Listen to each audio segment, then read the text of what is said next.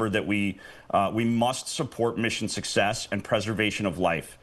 First and foremost, our troops and the civilians forward deployed, but second most and critical for a successful regime transfer, if that's where this goes, is we've got to minimize civilian casualties amongst the Iranian population. They've been suffering under the boot of 47 years of domestic terrorism against them by a minority religious sect that has been murdering them. And spreading this terrorist philosophy worldwide through operations and attacks on all Western society. So, they chant death to Israel, they chant death to America. That is not all of Iran. That is a minority religious sect that has been dominating political discourse in that country for 47 years. So, I think, again, before this conference starts, I think it's important people recognize this probably isn't going to look like Operation Iraqi Freedom. Not going to look like enduring freedom in Afghanistan. We're not seeing a bunch of Marine boots on the ground and infantry boots on the ground and tank units moving into position. What we are seeing is the eradication of this terrorist regime with the hope that the Iranian populace, the majority of which in my assessment, is not in accord with this worldview that the Ayatollah and his top-tier clerical and military leadership had been sharing. So, it's a really difficult time, Josh, but intelligence is going to drive the precision. It's going to drive the preservation of civilian life. And then, I think what we have to do is hope that a true coalition can form around a different vision for future governance of Iran that respects human rights. And I know we're kind of jumping all over the place, but I wanted to ask you about the operation itself when we talk about, the fact that there weren't any leaks. Now, it's important to note that we knew that something was going to happen at some point. You heard a lot of speculation about, oh, this could happen in the next week. This could happen in 48 hours. But in reality, everyone kind of woke up and learned. Good morning. Hope you guys are good. Press conference should be starting soon. All right. Obviously, it happened in Iran, so it was early in the day there. The sun was out. But wanted to ask you, the fact that there were no leaks, that nobody knew about this, word didn't get out, what do you think about that overall? Because that indicates that there was basically a situation put into place to make sure that that didn't happen. Right. Yeah, no, and I think that, I hate to bring this up, but I think we recall the Houthi attacks and what happened with a signal thread with the National Security Council, and it appears to me, and this is just, as a former intelligence officer and special security officer observing this, hey, I think some lessons were learned, and I think the lessons were put into practice, and we've seen that now through 3 iterations. I mentioned Midnight Hammer, the initial bombing of a couple of nuclear sites by B-2s. I mentioned Absolute Resolve, kidnapping in Maduro with no significant U.S. casualties. Change Venezuela's future strategically, moving forward. Now this strike, very similarly, at a much, much larger order of magnitude. And in partnership in many ways with the Israelis. I think it speaks to some lessons learned that are being applied. And I do also assess that it creates some tension, right? That operational security and necessary military secrecy, right? Like, we're talking about secrecy that is justified because it is how we protect American lives. It is how we ensure that those strikes that were made against the Ayatollah and the senior-most Islamic Republic leadership, that those were effective. And so military secrecy is a justified secrecy, but you can see how it's playing out now in some tensions. And I think that we need to be mindful also. The gentlemen that will be speaking now are also responsible for ensuring the success of what is now a heavily engaged exchange of fires and retaliatory strikes, with Iran striking our allies in the region, with Iran threatening strikes here in the U.S. or terrorism kind of like a cancer metastasize into our society or European society. And so I think we're at a very tense moment. You can't understate that, Josh.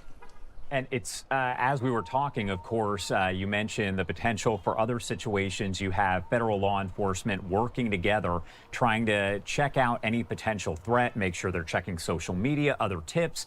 to potentially stop something that could happen. Sadly, about 24 hours ago, we had the situation over in Austin, Texas, where a gunman opened fire. And as we learned, the FBI, other investigators saying this appears, of course, to be connected because you had the suspect who was wearing a Property of Allah shirt and then an Iranian flag. So now federal law enforcement working to prevent anything like that from happening. Aside from that, I wanted to ask you kind of what goes into federal law enforcement all working together on the intelligence side to check and make sure that there isn't something being planned to foil anything that could happen beforehand. So that's a great question. First off, I'm just going to make a quick public service announcement that, if you see something, say something, right? Be a responsible citizen and be a responsible American or, just a responsible human. If you see something that looks suspicious or you've seen something, the right answer is to call your local law enforcement. And then local law enforcement will share that with an entity called the National Counterterrorism Center. And there are regional counterterrorism task forces. And I say we, I'm not in the government, put a disclaimer on anything I say right now, but there are and have been regional domestic law enforcement, public safety, integrated information sharing units. So if people see something, they can say something. You can call local law enforcement. That then can put threads together, and people may remember 9/11. 9/11, 19 hijackers, and a 20th suspect. We didn't have this type of infrastructure at that time. And so I think one of the things I would urge is understand the proper mechanism is to see something, say something, report it to local law enforcement, call 911 if it looks like an emergency. But if information is not shared up from the public, oftentimes local law enforcement won't be in a position to write a report, a document that then flows up to these national counterterrorism coordinating bodies that can then push alerts out for safety. But I'm not going to lie. I'm not going to sugarcoat this. This is a very difficult. Counterterrorism is an incredibly difficult game because a single failure and it's catastrophic, right? All that that a terrorist group or an individual lone actor has to do is slip one by the goalie, as it were. And so I think that that's kind of my top comment. And I do think there's reasonable circumstances here to have elevated concern about domestic terrorism. We are in the midst of a massive exchange of conventional military firepower with what has been the world's largest state sponsor of terrorism. And so I think it's really critical we listen to the words of the National Counterterrorism Center current director Joe Kent mentioned that there may be thousands of individuals that need to be that we have concern about, and the American people have a role in that by sharing suspicious activity. All right, as you can see, the camera appears to be zooming over. Not quite clear if they're just getting the shot set up for when this starts. But, of course, we know that Secretary of War Pete Hegseth, as well as the chairman of the Joint Chiefs of Staff, Dan Kane, both very well known. We saw them several months ago after Operation Midnight Hammer. They came together and did a similar news conference. Of course, the second that we see them walk out, we're going to make sure to stop talking and put up the audio. But, Andrew, I wanted to ask you here about the significance of even holding a news conference here to provide this update to America, to the nation. And as I say that, here we go. Here we go. All right, we're going to pop up the audio and listen All in. right. Thank you again, Andrew. Yeah, thank you, Josh. Oh, nope. That was the speech guy. Yeah, that was a fake out. I was thinking. Can I just tell you know what I want right now, Josh? I want a telestrator like John Madden in the 1990s, because I kind of want to circle that guy and I can walk the audience through what you just saw. Was probably, it looked like a Marine uniform, but that's probably a lieutenant colonel or a colonel. He probably works for the secretary or the chairman, and he's just taken those notes, put them on the podium, and now he's back. Getting things ready for the next round, kind of like John Madden circling the O lineman. But this is how these things go. I don't mean to make light of a tense situation. No, of course. But the Pentagon has been in business a very long time, and I think we're observing also, some great Americans doing what they do. Yeah, for sure. And of course, they're going to be out here momentarily. But as you can see, they zoomed in on the door. We believe that they just put down some of the comments and remarks that are going to be made here. Again, Secretary of War Pete Hegseth talking, of course, as well about the chairman of the Joint Chiefs of Staff. That is Dan Raisin Kane. We should see them appear any moment. But I want to go back to the question I was asking you about the significance here of even providing these comments and making sure that the American people are up to date and they know everything about what's happening. Well, I don't know that the American people are going to get everything that's happening. And that is based on, decades of experience working in national security. Does that mean that they won't learn the critical, important components, the ethical and moral components that justified the decision? I think that's the really important messaging that needs to come out here. And often I think that balance is, here we go. There we go. Thank you so much. Thank you very much.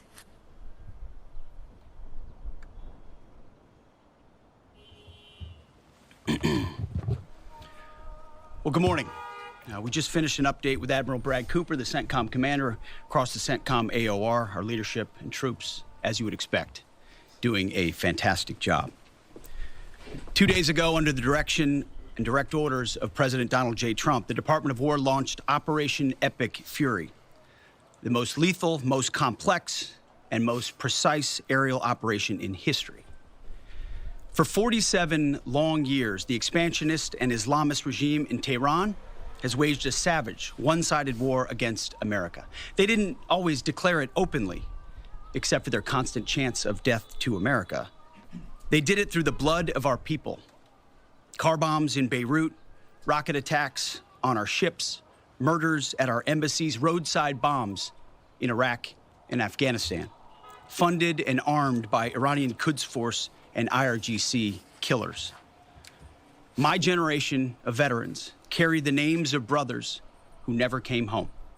Brothers butchered by Iranian-backed roadside bombs and well-armed militias, thousands of our own.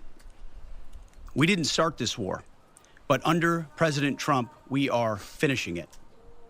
Their war on Americans has become our retribution against their Ayatollah and his death cult. It took the 47th president, a fighter who always puts America first, to finally draw the line after 47 years of Iranian belligerence. He reminded the world, as he has time and time again, being an American means something unbreakable. If you kill Americans, if you threaten Americans anywhere on earth, we will hunt you down without apology and without hesitation, and we will kill you. President Trump has also been very consistent.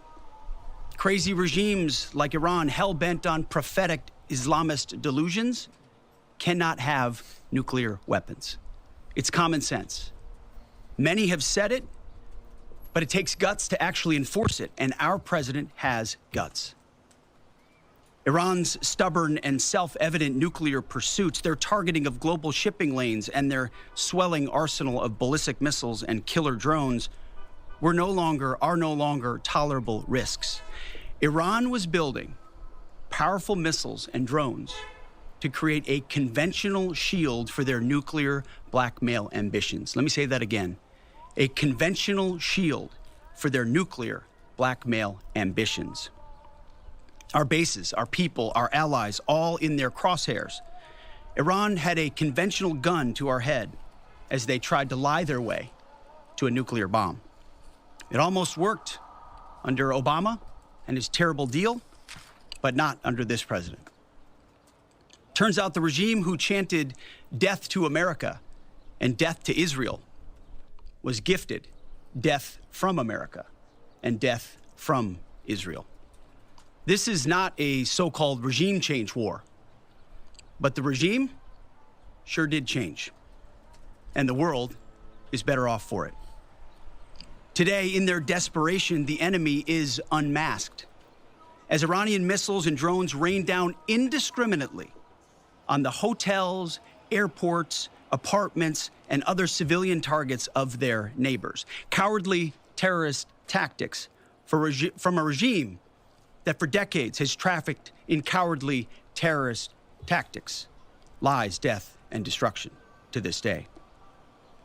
The Iranian leadership has built nothing except proxies and missiles and drones and deeply buried nuclear factories and facilities. Peaceful nuclear ambitions do not need to be buried underneath mountains. Last June, Operation Midnight Hammer obliterated their nuclear program to rubble. Afterward, we told them plainly, that's it, now make a deal. They arrogantly refused. We said, rebuild it, and we'll stop you again, this time far worse. Well, President Trump, Secretary Rubio, Steve Witkoff, Jared Kushner, they bent over backwards for real diplomacy, offering pathway after pathway to peace. I watched it. I was there. They tried over and over and over again earnest attempts at peace. The former regime had every chance to make a peaceful and sensible deal. But Tehran was not negotiating. They were stalling, buying time to reload their missile stockpiles and restart their nuclear ambitions. Their goal, hold us hostage, threatening to strike our forces. Well, President Trump doesn't play those games. And as Secretary Rubio said after the Maduro raid, if you don't know, now you know.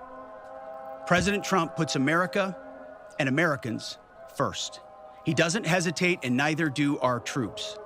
The mission of Operation Epic Fury is laser-focused. Destroy Iranian offensive missiles, destroy Iranian missile production, destroy their navy and other security infrastructure, and they will never have nuclear weapons. We're hitting them surgically, overwhelmingly, and unapologetically. With every passing day, our capabilities get stronger and Iran's get weaker. We set the terms of this war, from start to finish. Our ambitions are not utopian. They are realistic, scoped to our interests and the defense of our people and our allies. Speaking of people, we hope the Iranian people take advantage of this incredible opportunity. President Trump has been clear, now is your time. To Iranian security forces, choose wisely. President Trump has also been clear about your fate in either direction. To the media outlets and political left screaming endless wars, stop. This is not Iraq. This is not endless. I was there for both. Our generation knows better, and so does this president. He called the last 20 years of nation-building wars dumb, and he's right. This is the opposite. This operation is a clear, devastating, decisive mission. Destroy the missile threat, destroy the Navy, no nukes. Israel has clear missions as well, for which we are grateful. Capable partners, as we've said since the beginning, capable partners are good partners. Unlike so many of our traditional allies who wring their hands and clutch their pearls, hemming and hawing about the use of force. America, regardless of what so-called international institutions say, is unleashing the most lethal and precise air power campaign in history. B-2s, fighters, drones, missiles, and of course, classified effects. All on our terms, with maximum authorities. No stupid rules of engagement, no nation-building quagmire, no democracy-building exercise, no politically correct wars. We fight to win, and we don't waste time or lives. As the president warned, an effort of this scope will include casualties. War is hell, and always will be. A grateful nation honors the 4 Americans we have lost thus far and those injured. The absolute best of America. May we prosecute the remainder of this operation in a manner that honors them. No apologies, no hesitation, epic fury for them and the thousands of Americans before them, taken too soon by Iranian radicals. Before I turn it over to General Kane for the operational update, let me speak straight to you, the Joint Force, our warriors on the front lines. This is your moment. This is the generational turning point America has waited for since 1979, and since the rudderless wars of hubris my generation, our generation, endured. Don't listen to the noise. Just stay focused. Our commander-in-chief is steady at the wheel. We face a determined enemy, but you are better. But we must prove it every single day. History doesn't care if we're tired, if we're scared, or if the fight feels big. It demands warriors who rise anyway. Peace through strength, the warrior ethos, lethality, unity of purpose, those are not slogans. They're the beating heart of what it means to wear the uniform, that uniform. You think clearly under fire, you act decisively in chaos, you uphold the Constitution, and you uphold our country without hesitation. We are not defenders anymore. We are warriors, trained to kill the enemy and break their will. History is watching. Be the force you swore an oath to be: focused, disciplined, lethal, and unbreakable. We will finish this on America First conditions of President Trump's choosing. Nobody else's, as it should be. And know this above all, President Trump and I have your back, always. Through fire, through criticism, through fake news, through everything. We unleash you because you are the best, most powerful, most lethal fighting force the world has ever seen. May Almighty God watch over you, and his providential arms of protection extend over you. Godspeed, warriors, and keep going. General Kane, over to you. Thank you, Mr. Secretary, and good morning, everyone. The purpose of my portion of the briefing today is to update you and the American people on the actions taken thus far. The briefing will discuss the preparation, the planning, setting the force, the early operations, and how we're assessing the progress thus far. So let's get started. On Saturday, 28 February at 01:15 Eastern Standard Time, 9:45 a.m. local Tehran time, on the orders of the President of the United States, U.S. Central Command, under the command of United States Navy Admiral Brad Cooper, commenced Operation Epic Fury. As I said, I'm going to walk you through the initial phases of the operation. But first, I want to express my deep condolences and the condolences of the Joint Force to the Department of War personnel killed and wounded in actions thus far. As the Secretary said, they're heroes and represent the best of our nation has to offer. They're true examples of what selfless service means. Our deepest and heartfelt condolences are with their families, their friends, and their units. We grieve with you, and we will never forget you. Additionally, I stand here before you today grateful for each service member, planner, logistician, operator across our joint force, for our Department of War civilians, our intelligence community teammates, our interagency teammates who continue to stand in harm's way alongside us. I am proud of all of you as you take the fight to the enemy, and we are the best in the world at integrating, period. I want to extend my personal gratitude to the dedicated commanders and senior enlisted leaders and the enlisted members of the Joint Force who are fighting this fight across the CENTCOM AOR. In addition to Admiral Cooper and Fleet Master Chief Compton, I want to highlight a few today. U.S. Army Central Command Commander Lieutenant General Pat Frank, who, along with his team, are fighting the counter-missile and counter-drone fight.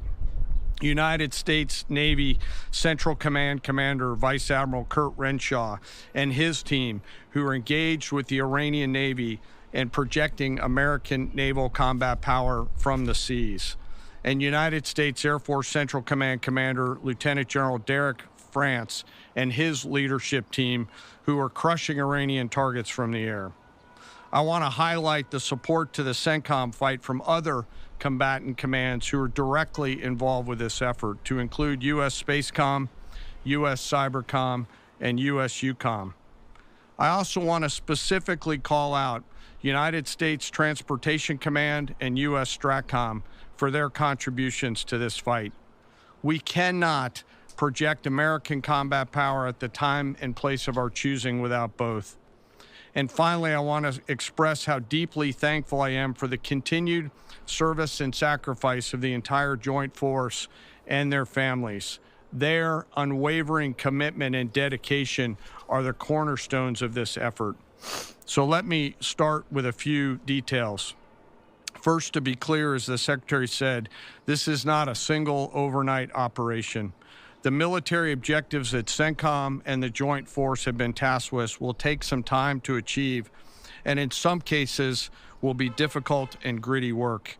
We expect to take additional losses, and as always, we will work to minimize U.S. losses. But as the Secretary said, this is major combat operations. So let me talk about the preparation and the planning.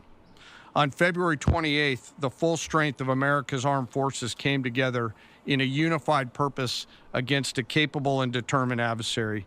The United States Army, Navy, Marine Corps, Air Force, Space Force, Coast Guard, and our reserve components integrated across our combatant commands and began coordinated operations with the Israeli armed forces of an unprecedented scale.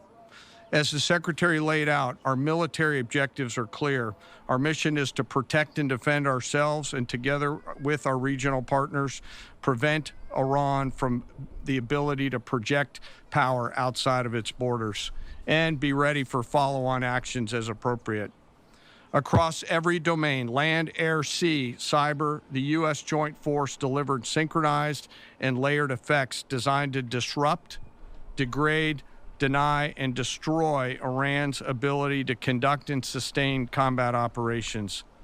On the U.S. side, this marked the culmination of months and in some cases years of deliberate planning and refinement against this particular target set. From precision strikes against key military infrastructure to persistent intelligence and targeting integration to the close coordination of the components across vast distances, this operation again demonstrated America's reach, readiness, and professionalism, and that of our joint united force. It was historic not only in the operational scope, but in the level of joint integration displayed across every element of the joint force. And as I said earlier, this work is just beginning and will continue. So now to talk a little bit about setting the force and setting the theater. On the order of the Secretary of War over the last 30 days to reinforce deterrence and provide the President with credible options should action be required, the Joint Force began to systematically reposition assets and personnel across the region. These movements ensured that U.S. forces remained postured, protected, and ready to respond decisively for any emerging threat. This deployment included thousands of service members from all branches, hundreds of advanced fourth and fifth generation fighters, dozens of refueling tankers, the Lincoln and Ford Carrier Strike Group and their embarked air wings, sustained flow of munitions, fuel, supplies, all supported with command and control, intelligence, surveillance, and reconnaissance network. And the flow of forces continues today. In fact, Admiral Cooper will receive additional forces even today. This rapid buildup of forces demonstrated the Joint Forces' ability to adapt and project power at the time and place of our nation's choosing. I want to highlight a couple specific cases for you. The Gerald R. Ford Carrier Strike Group, which many of you know was down in the Western Hemisphere, redeployed across the Atlantic to set the theater. The ship, her crew, their families, and the entire strike group took a deep breath and, as they always do, began planning to conduct combat operations. The integrated Reserve and National Guard forces have continued to demonstrate the value of America's reserve forces, including the Wisconsin Army National Guard operating in Kuwait and Iraq, and Air National Guard units from a variety of states to include Vermont and Virginia. In the case of the Vermont Air National Guard and the 158th Fighter Wing, they were mobilized for Operation Absolute Resolve and then were tasked to take their F-35As across the Atlantic instead of going home to be prepared to support this operation. The same is with our Air National Guard and Air Force Reserve Command tanker and mobility forces, who stepped right out of their civilian jobs to deploy and to protect the region. Lastly, I want to highlight the unsung heroes of warfare, our American logisticians and sustainment force, those who quietly work every day behind the scenes to project and sustain America's combat power. Our leaders from World War II were right when they said professionals do logistics. As regional tensions rose, the Joint Force elevated our force protection measures on the order of the Secretary and repositioned discreetly civilians and non-essential personnel designed to ensure the safety and security of our joint force. By the time operations began, only essential forces remained on our bases and in theater, all ready, capable to respond. So now let me move to H hour. At 15:38, 3:38 p.m. on Friday, February 27th, the United States Central Command, through the Secretary of War, received the final go order from President Trump. The president directed, and I quote, "Operation Epic Fury is approved. No aborts. Good luck," close quote. In the region, every element of the joint force made their final preparations. Air defense batteries readied themselves, checking their systems to respond to Iranian attacks. Pilots and crews rehearsed their strike packages for the final time. Air crews began loading their final weapons, and 2 carrier strike groups began to move towards their launching points. Across the globe, our operations centers came alive in Tampa, Florida, here at the Pentagon, and of course forward in the Central Command AOR. As always, operational security was paramount as we sought to maintain and sustain the element of surprise. This operation was highly classified so that at H hour, the enemy would see one thing: speed, surprise, and violence of action. The first movers were U.S. Cybercom and U.S. Spacecom, layering non-kinetic effects, disrupting and degrading and blinding Iran's ability to see, communicate, and respond. At H hour, the beginning of major combat operations, 01:15 local Eastern Daylight Time, 9:45 local AM Tehran time, as dawn crept up across the Central Command AOR, the skies surged to life. More than 100 aircraft launched from land, sea, fighters, tankers, airborne early warning, electronic attack, bombers from the States, and unmanned platforms, forming a single synchronized wave. This was a daylight strike based on a trigger event conducted by the Israeli Defense Forces, enabled by the U.S. intelligence community. The first shooters at sea were Tomahawks unleashed by the United States Navy, closed in on Iranian naval forces, and began to conduct strikes across the southern flank in Iran. On the ground, forces fired precision standoff weapons, measured, deliberate, precise, and lethal. This was a massive, overwhelming attack across all domains of warfare, striking more than 1,000 targets in the first 24 hours. We are now roughly 57 hours into the operation. In the initial phase, CENTCOM's focus was systematic targeting of Iranian's command and control infrastructure, naval forces, ballistic missile sites, and intelligence infrastructure designed to daze and confuse them. Coordinated space and cyber operations effectively disrupted communications and sensor networks across the area of responsibility, leaving the adversary without the ability to see, coordinate, or respond effectively. The combined impact of these strikes, swift, precise, and overwhelming, has resulted in the establishment of local air superiority. This air superiority will not only enhance the protection of our forces, but also allow them to continue the work over Iran. Over the course of the last 2 days, the Joint Force has launched hundreds of missions from land and sea and delivered tens of thousands of pieces of ordnance. The effort continues to scale. This included American B-2 bombers, which again, similar to Midnight Hammer, flew a 37-hour round-trip sortie from the continental United States, dropping precision, penetrating munitions on Iranian underground facilities across the southern flank and slightly deeper.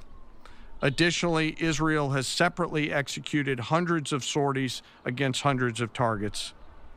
Beyond Air Force and Navy aircraft strike packages, coordinated salvos of precision standoff weapons from across the region have neutralized hundreds of pre-planned targets. As I mentioned earlier, in support of these kinetic operations, U.S. Cybercom and Spacecom have continuously layered effects to disrupt, disorient, and confuse the enemy. I will note that this operation had several combat firsts, which I'll allow at some point in the future Admiral Cooper to talk about since he owns the AOR. While we've prosecuted a relentless offensive campaign, our defense has been equally important. Across the theater, operations have remained steady and disciplined. Once again, our integrated air and missile defense network is performing exactly as it's intended. U.S. Patriot and THAAD batteries, along with ballistic missile defense-capable Navy destroyers, continue to coordinate and execute intercepts with precision and consistency.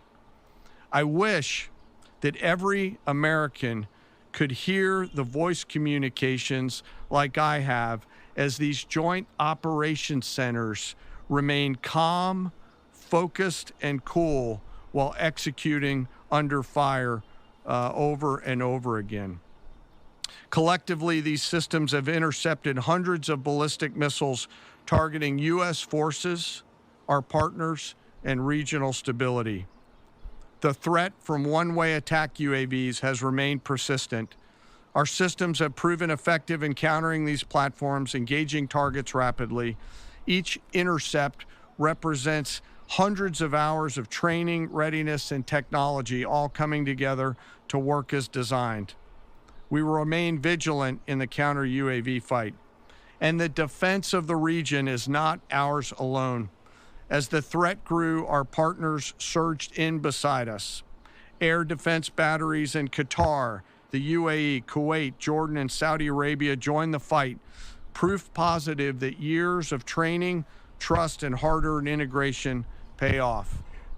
I am aware of the loss of 3 U.S. Air Force F-15Es overnight in the region. I am grateful for the safety of the crews, and we know that this was not from hostile enemy fire. As this matter's under investigation, I'll not comment further on this. Let me close. Operations will remain active across the theater I'm back. What's up, guys? Across the globe. The U.S. forces are postured not only to maintain pressure, but to respond and adapt as required. Operation Epic Fury stands as a reminder of what the United States military uniquely delivers: the ability to project power on a global scale with speed, surprise, precision, and overwhelming force when and where our nation requires it. What we've demonstrated over the past several days reflects years of investment in readiness, joint integration, and professionalism of the joint force. As major combat operations continue across CENTCOM, we remain engaged globally. America's joint force retains the credibility, capacity, and flexibility to respond to any contingency anywhere in the world at any time. To those who would test our resolve or threaten the United States, our allies, or our interests, understand clearly we can reach you, we can sustain the fight, and we can scale the fight, and we will prevail. To the American people, your joint force remains steady, frosty, calm, and focused. Your service members are trained, disciplined, and determined. We understand the risks of this mission and the weight of the responsibility that we carry. We also recognize that our families also shoulder the burden at home. You are a part of this too. I am proud today, as I am every day, to stand as a member of America's joint force. There is no mission too complex, no distance too great, and no adversary too determined for the men and women who wear our nation's uniform. We mourn our fallen, we honor their families, and we continue our mission with focus, unity, and strength. And now I'm happy to take any questions. Thank you, Mr. Chairman. Right here. Go ahead. Thank you for your time. What percentage of Iranian long strike capabilities are still in the fight? And what is our exit strategy here, and when will it be deployed? Well, they have long-range strike capabilities, which we are hyper-focused on. The brief we got just this morning, Admiral Cooper knows exactly and precisely what kind of threat matrix he's looking at, the way they might change their techniques and how we adapt to that. So we're making sure the theater commander has absolutely everything he needs. I mean, one of the things the chairman mentioned is for months and months, even before we built up, we ensured that we had maximum defensive capabilities in theater to allow the president the decision space in the future. So even before this buildup in the last 30 days, we discreetly brought defensive assets in to make sure, understanding that there are Iranian capabilities. As far as time frame, I would never hang a time frame from our perspective. The commander-in-chief sets the op tempo and terms of this fight. As I said, it's on his terms. And we'll make sure that Admiral Cooper and his team have everything they need, not just to defend. I mean, the best defense is good offense. And so we're aggressively pushing into that airspace over that southern flank to ensure that we control it and we destroy anything that moves that would attempt to shoot us. Think of it as shooting the archer instead of the arrows. That's where we want to be. And we have the kind of exquisite intelligence to get over the top, find that and destroy it. It won't happen overnight. This is a big battle space with a lot of capabilities. That's part of the reason why it's such a threat to us. That's why I talk about conventional umbrella to blackmail nuclear ambitions. They were building up this conventional arsenal in order to ensure that no one would ever block them from their ability to get nuclear weapons. So we're very clear-eyed about the nature of this Iranian threat, and we're going to get after it. I don't know if you have anything to add to that, Mr. Chairman. Thank you for the question. The only thing I'll add is that unlike an operation, a single operation like Midnight Hammer or Absolute Resolve, it'll take some time for us to conduct battle damage assessment, and the targeting cycle that CENTCOM will run will take those things into effect. Admiral Cooper will adjust his plan and fires accordingly to ensure that we're attriting that. He's focused on long-range strike capability coming out of the enemy, and that's a key and essential part of it. Of the capabilities that still exist from the enemy front. Yeah, that's what I mean when I say we're still doing BDA. Normally, they push-ups? You watch me do it? We'd be able to see a singular thing and we'd assess pretty quickly. He's doing offense and assessment simultaneously, so it'll take longer for us to assess than it would in a single operation. Secretary Hegseth, thank you. Reagan Reese with the Daily Caller. Two questions for you. The president said yesterday in his video message that we will leave Iran when we complete all of our objectives. What are our objectives? And can you share more information on how the soldiers who were killed were killed? Well, I laid out the objectives, as did the chairman. They're completely nested. I mean, Iran has an ability to project power against us and our allies in ways that we can't tolerate. So whether that's ballistic missiles and drones, so offensive capabilities, effectively their Navy, which would attempt to set other terms and impose different costs, drone capabilities, which we laid out there. And ultimately, though, this tying it back to Midnight Hammer, the president has been willing to make a deal. You can't have a nuclear bomb. Radical Islamists can't have a nuclear bomb that they wield against the world. He gave them every single opportunity. Then we precisely took it away. And even then, after that, they didn't have that. They didn't come to the table with a willingness to give it away. So ultimately, those nuclear ambitions, which never ceased, are something that had to be addressed as well. So that's a discrete sense of what's being addressed here to ensure that they can't use that conventional umbrella to continue a pursuit of nuclear ambitions. And then as it pertains to the U.S. casualties, that particular incident was, you have air defenses and the lot's coming in and you hit most of it. And we absolutely do. We have incredible air defenders. Every once in a while, you might have one, unfortunately, we call it a squirter that makes its way through. And in that particular case, it happened to hit a tactical operations center that was fortified, but these are powerful weapons. So we certainly will do, as I said, moments like that as we remember them and we take care of them and take care of their families only stiffen our resolve to ensure that we do this properly. Thank you. Yep. Right here. Thank you, Secretary Hegseth. I had two questions for you. First, are there currently any American boots on the ground in Iran?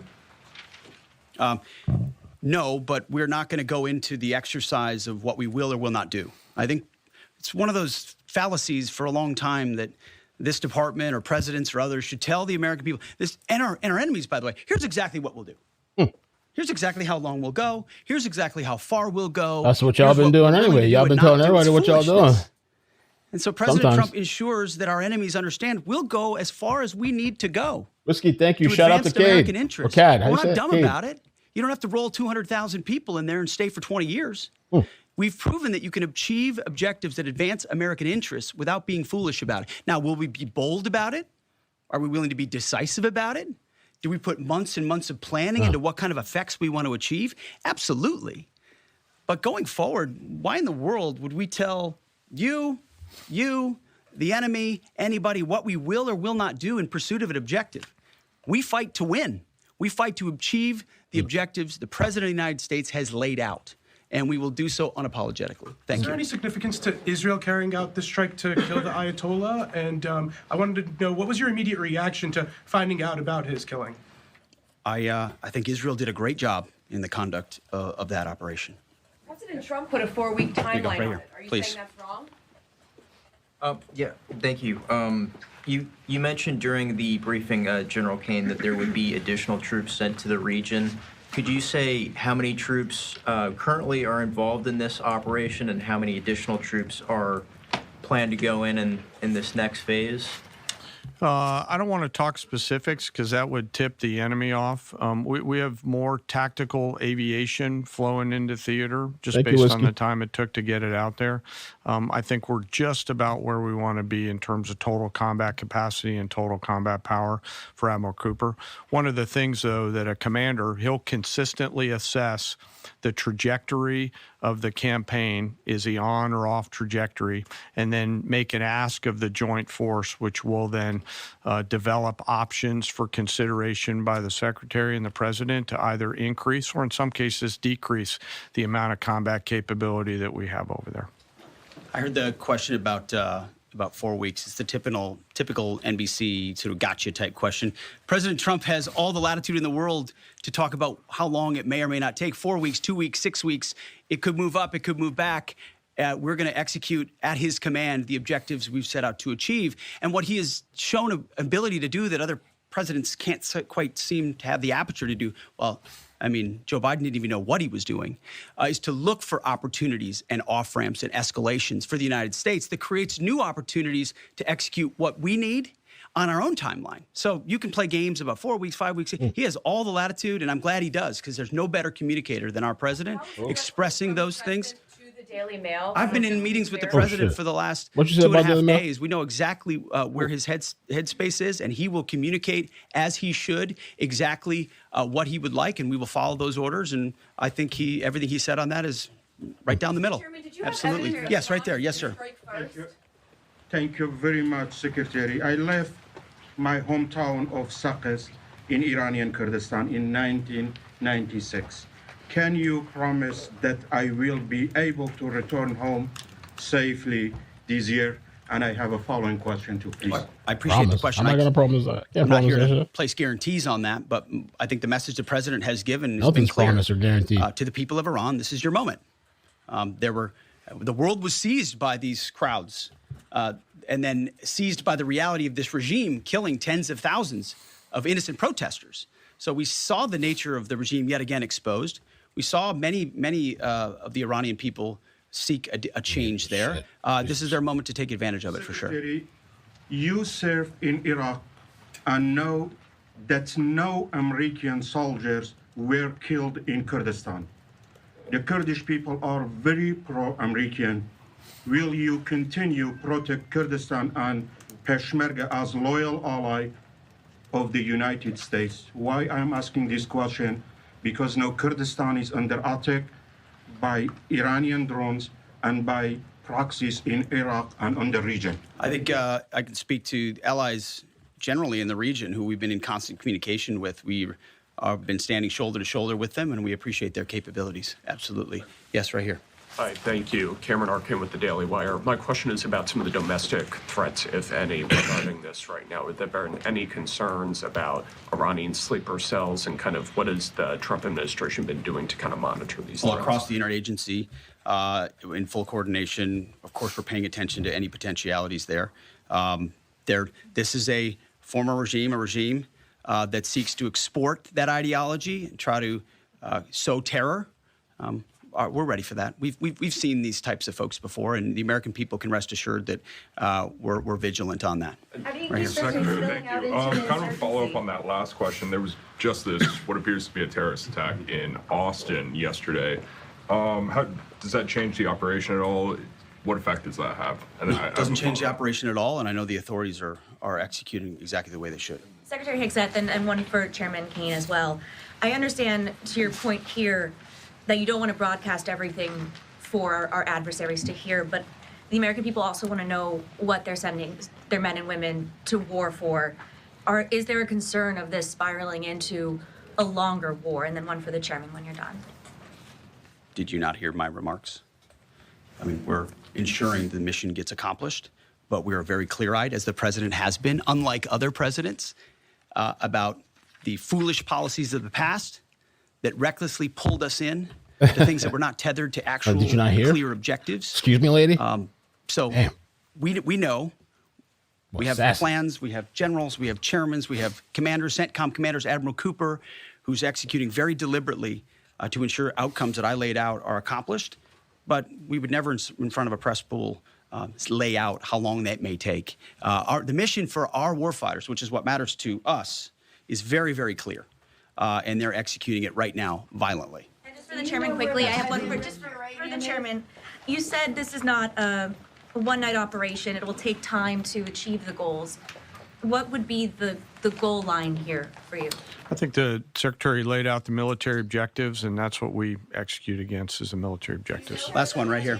Uranium is. Thank you, sir. As you've said, there are a large amount of U.S. service members that are in harm's way right now. What is your prayer for them?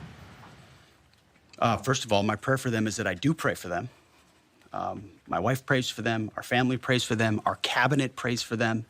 None of this is done on a whim. Having been in their boots, having been in their shoes, having been in their flight suits, I know we think about them with every decision that we make and every recommendation that we make to the President of the United States. Those recommendations are made prayerfully. And when I pray every day for them and for this mission, I pray simply for the biblical wisdom to see what is right and the courage to do it. It's going to take courage to follow through on this. There's going to be a lot of noise, and we pray for that, and we hope all of you do as well. Thank you very much. Appreciate it. Thank you. Okay. Oh, they're still.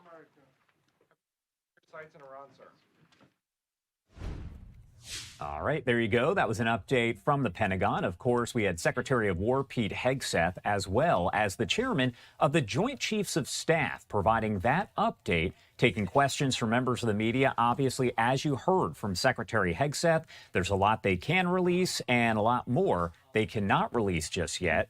President Trump saying this Operation Epic Fury could continue for the next 5 weeks or so. We're going to continue to follow all of the latest developments as soon as we get them here on Live Now from Fox. And all right, so good morning, guys. Let's get into some of the updates today and what's happened. And they're talking. I wonder if that's the video. We'll talk about the supposed all related to Operation Epic Fury. We'll talk about the supposed friendly fire. I got your email, by the way. I sent you the link back. Some people were asking about what was the podcast that we were listening to. It was a Twitter Spaces last night. So I sent that guy the link.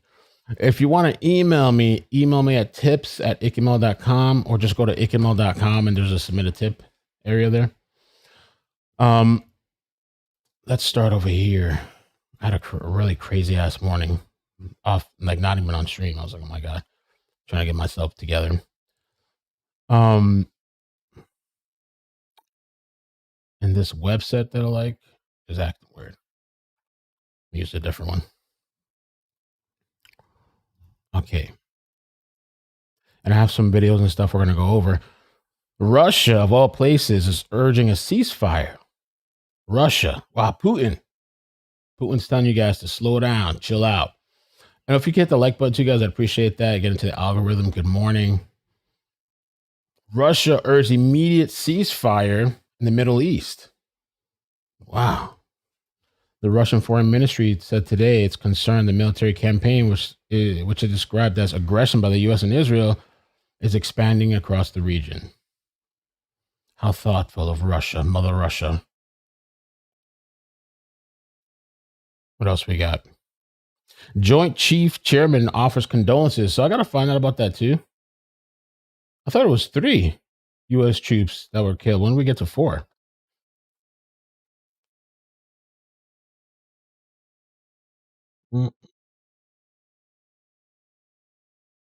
Iran's deputy foreign minister denies striking Saudi oil infrastructure. So this morning, some of the things that I was seeing, it was kind of chaotic, man. It was a little, as far as like what's going on overseas. And a lot of the times it's hard to tell what's real and what's not. What's AI, what's from 10 years ago being posted as today. Oh my God, look at this. Hold on, we got a couple things. Let me bookmark this. Oh my gosh.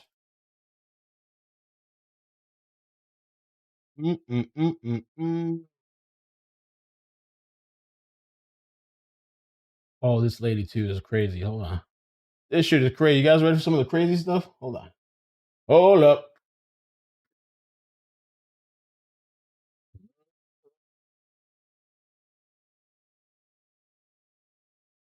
Okay.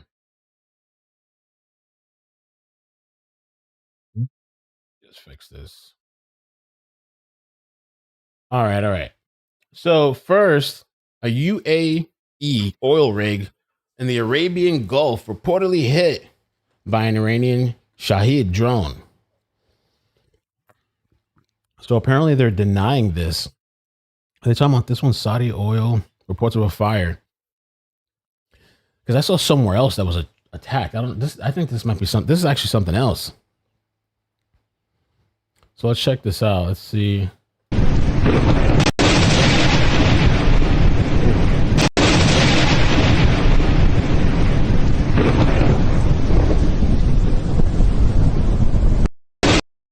Messing with the money, messing with the oil, messing with the tourism. Saudi Arabian officials, if Iran has a plots to strike on their oil plants, they can expect military retaliation. Oof. Forget about the people, the human lives, the innocent people. Forget about the kids. If you fuck with the oil, oh, it's going to be hell to pay. Expect gas prices mooning by morning.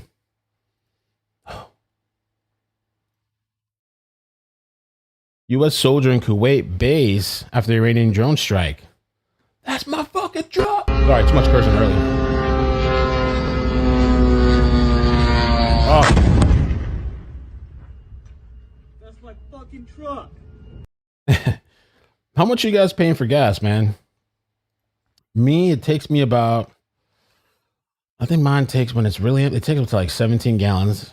And I feel it's like 40, 50 bucks, probably close to $50 usually to refuel.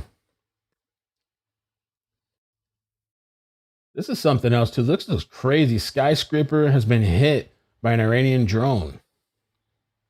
No audio. No, that shit don't even look real. It's a GIF. Where's this at? This is AI. Oh, this guy caught these two cars driving into each other. Yeah, what the hell is this? Let me see. Well, not really, actually. I don't look at they're driving into each other. Oh, yeah, right there, right there. Look at that. Look at that. What the hell is that?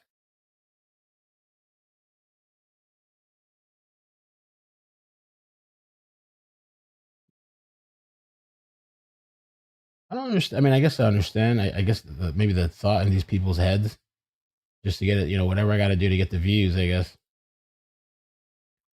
By any means necessary. The original poster's concerned citizen. No skyscraper has been hit. Let's see.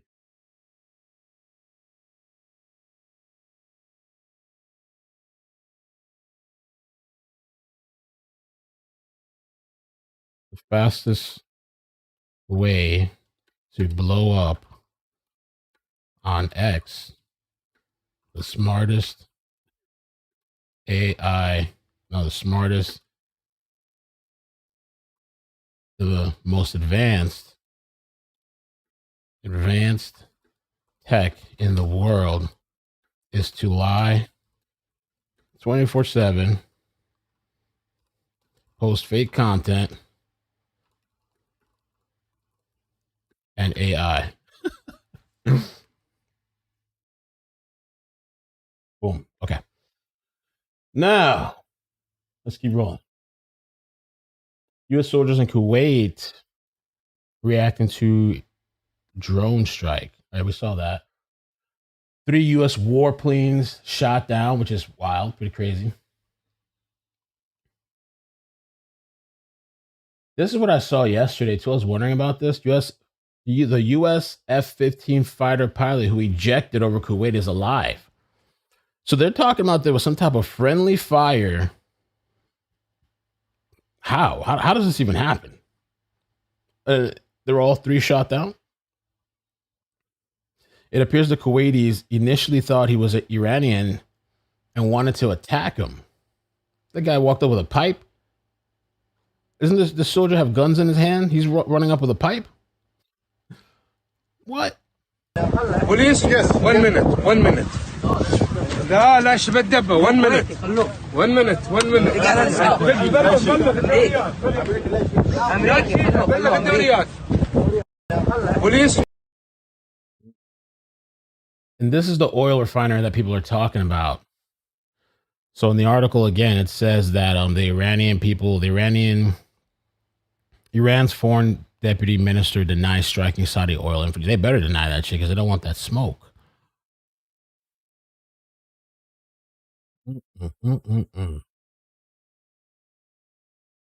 Let's take a look at this.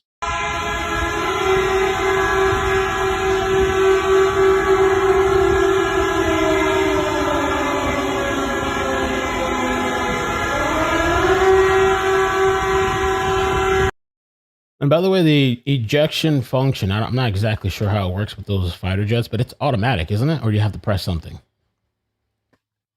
Or both? MAGA was supposed to be against wars of choice. You know, I saw something about that, and I thought it was interesting this morning. It was kind of funny. Let me see if I can get me log into my account. Give me 1 second. Let me log in here. You got to see this. Because I thought about you guys, people that say that.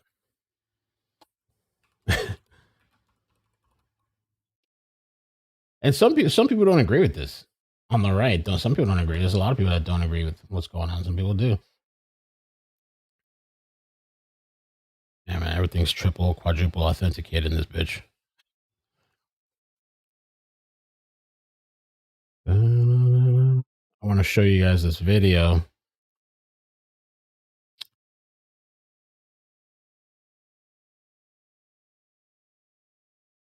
There we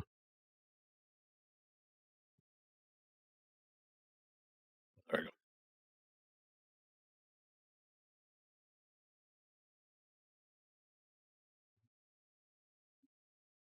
Okay, I bookmarked it. Let me see here. I bookmarked it just for you. I thought about it.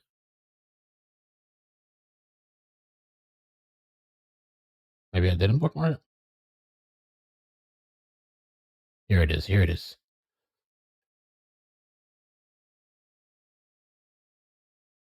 This one right here. This guy, it said, this literally, as I was scrolling, is the first thing that popped up. Liberals when Obama attacked Iraq and Syria. Oh, shoot. Whatever. Whatever. He started a war without approval from Congress.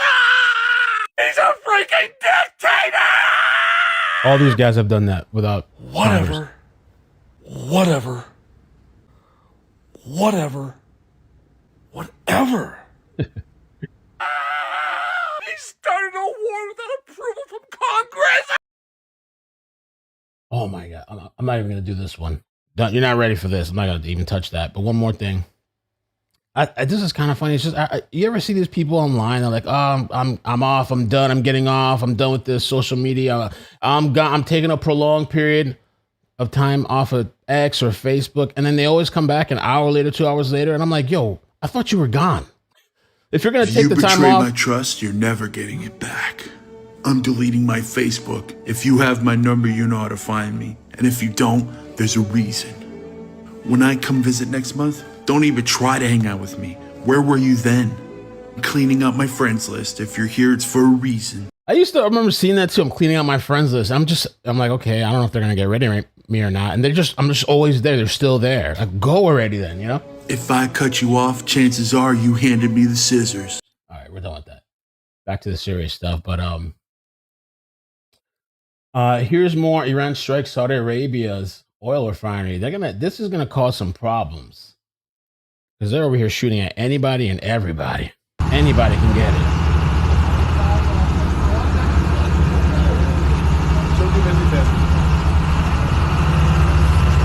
Let's see what this page has. Aftermath.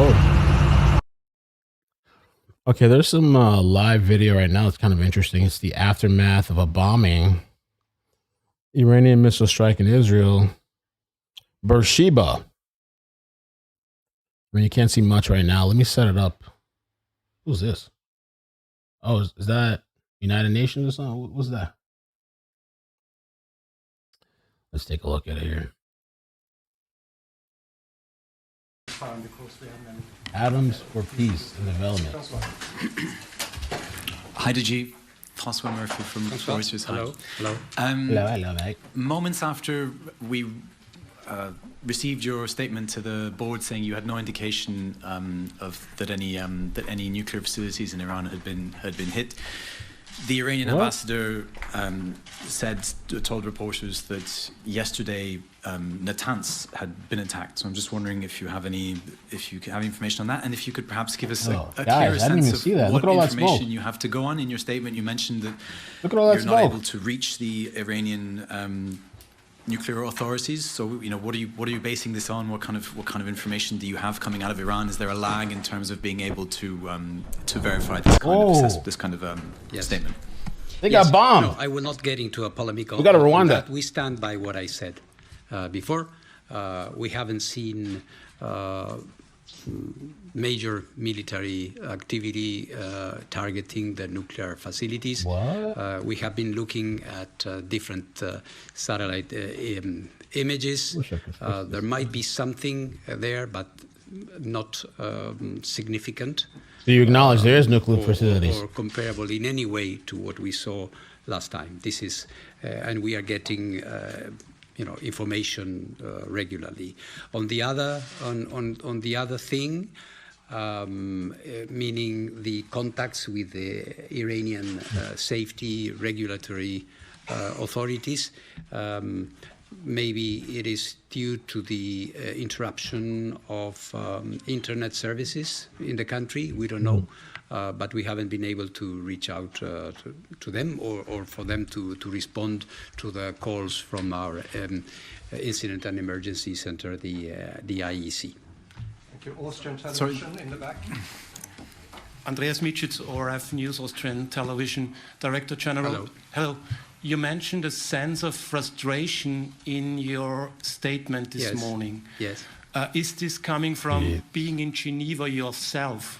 You had the impression that the two sides are getting closer, that Iran is willing to give more than back in 2015 with the JCPOA in terms of stockpiling and enrichment. Please share your thoughts on that. Thank you very much for the question. Well, I think the sense of frustration is, as any diplomat would have in front of a process that could not reach an agreement. It's a general sense of frustration that I think everybody shares. But in terms of the details, I don't think it would be correct. I'm not the mediator. We were there to provide technical support, explanation, because on occasion at the political tables, things are said, principles are discussed, but as I said in my statement, if you look at it, when it comes to nuclear agreements, principled statements are not enough. You have to define clearly what you mean by certain things, that you commit to A, B, or C, and that those will be verifiable. That was the sense of my comment. And it is obvious that there was no agreement, otherwise we wouldn't have seen what we have been seeing. But my hope is also, and I think praise is due to the strenuous efforts by the Foreign Minister of Oman and his team there that were trying to bring the two sides together. I was grateful to him for hosting us in Geneva, and we hope that this process, or a diplomatic process in general, shall resume. It must. Okay, I'm going to show you guys. Good afternoon, Mr. Director General. Something interesting I'm a journalist here. of the CCTV China Media Group. Yes. So at a time when technical engagement between the United States and Iran was expected to move forward, and the renewed military strikes have taken place, and do you believe these actions undermine the trust or narrow the space for negotiations? How prepared is the agency IAEA to operate under this kind of conditions? Thank you. Well, the agency is always prepared. We have all the necessary information about, of course, the nuclear program. We also have the expertise to determine how, as I was telling our Austrian colleague just now, to determine and help negotiators look at the feasibility. So I'm going to switch this to full screen because I didn't realize, so this is a live feed. The bottom, the right is a live feed. I'm going to show you the full screen here. And I rewinded it. There was a bunch of smoke that came up and I'm like, oh, snap. They got hit. Now this is in Beirut. This is Beirut. How do you spell Beirut? B-E-I-R-U-T. Beirut. And I slowed it down. I had to slow it down because I was kind of curious to see how it comes in. Let me take it back. Take it back. So yeah, this is in Beirut. This just happened. You can see I slow down the live stream. You can see it kind of like where it comes from. Where did it come from?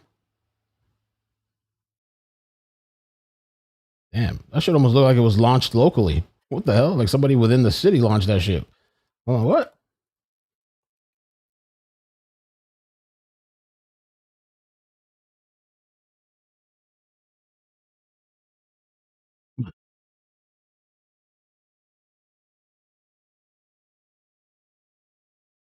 There you go.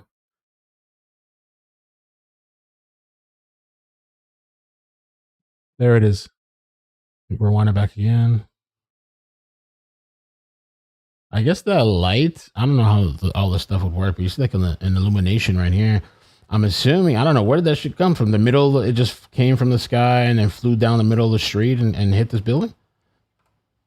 You know, don't they normally come from like up top and stuff? Or was it a cruise missile? No, they don't have that over there, right? These Iranian people? That's kind of crazy to see that. Where's that coming from? You see something like illuminate here and then boom. But let me see over here because you see, that's strange, yo. What do you think? Am I tripping? Anyway, let me put it to normal speed and we can watch the after effects. Oh, and the audio too. Let's see. Is there audio for this? Yeah. No warning prior either. No warning, no sirens.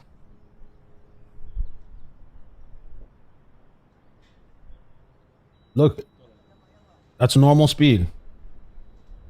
So we just take it back here. So there's like after explosions happening. Or is that another missile? that came in or something, or whatever that was. Or just somebody said meth lab.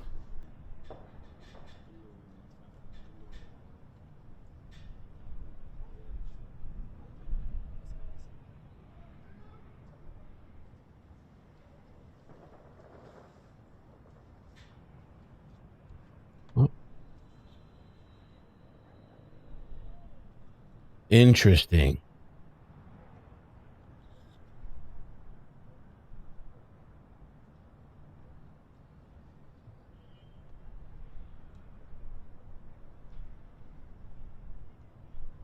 Okay, let me fast forward it then. Just kind of see what else happened.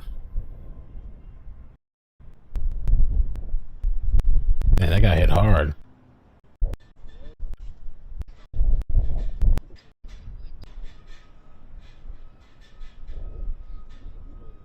Mark 3 building warnings on fire. You watched it live? Did they really? Oh, really? Oh.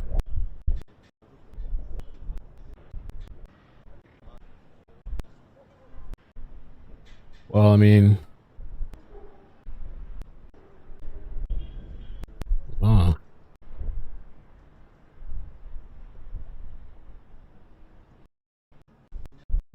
Just fast forwarding it back to the live. What's that? The hell is that in the distance?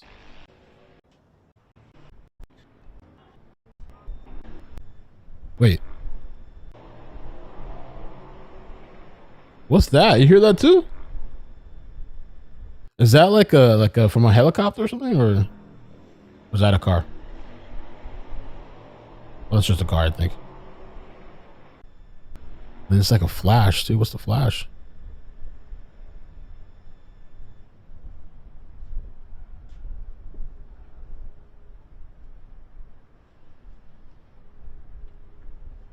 Okay.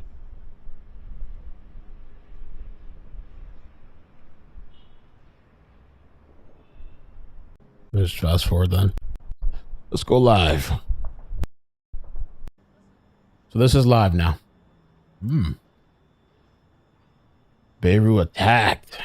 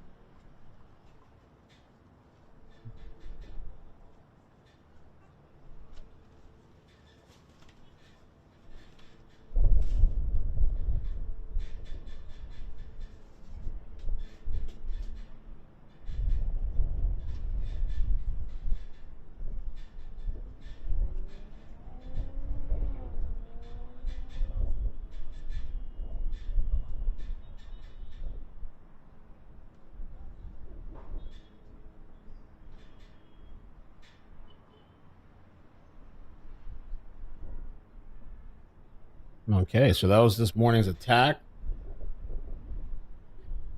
I wonder if there's more to come in that area. Jeez.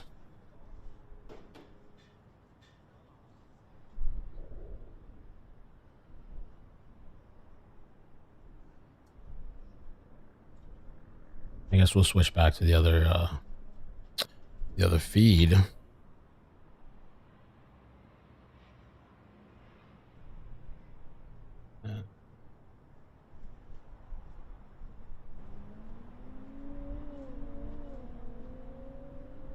Okay, and I'll label let me label the feed too for the Bay Area.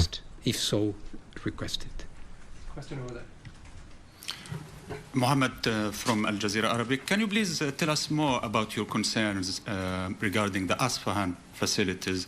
What was reported on Friday, I think, or on Thursday regarding the Isfahan facilities, the uranium-rich uranium stored there? Well, Isfahan, there is nothing new about Isfahan, as you know. Isfahan is one of the main facilities, which contains a number of very important installations that are essential in the nuclear fuel cycle, as we call it. You know, treatment, conversion of uranium, enrichment as well, and in this case, also the storage. It is widely assumed that most of the stockpile, if not all, a large part of the stockpile is there. So it is very important in this regard. Any other questions?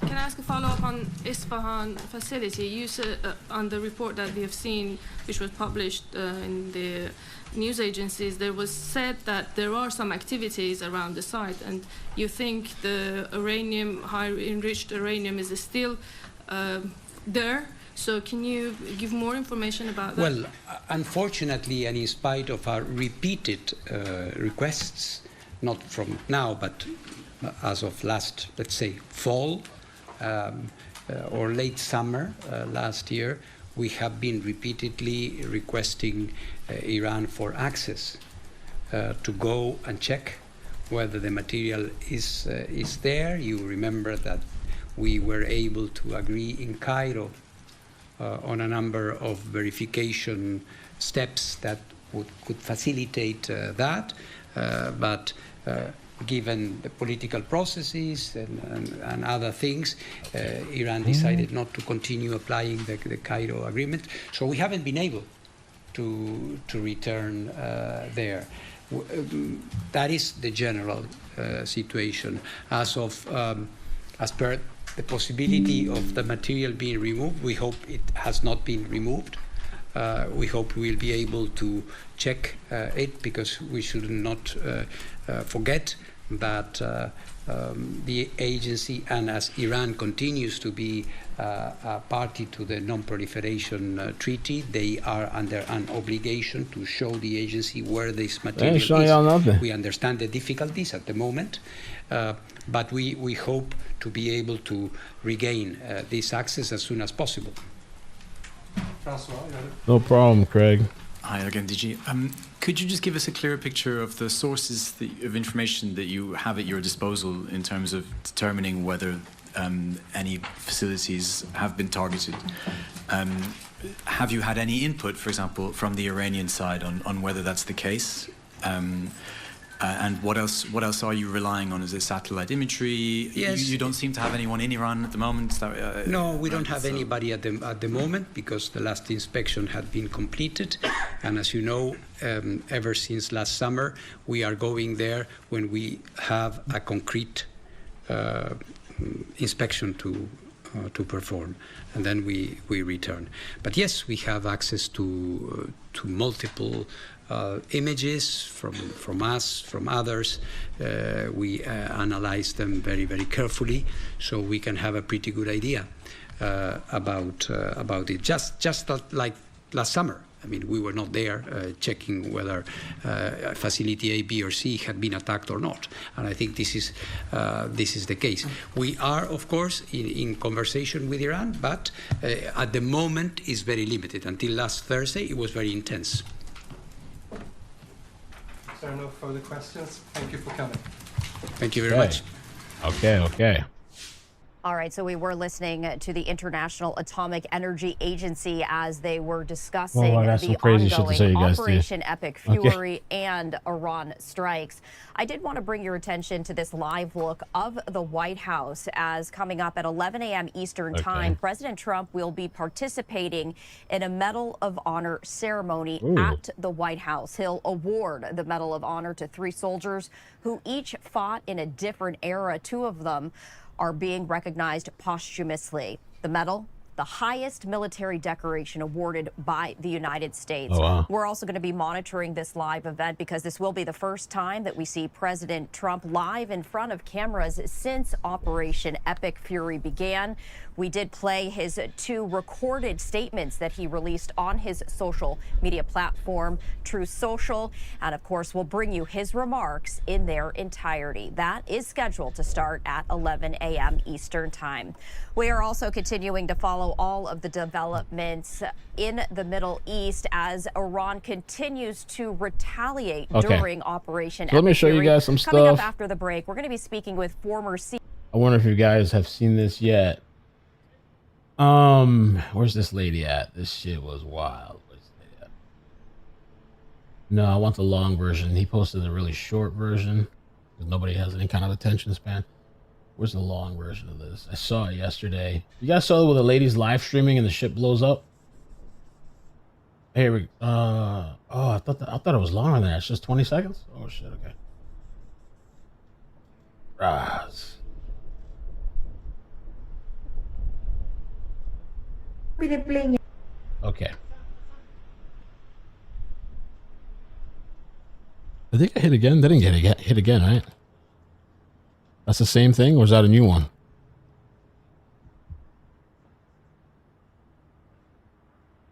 I think that's the same one. Same explosion. Yeah. All right. So let's do this.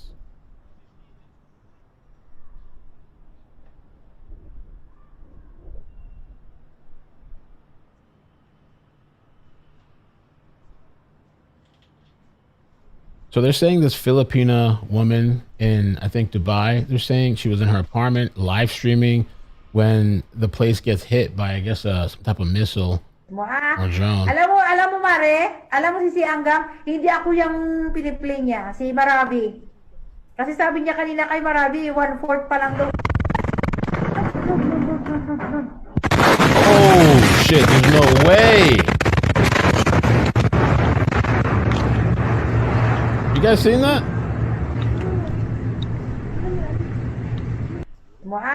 I wonder what happened to her. Mare, alam mo si Anggang, hindi ako yung piniplay niya, si Marabi. Kasi sabi niya kanina kay Marabi, 1/4 pa lang daw.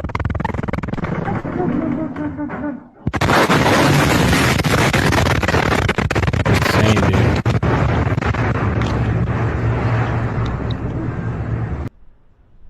I'm gonna see if I can find out more about this lady. Posted March 1st, 2.8 million views.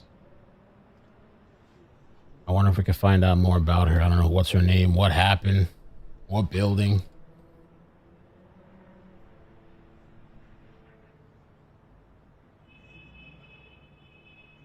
Oh yeah, they just released this to the Central Command. Says Iran continues to maliciously launch ballistic missiles and indiscriminately targeting military and civilian locations throughout the region. U.S. forces remain on the hunt to eliminate the threat. Let's see this. Oh. Thing looks just like Call of Duty.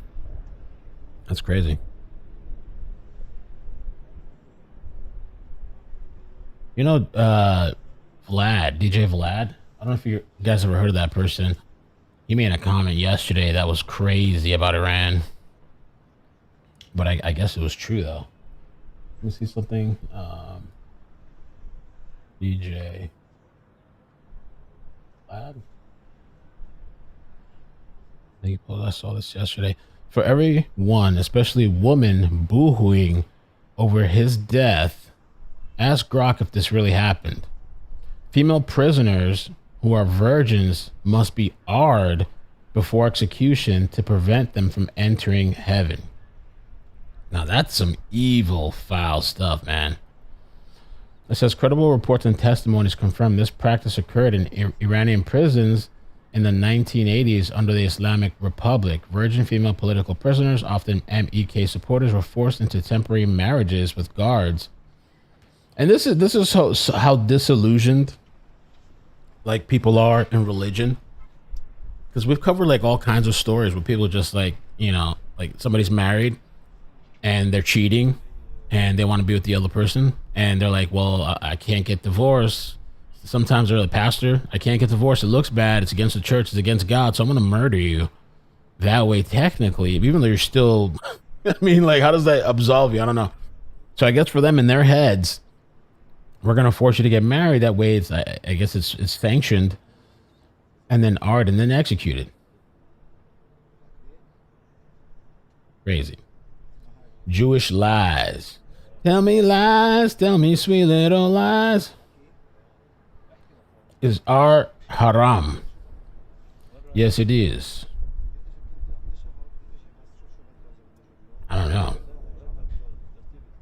know. Credible reports from Israeli media.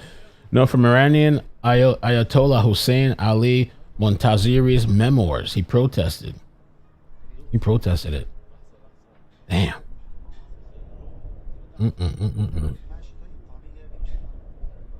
Okay. Let's take a look at a little bit. Maybe go full screen for now a little bit. Just see what this here in Beirut.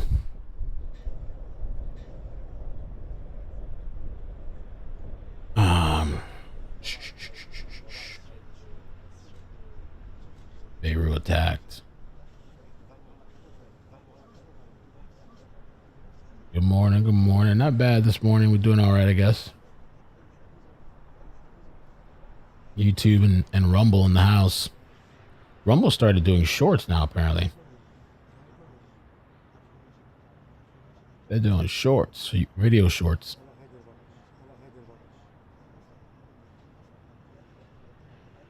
Yeah, I'm gonna go check the updates too. Official updates. See if they mention this attack.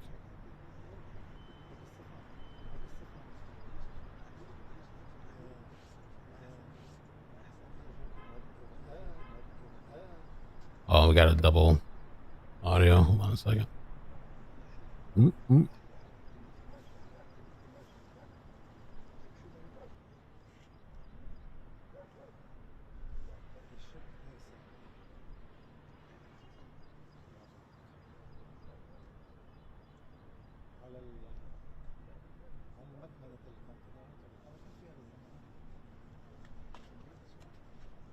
So we'll see what today brings.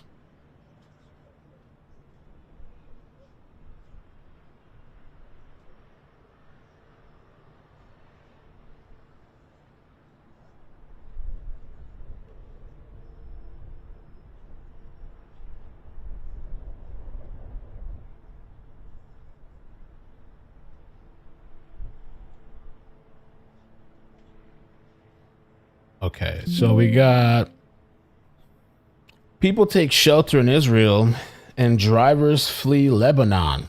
That's what we're watching right now, Lebanon. I guess things are starting to get obviously bad out there. They're under attack.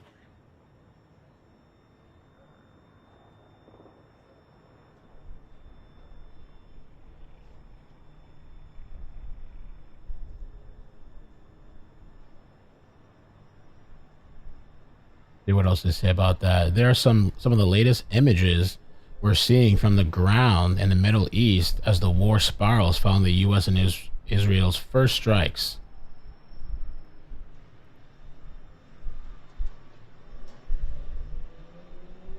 A lot of traffic too. Motorists block the highways. They flee their villages in southern Lebanon on Monday. This today. I gotta show you this picture. Mass exodus. Oh, they have some really cool pictures. Dang, yeah, I gotta show you guys. Oh my gosh. They almost look like Gaza. Well, I guess their buildings just look like that. Just one of the buildings got hit.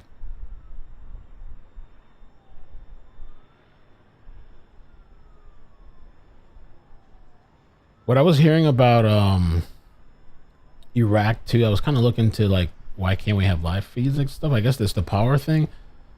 Power, but also there's like a blackout, like censorship, like somebody mentioned yesterday. The stuff that's coming out, supposedly there's like Telegram groups that are posting, they're sending little videos.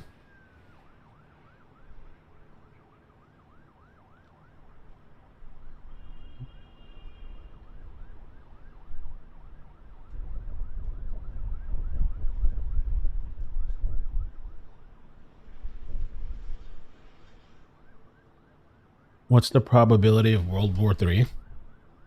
I don't know. I mean, they say that every time something happens, they say that. I hope it doesn't happen, but I mean,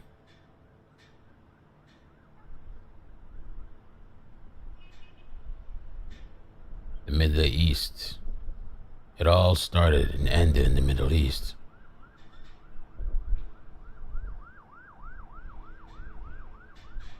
Okay, so the pictures, let me see. So this is the traffic. They say this is from today. People trying to leave. Mass exodus.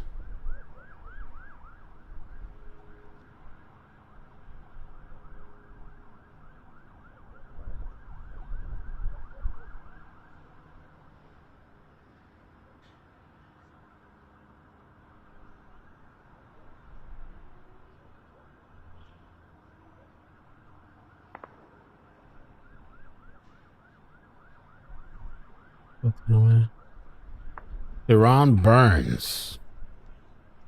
Breaking. It posted a video of this. Let me show you this real quick.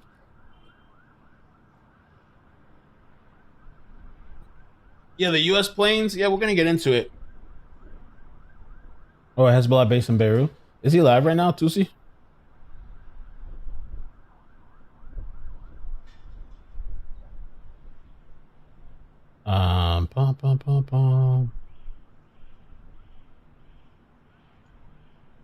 Wow, check that out. Let me get I thought I had a video ready for the plane thing. Well, that's the thing. There's two things that I want to know about.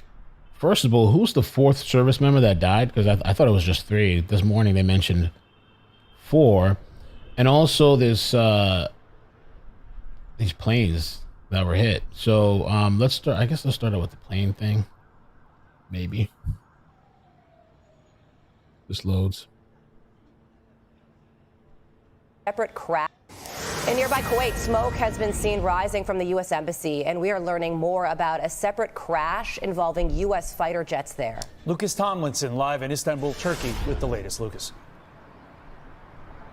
Good morning, Carly and Todd. President Trump says the war against Iran could last up to a month because he says the country is so big. For context, Iran is twice the size of Texas. Now, here in Istanbul, Turkey's president warned about the potential for the war to spiral out of control.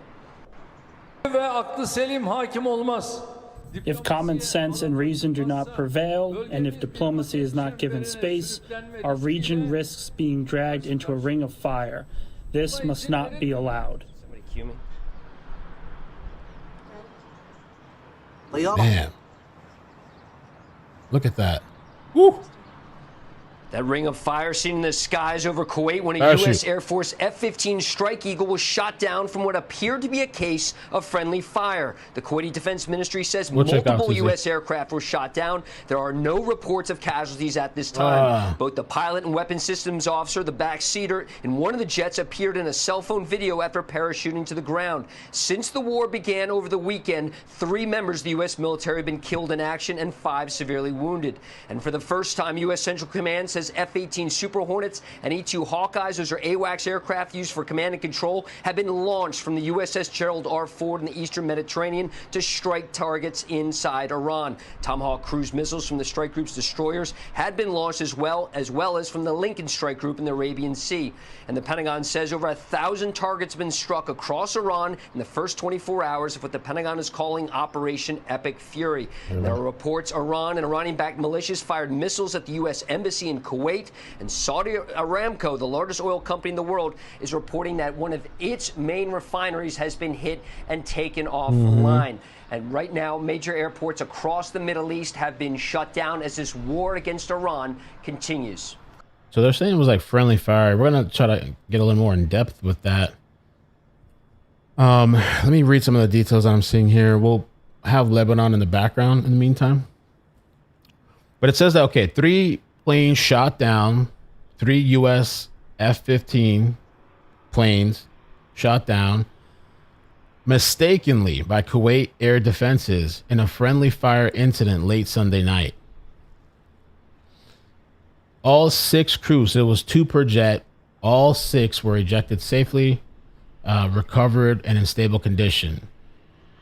The jets were flying in support of Operation Epic Fury, strikes on Iran, when Kuwaiti defenses misidentified them as a threat amid active Iranian attacks, aircraft, missiles, drones. CENTCOM confirmed it was apparently friendly fire. No further details on the aircraft loss. That's got to be a lot of money, too. How much that shit cost? 3 of them?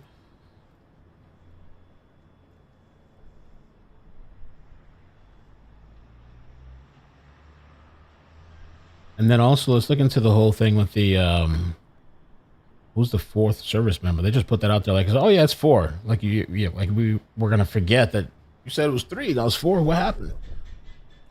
How did the 4th person pass away? Let me see. They have a clip here, too, for that.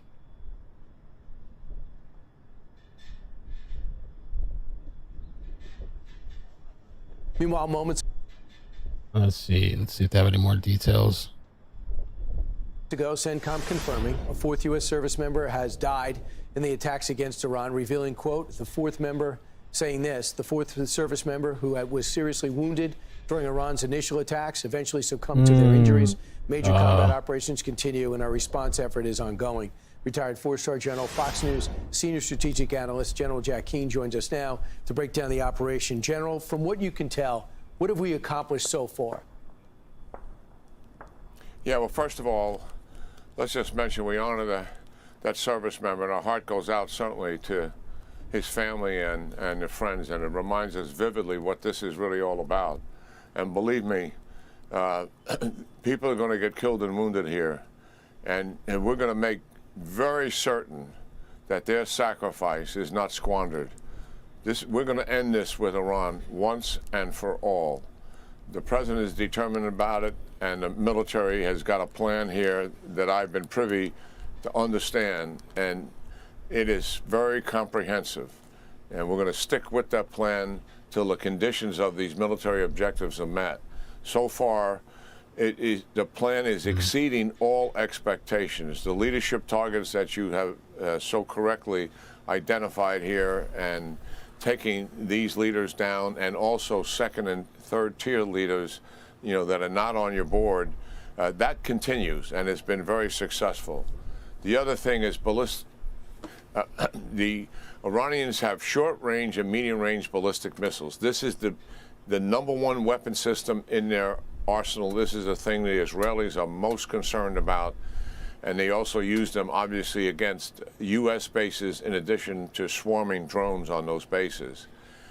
The fact is that 48 hours in, the amount of ballistic missile attacks have been reduced by 50%. That is a staggering success that has taken place here.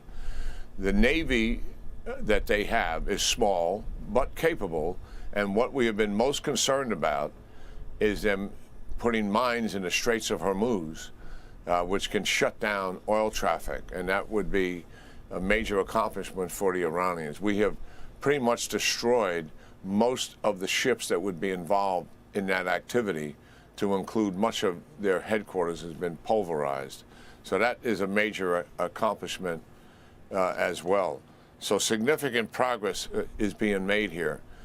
The targets today and in the future, in a 24-hour period, we are generating close to 2,000 airstrikes. And they are coming not only from airplanes and cruise missiles, but from the Army that is spread out over multiple Gulf countries, not well known. But they are shooting HIMARS, which is on your board. They're shooting ATACMS as well, and they're shooting a replacement for ATACMS, something called the Precision Strike Missile, or PRISM, which can go 250 miles. So that is in addition to the air and cruise missiles that are being launched from the air as well as from the sea, both underneath the sea from submarines and on surface ships as well.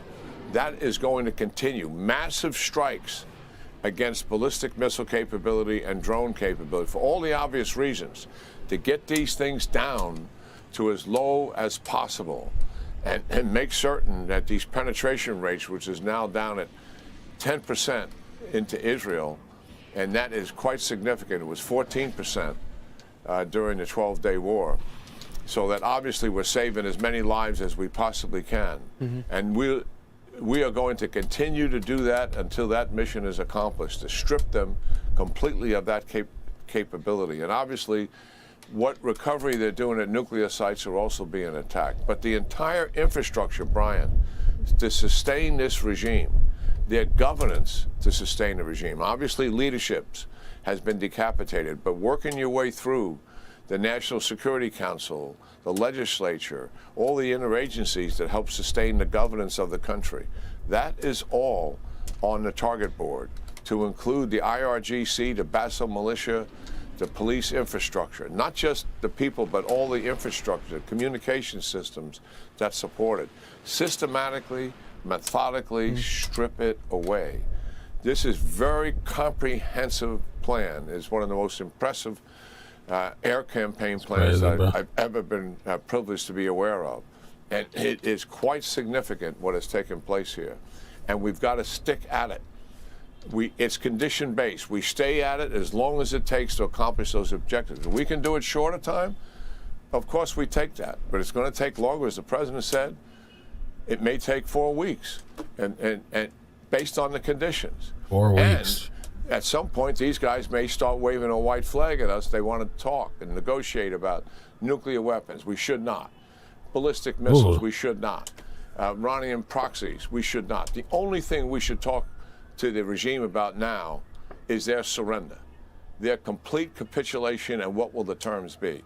That is the only negotiation that we should be involved in. Talked to the president last night. He says, I'm going for victory. And that's exactly what you just said. It said Trump said too that I got him before he got me. Trump has said that supposedly. U.S. forces turning Iran's own because the Ayatollah wanted. I thought he put like a bounty on Trump's head, and I think he commented to somebody like, "I got him before he got me." Hey, it's war, man. You're trying to kill me? Put a bounty on my head? Okay, we came and got you.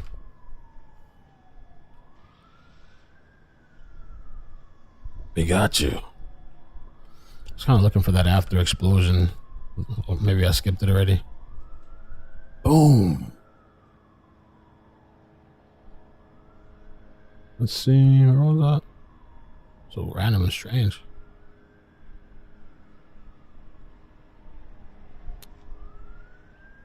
I don't know where it's at.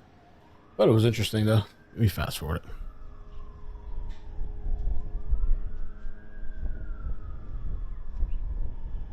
Yeah. All right.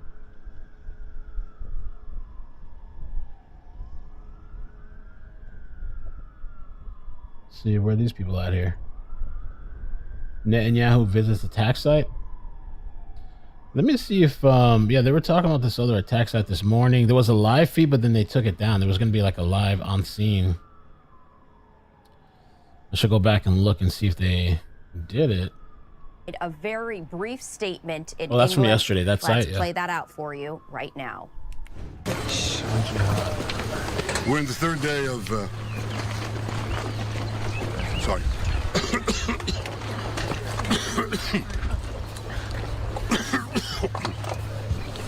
This is the third day of Operation Roaring Lion, the operation the Israeli army and the state of Israel set out to, with our great friends, the United States of America and President Trump, to thwart existential threats to Israel and great threats to America and the entire world.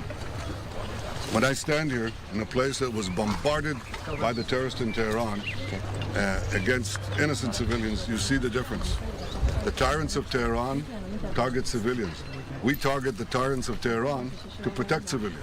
I've said for many years that they threaten not only Israel and not only America. They chant death to Israel, death to America. That's their ultimate target. But I said that they would also target those in between, that they would target Europe. They did. And if this regime, this terrorist regime of the kind we've never seen in the world, if they get nuclear weapons and the means to deliver them, ballistic missiles, intercontinental ballistic missiles, they will threaten all of humanity.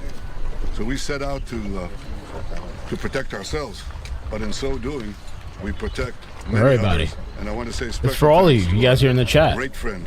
It's about and you. A great leader of the world, Donald Trump, for joining us in this crucial effort to save the world.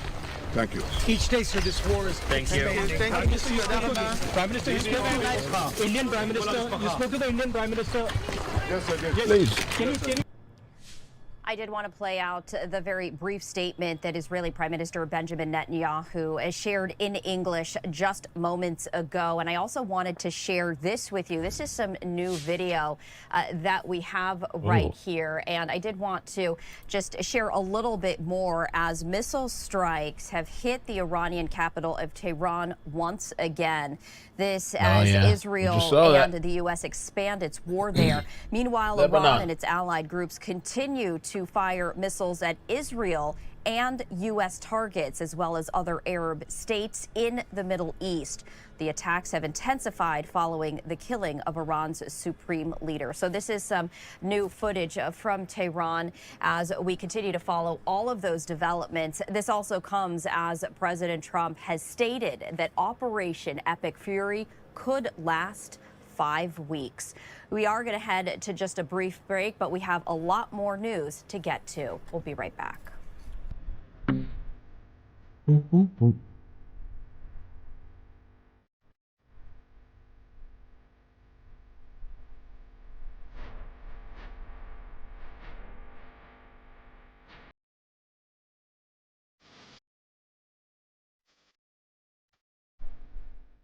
Don't know word on that school either. What happened with that school? Who's going to take responsibility for killing all those people?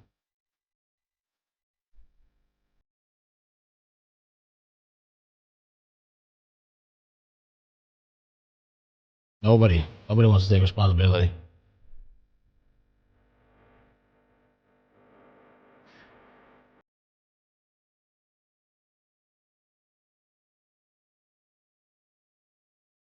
All right, let's check what else is going on with other updates. There was a base too. It was yesterday. I think we talked about this yesterday. British Air Force base in Cyprus was attacked by a drone. Hit by a drone. The facility overnight, causing limited damage and no casualties. So they hit the Brits, the British. And now they're saying supposedly, okay, we'll allow you guys, you Americans, to use our base. We won't do it ourselves. We don't want to get our hands dirty, but you can, you want to use the base? Sure, go ahead. We don't want to get our hands dirty. Oh, it's just an incident. Misconduct, that's all. It's misconduct.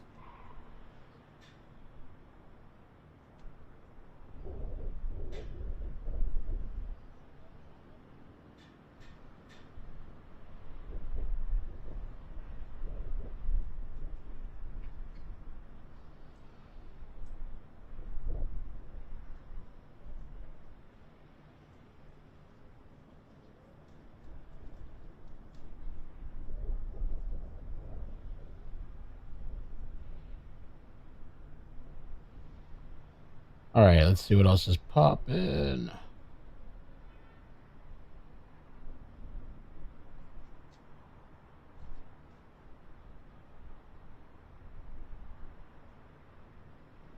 See what updates we got. 2 updates here. 18 service members seriously wounded during Iran operations, military says. 18. Now they're saying, it says Israel threatened Lebanon with infrastructure strikes unless it took steps against Hezbollah.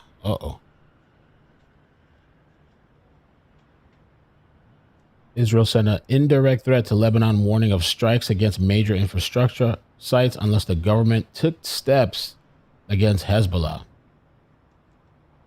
The threat sent through Cyprus demanded that Lebanese government declare Hezbollah a terrorist organization and dissolve its military and political wings. They got military and political wings? Yeah, you're part of it. You're a terrorist too. The country's a terrorist.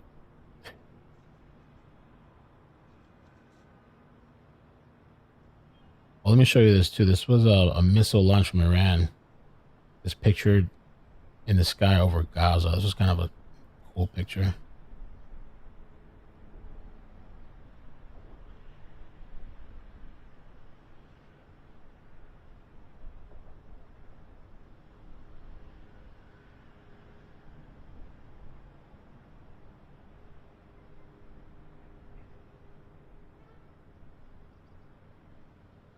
Iran put out a video yesterday too. I don't know if you heard or saw. I talked about it a little bit yesterday. They put out a video of like some underground bunker. I was saying that thing looks like Nintendo 64, the graphics. They put out, let me see, let me find it here. I think I tweeted it. Oh no, I didn't tweet it. RT posted it. RT. Oh man, Tehran streets lined with body bags. Oh, there's a couple things we could see here actually, just on this page alone. But let me show you the video first, the armament. Warning everybody that we have plenty more to come. Oh, right now we're just using our old stockpile. And this page posts a lie. Some of these pages you could tell there's not a human behind. Well, not that there's not a human, but there's got to be at least like 10, 15 people posting every 30 seconds. Jeez, you can't even scroll to find stuff. I'm still on 8 hours ago. I've been scrolling.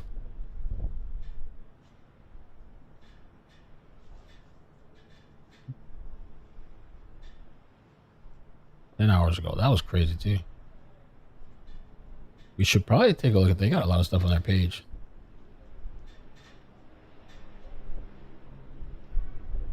We follow them. Here it is.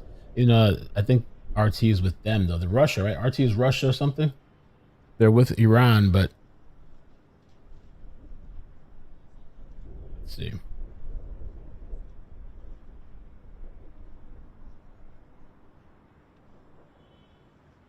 From Amberdex. This is the video they put out yesterday. With the music, but they have this underground arsenal of just, what is that? Supposed to be drones, I guess? Maybe?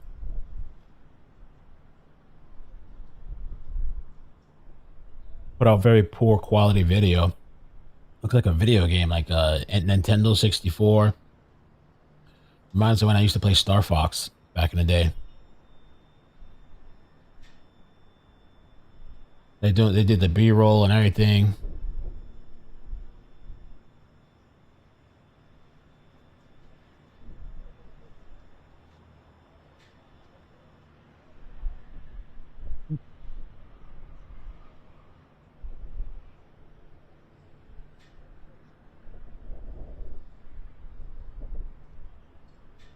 Who's gonna move all that stuff out to the top?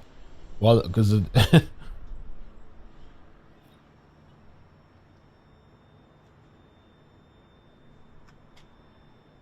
I don't see if you have to do this to show this like this on this underground stuff. It's because you don't have much.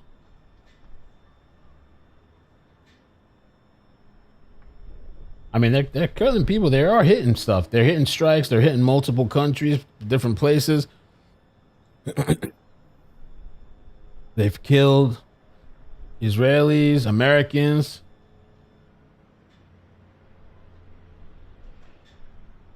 They're flexing. That's too slow, man. That thing's gonna get caught up. It's too slow. Too slow, too big.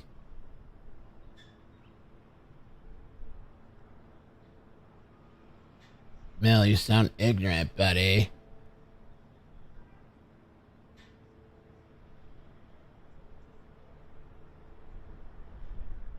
Wow. Now let me show you. Let's go to the beginning. They had something interesting here. You can hear shooting in the background. I think that's Lebanon.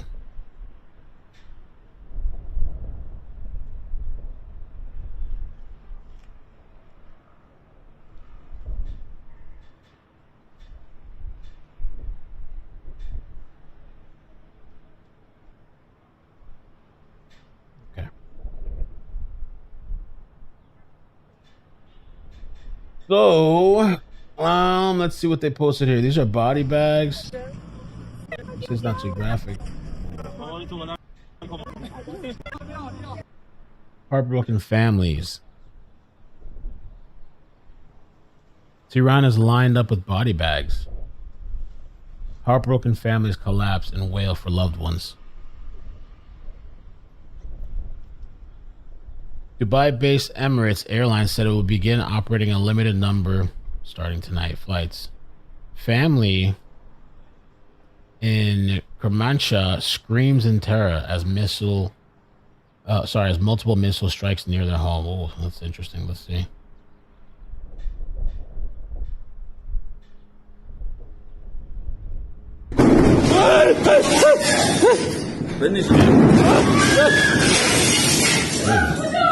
بنشین آشنا بنشین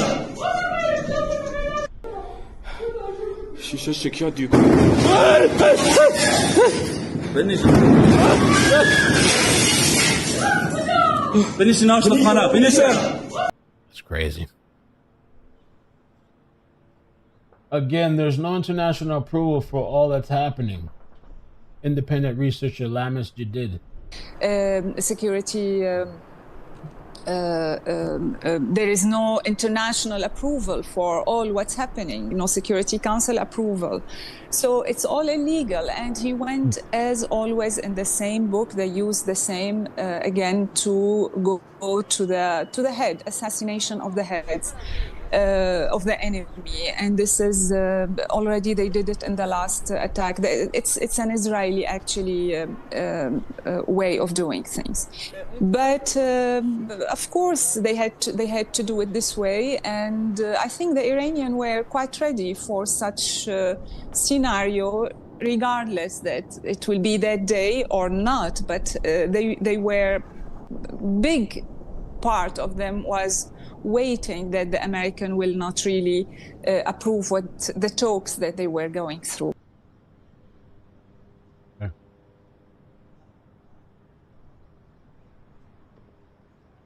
This is what we saw, and we're still kind of seeing the after effects of in Beirut. Explosion.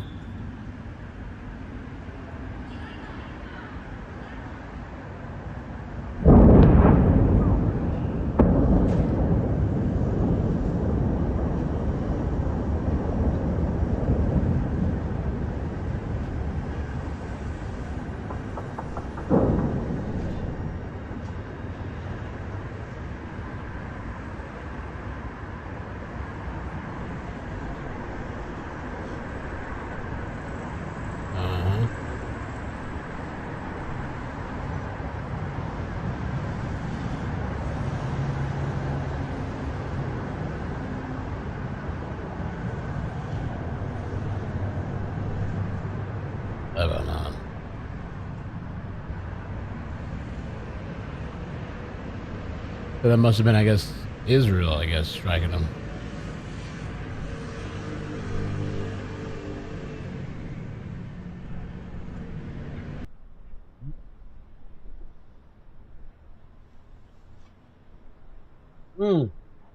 Hegseth, America, regardless of what so-called international institutions say, is unleashing the most lethal and precise air campaign in history. Panic buying in Dubai. People are clearing the shelves, water bottles, eggs, and sitting through traffic for gasoline. See, these people actually have a crisis. Over here in America with the COVID thing, these people lost their minds over toilet paper. The Americans here, we're worse than these people.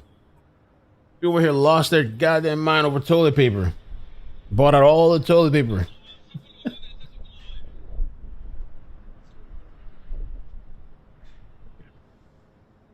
Let's see what's going on. Kuwait mistakenly shot down planes. Oh, man. Terry, this morning, all 6 crew members safely ejected from the F-15E Strike Eagles. They were in stable condition after being recovered. An attack by Iranian aircraft, missiles, and drones was underway at the time the planes were shot down. Now, Iranian state television claimed that Iran had targeted one of the U.S. planes that crashed in Kuwait, but they did not elaborate. Explosions could be heard as one of those planes fell from the sky in flames. That's according to one of the witnesses on scene. Kuwait said its air defenses had accidentally shot down the jets as part of its support of the U.S. combat operation in Iran. So we did want to share the very latest as Kuwait mistakenly shot down some U.S. warplanes. Meanwhile, we are continuing to get reaction from leaders around the world. I did want to let you know, coming up at 10:30 a.m. Eastern time, so in just about 30 minutes, we are expecting to receive another update from UK Prime Minister Keir Starmer. Okay, so we got, excuse me, we got two updates coming. So Starmer's going to talk at 10:30, and I also just saw an update. They're saying that Trump to address war against Iran during 11 a.m. Eastern remarks. So at 11, we have two things coming up, 10:30 and 11. Okay. Al Jazeera. RT and Al Jazeera are more truthful than any American MSM. Damn. Al Jazeera and Russia network.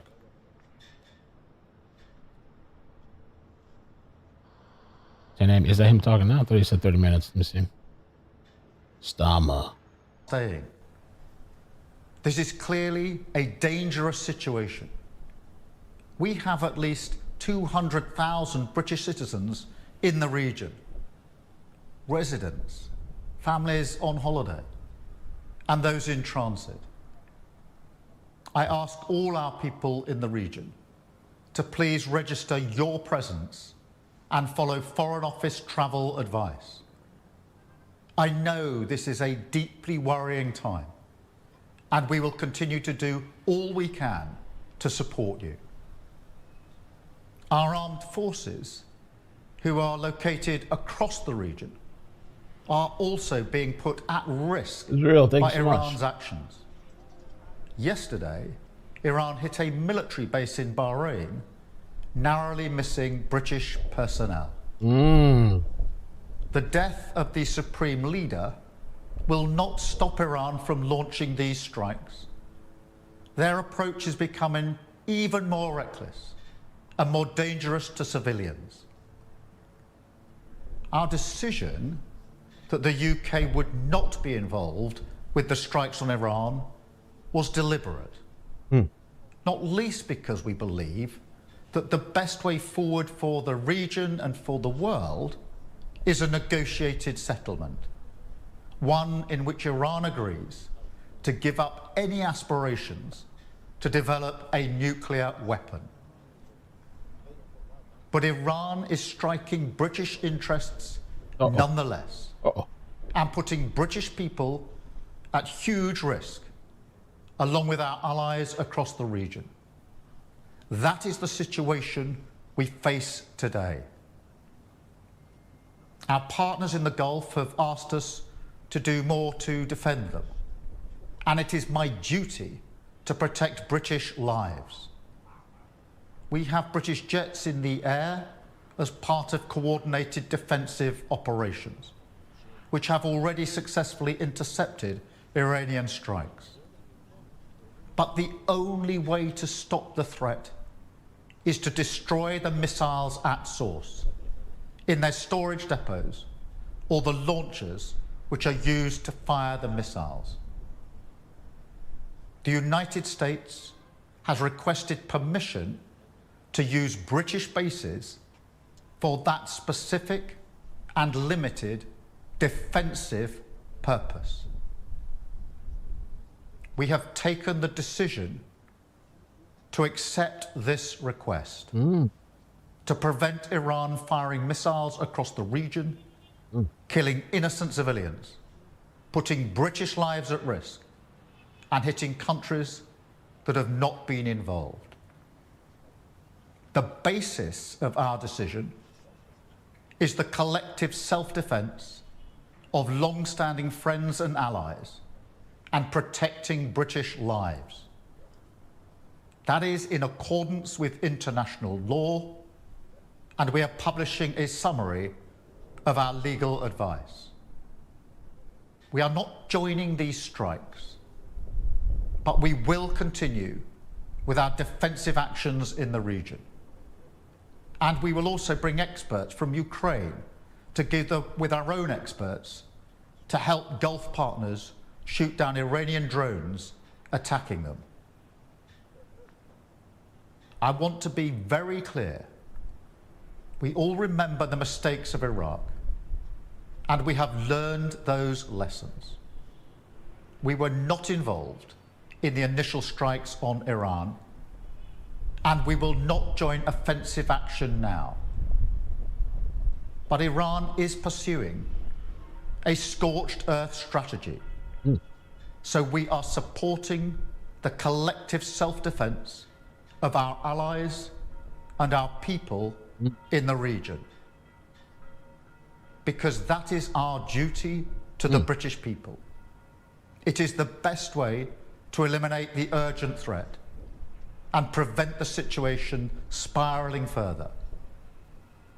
This is the British government protecting British interests and British lives.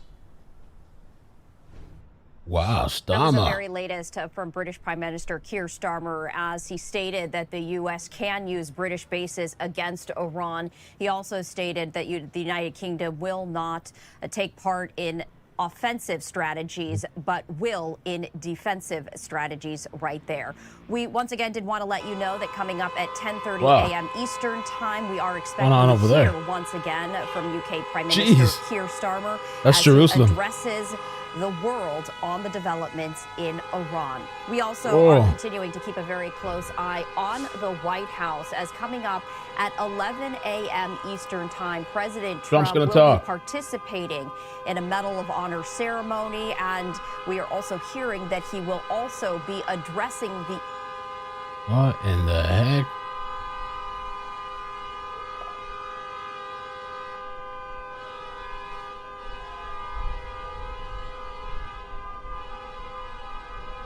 That's every day on my way to work, Mel. What's the problem?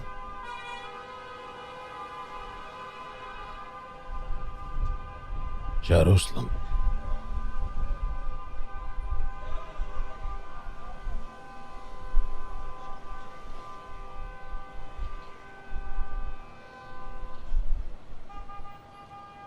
Somebody would have had to get shot. You ain't gonna be bumping that horn at me like somebody gotta get shot out there.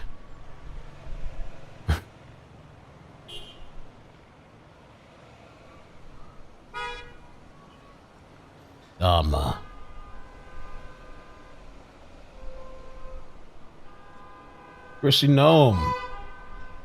I'm gonna turn down the Jerusalem a little bit. We don't need to, I guess, hear the traffic like that, in depth like that.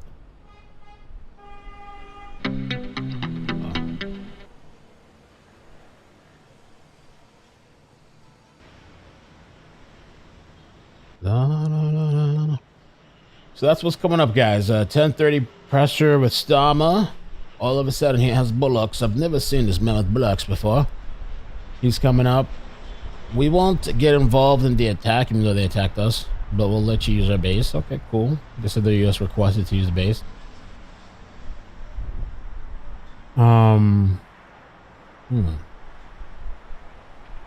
Trump to address war against Iran. Maybe we should update the news ticker on what's coming on.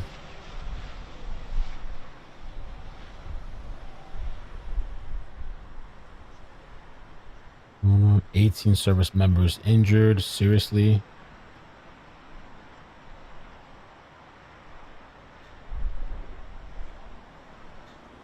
Lebanon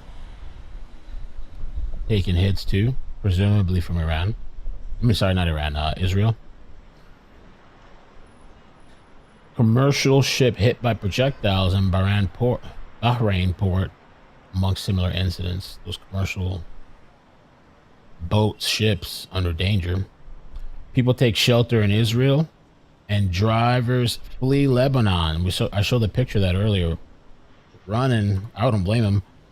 Mass exodus.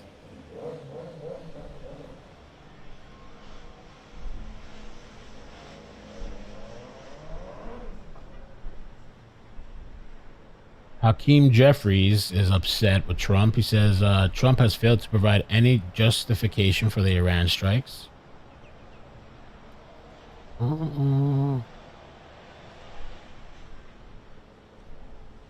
Yeah, this is confirmed earlier. Israel launches strikes against Hezbollah targets across Lebanon military. Yeah, I'd get out if I could. I'd get out of Lebanon.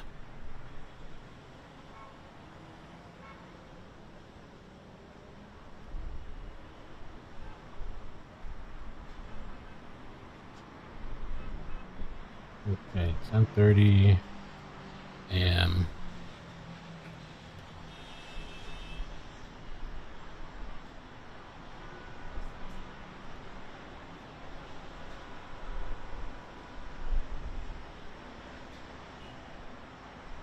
Y'all getting drafted, man.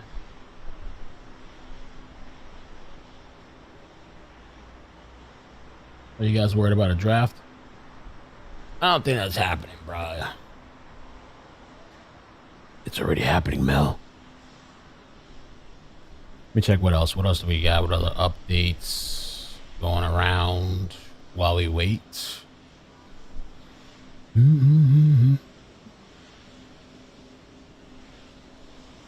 Why everyone at YouTube come to Rumble? Well, I was building my YouTube way longer for years, so you know I have a bigger audience there. But I'm dedicated to multi-streaming and building up Rumble. So we'll see. We had 17,000 people the other night. It was amazing on Rumble.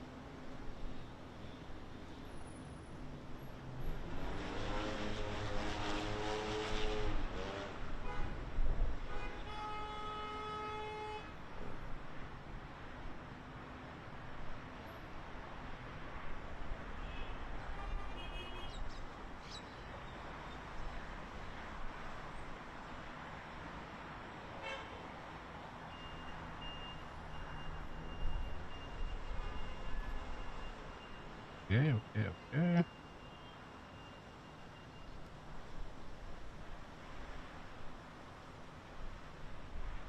Okay, cool.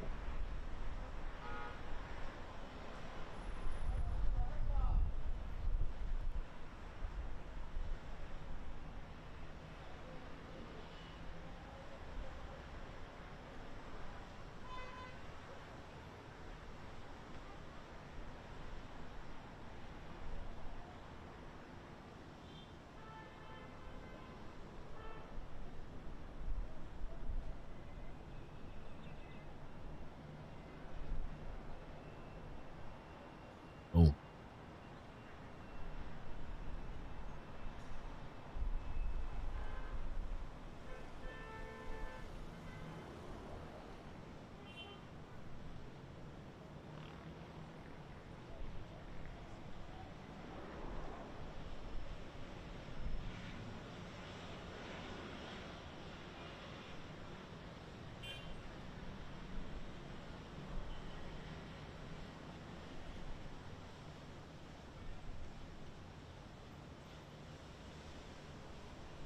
Sound check.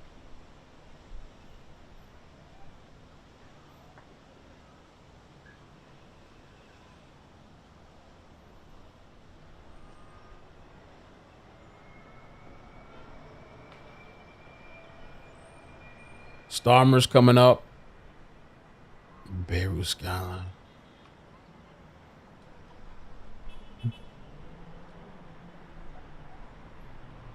Oh, there's going to be a press conference, guys, too. We got to check this out with that psychopath. Oh, there's a press conference coming up about the dude, the mass shooter that was wearing the shirt. What did he say? Muhammad. What did you say? Muhammad loves me or some shit? The Texas mass shooter. And they said he had like an Iranian flag shirt too. We got to see what's going on with that. Where's that at? Oh no. I have a picture of the guy for those that haven't seen it.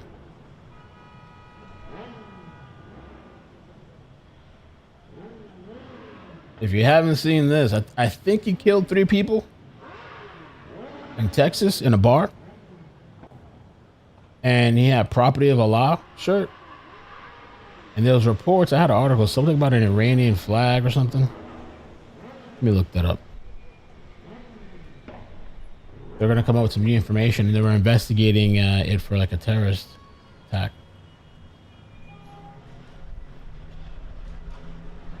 Let me see the article here. Mm-hmm. 3 dead, 14 injured. Let me, hold on. I think it's too much noise.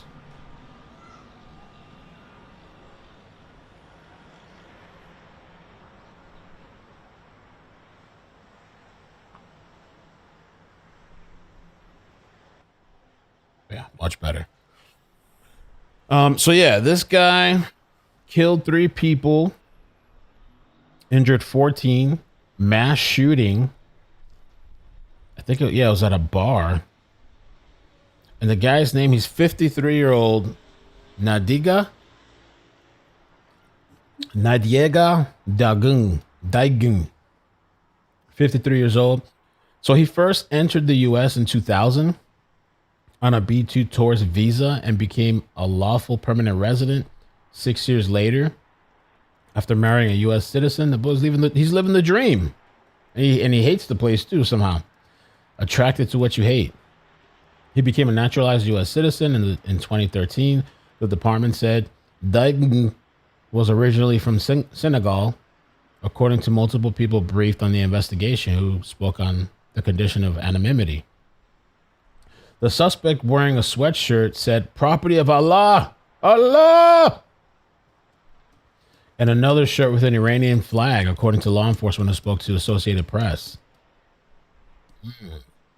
According to CBS, officials executed a search warrant at the gunman's residence and found an Iranian flag and pictures of the Iranian leaders. Bro, this is crazy. CBS also reports that the Quran was found in his vehicle. The religion of love and peace and acceptance. Wow. All religions violent. Really. But, wow, dude. That's crazy, man. So, yeah, there's a press conference coming up for that. So we have 3 things coming up. 3 things. Big things. Allah. I feel like I need to do a fresh new title and update a few things.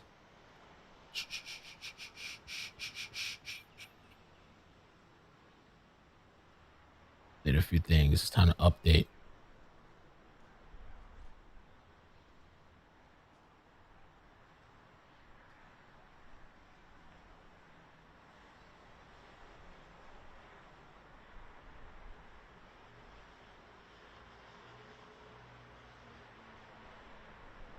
We got that.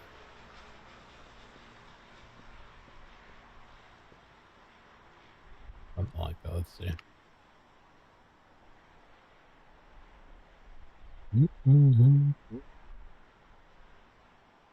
Of a terrorist attack. We always say that if you want to, hit the United States or any other country, the first place that an adversary would seek to exploit and damage would be the power and the water supply to a country. That would immediately impact the American public as well as anybody's population. So these things have to be protected. Many of them now are obviously controlled by cyber. And so a cyber attack would be certainly the easiest way for an adversary to attempt to take these systems down. And we've got to make sure that these are impenetrable.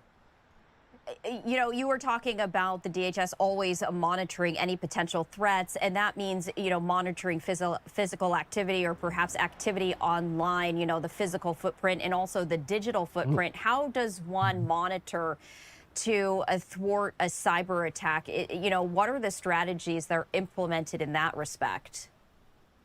Well, these are going on not just in a time of crisis, but on a daily basis. And so the majority of critical infrastructure is run by the private sector.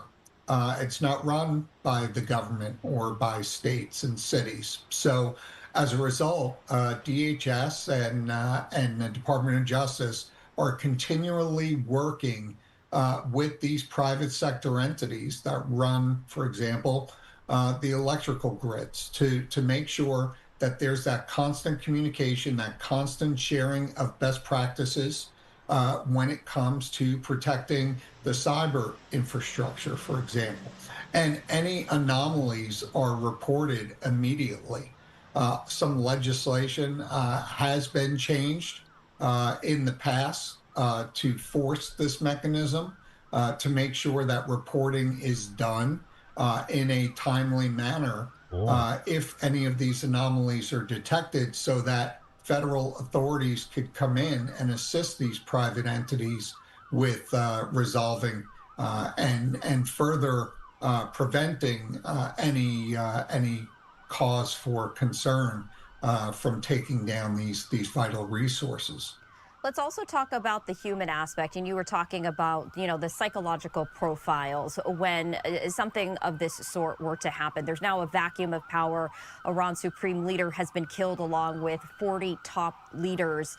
And this creates a vacuum. When we talk about terrorist organizations with this chaos, does that typically embolden them to go out and commit acts immediately? What is the psychological profile that law enforcement agencies, DHS, is taking a look at this particular moment in time?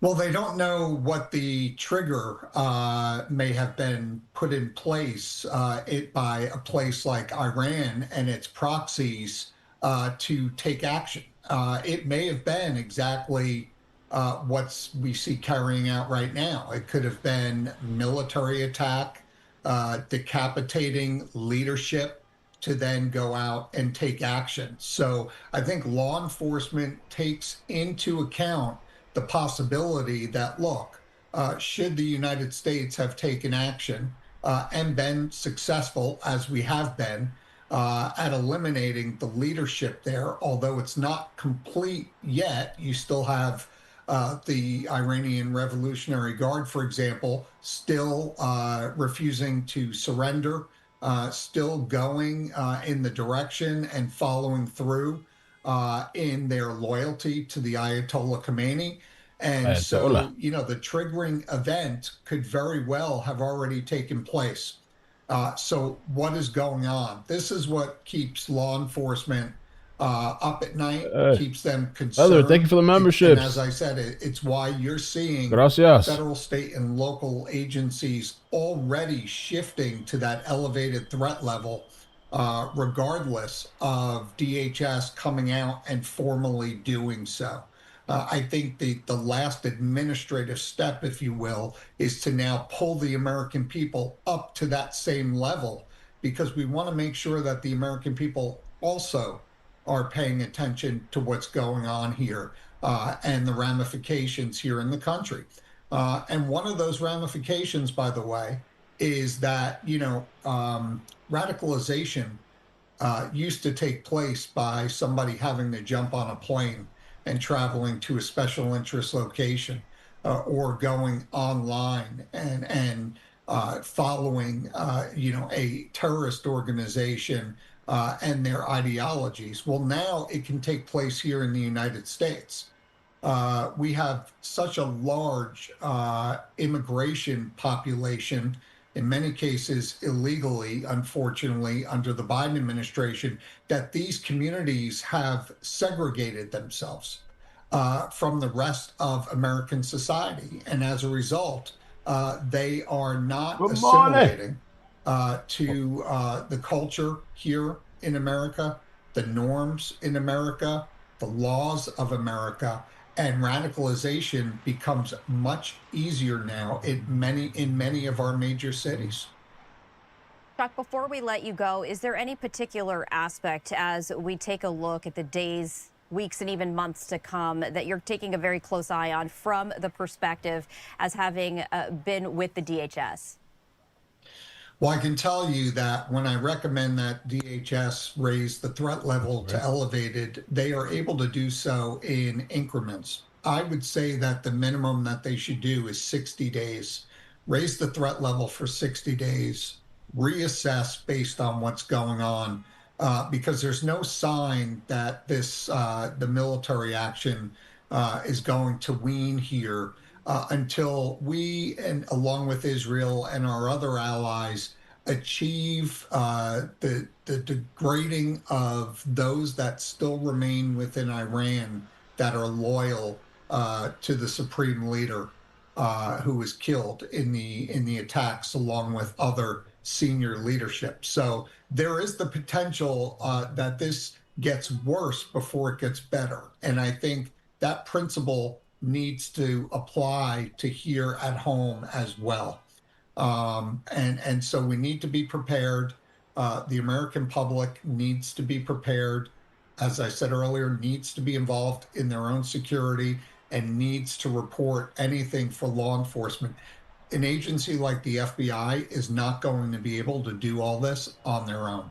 No agency can. So the public's going to play a pivotal role in helping to keep the homeland safe. And unfortunately, we're behind the curve right now with the threats from around the world that were allowed to come in to the United States under the previous administration. And that puts us at a significant disadvantage. And Chuck, when you mentioned raising the threat level, what specifically does that mean in terms of changing in behavior, changing in operations and strategy from the perspective of the government?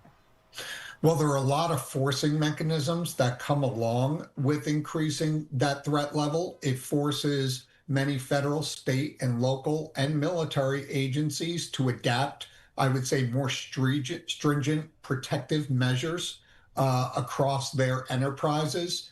And again, it also pulls the American people up to a higher level. You know, many of these state and local agencies, many private sector companies have now aligned their own internal risk management, crisis management programs to be aligned with the National Terrorism Advisory System. And that is, if there is a change in this, and there's two levels under this system, there's elevated and there's imminent. Imminent being you've got specific, credible intelligence that an attack is certain within the near future. And then their internal security protocols will then go into effect. So the National Terrorism Advisory System essentially turns into a triggering event for those in the private sector, those at state and local levels, to take additional steps to safeguard themselves, maybe critical infrastructure in their communities. And so everybody is in a much better place because they're now aligned with this system. All right, Chuck Marino, a former DHS senior advisor, we appreciate you joining us here on Live Now from Fox. Thanks, Stephanie. And I did want to share this with you as you are taking a live look at the White House. We did want to share with you in just about 30 minutes time, we are expecting to hear from President Trump as he gives another President Trump's going to be talking soon. Epic Fury. His original schedule was that he was going to be participating in a Medal of Honor ceremony. As we understand it, that is also expected to take place, but he will be addressing the developments in Iran as well. We are going to be bringing this to you in its entirety. This is scheduled for 11 a.m. Eastern time, so in just about half an hour. We'll be right back. Perfect.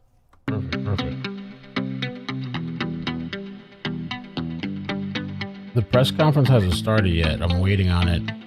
It went past the time. CBS had a press conference scheduled. Let me put this over here.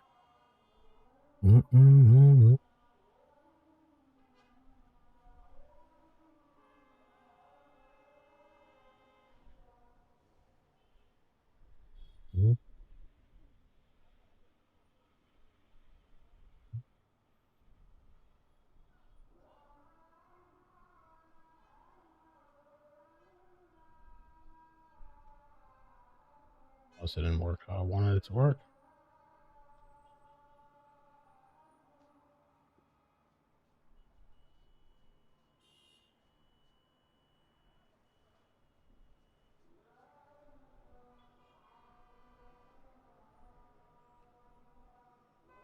If I can fix this.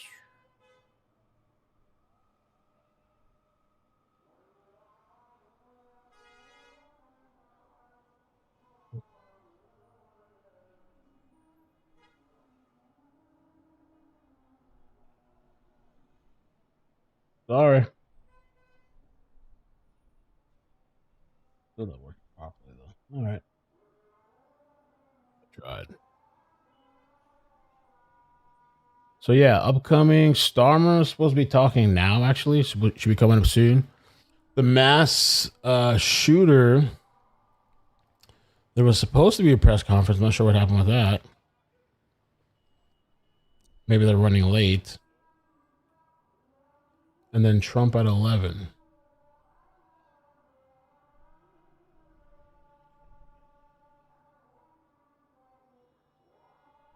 Yeah. Okay. Starmer. Look with you. This is with the UK Parliament. A programming note is we are expecting to hear from UK Prime Minister Keir Starmer about the latest developments in Iran. We have not seen him yet, but we will be bringing you those remarks when they happen. In the meantime, though, we are continuing to follow the very latest developments from the Middle East as you're taking a live look from Beirut, Lebanon, as Israel says it has killed the head of Hezbollah's intelligence headquarters. This all continues as earlier we were hearing from Secretary Hegseth as well, talking about the ongoing operation Epic Fury. And to speak more on all of these developments, I do want to bring in Editor-in-Chief of the Jewish News Syndicate, Jonathan Tobin. Jonathan, we appreciate you taking the time to join us here on Live Now from Fox. Great to be with you. Thank you.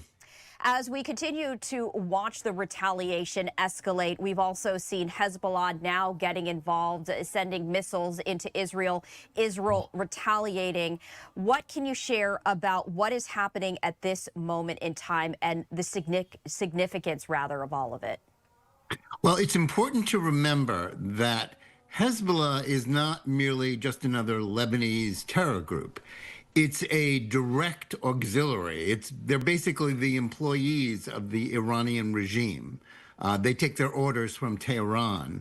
It is a sign of their weakness since their defeat by Israel in the summer and fall of 2024, that they're doing so little to try to aid their masters.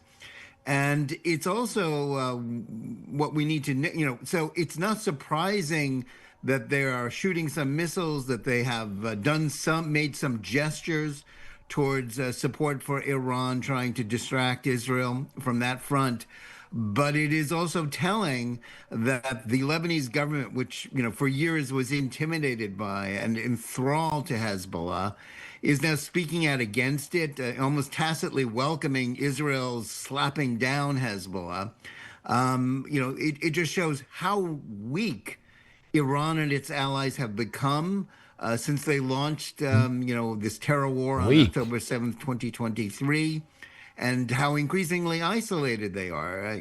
It was long assumed that Hezbollah would bail out Iran, that it was like their fail-safe, that they would rain down terror on Israel and essentially save the Iranian regime if it was ever directly attacked. We now know that that's not happening. They're not saving anyone. It's not clear that they can save themselves. The net of fact, we have to, as much as, we're watching with bated breath with casualties in Israel and in various Arab countries that have been attacked by Iran. We have to see how they are becoming weaker. Their allies are weaker, more isolated, more at risk. The war isn't working out, just as last year's attack didn't work out to their satisfaction. This year, they are showing themselves to be even weaker than they were before. We have seen Hezbollah, launch some missiles against Israel. There's also been a lot of talk about any action potentially from the Houthis or other tentacles of the, Iranian octopus, as many people describe it. We haven't seen that yet. And I also want to talk about how all of these latest developments could potentially, if at all, impact what is happening in Gaza. Well, I think the silence from the Houthis, who were brazen about, shooting at, international shipping in the Horn of Africa, attacking even Israel, their silence in these last few days is telling. They suffered tremendous losses when Israel and, various allied countries in the United States attacked them. They are keeping their heads down, clearly. They don't want to go down with the Iranian ship as much as they are very much their allies. As for what's going on in Gaza, Hamas, is still alive in a portion of Gaza, which is troubling to Israel and should be troubling to the United States. But their inability to in any way distract Israel, if they were to try to launch some sort of offensive from the portion of Gaza which they still control, that would be disastrous for them. And their silence, again, is telling. They can't do it. They can't save themselves, let alone save Iran. Iran just a couple of years ago was on the verge of what many thought was regional hegemony. They had a land bridge to the Mediterranean through Iraq, the Bashar Assad regime, which was their ally, and Lebanon, which they dominated through Hezbollah. Well, they no longer dominate Lebanon. Bashar Assad is gone. And Iraq, although they still have tremendous influence there, is in no position to help them. So again, Iran is not the giant that everybody assumed it to be. In fact, it's a paper tiger.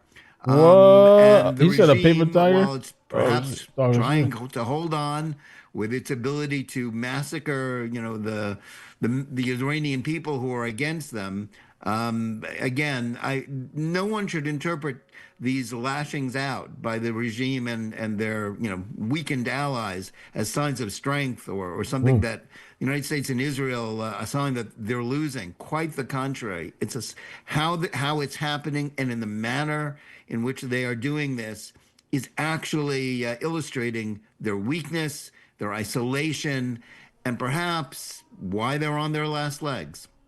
Jonathan, you were describing the evolution and the changing in the region, in the Middle East and a little bit beyond. From your perspective, as you've been monitoring all of these developments, at this point in time, how would you describe the changes in the Middle East? Is this the most significant and radical changes that you've seen, in recent years? And really, how much of a seminal moment are we in right now? Well, we are in a seminal moment, but this has been building, frankly, since their high point on October 7th, when they launched this, terrible war against Israel with unspeakable atrocities. Everything that has happened since then has shown the decline of Iran, which was seen by many in the Arab and Muslim world as the strong horse in the Middle East. Barack Obama's appeasement of them in the 2015 nuclear deal had solidified their hold. All that's slipping away from them. It's been, in some ways it's been gradual, as the war in Gaza showed, and then their defeat in Lebanon, and then what happened in Syria, and then the bombing of their nuclear facilities, and now they're being stripped of basically all of their military assets in the attacks by Israel and the United States. This is as they sometimes say about is the expression about bankruptcy. It happens very slowly and then all at once. I think the Iranian regime, which is rightly described as evil, the world's largest state sponsor of terror, I think that's how we can describe their decline and what may well be their fall. Jonathan, from the very beginning of Operation Epic Fury, we saw extreme integration between the U.S. military and the Israeli military. We were hearing from Secretary Hegseth about, the goals that the United States would like to accomplish, which includes, no nuclear program, removing all of the ballistic missiles, etc. For this to happen, how does it happen? Well, let's be honest, we don't know how it's going to happen. But the first stage is the destruction of Iran's military capability, and that is what is happening.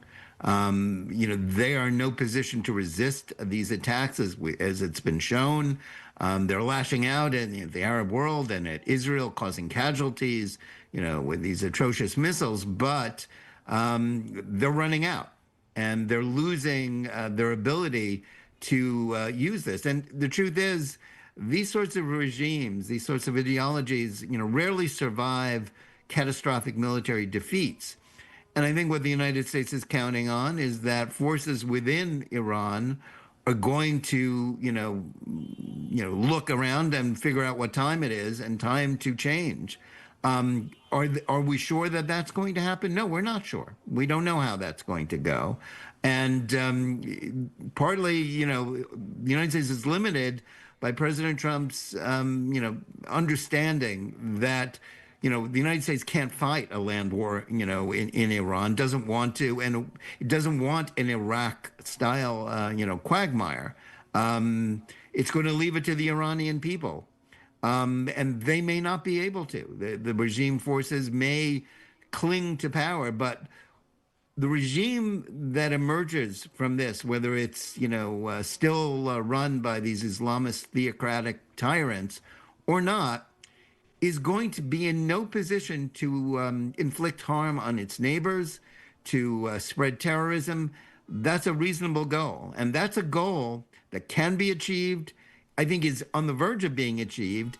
And the impact on the Middle East, is tremendous. We're already seeing it.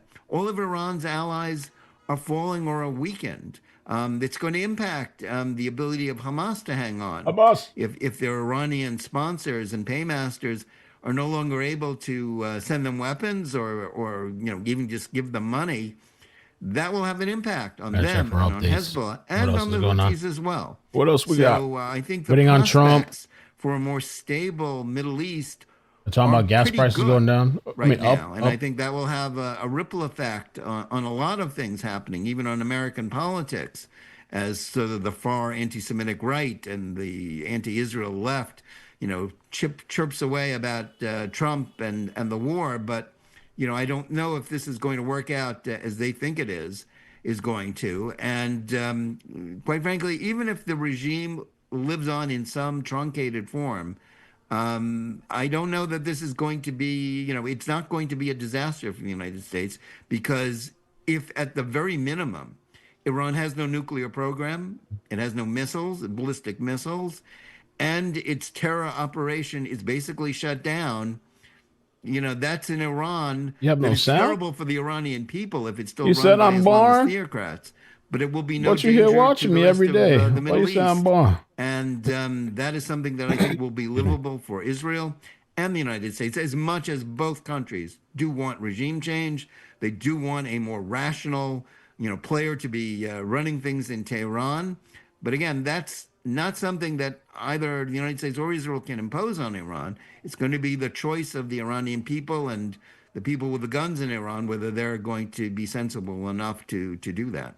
And we've been hearing from President Trump continuing to urge the people of Iran to seize this moment and change the regime. We are expecting to hear from President Trump at 11 a.m. Eastern time, so really in just about 15 minutes. I don't know what happened to Starmer. This person's been coming on every live stream. I mean, dozens and dozens of live streams, and I appreciate the support.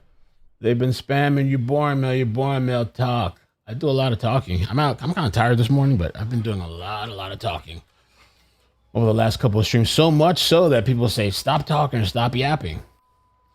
But your people can never be satisfied. And then on another stream, you're complaining, late, not a good look, Trump, stop eating on camera. The whole time complaining. I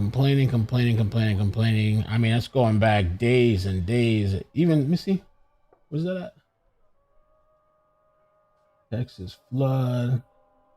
Damn, all the way back to the Camp Mystic flood tragedy. Remember that months and months and months prior? All this time complaining. Let me tell you a little secret to life. Because I do believe people like you choose to live in misery. If you're not happy, go watch something that makes you happy. It's that simple. Why be in the hell that you're in? You don't think that's weird? You don't think that's mental illness? You don't think you're mentally ill? You should take some medication? Get off the internet? That always intrigues me. It's like, damn, bro, you've been watching forever. And every time it's like nagging and complaining and bitching. You think if I had a girlfriend, I'd be taking the bitching and complaining?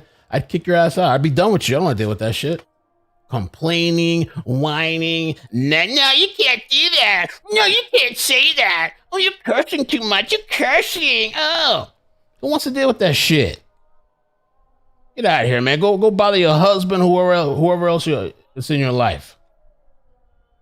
Complaining. Once, twice, okay. Months? Holy shit. That is crazy, dude. Mamma mia, I shouldn't have done that. No, I gotta stop. You should just ignore the trolls, what they say, because you're giving me attention, but I can't help it sometimes. Sometimes I gotta respond.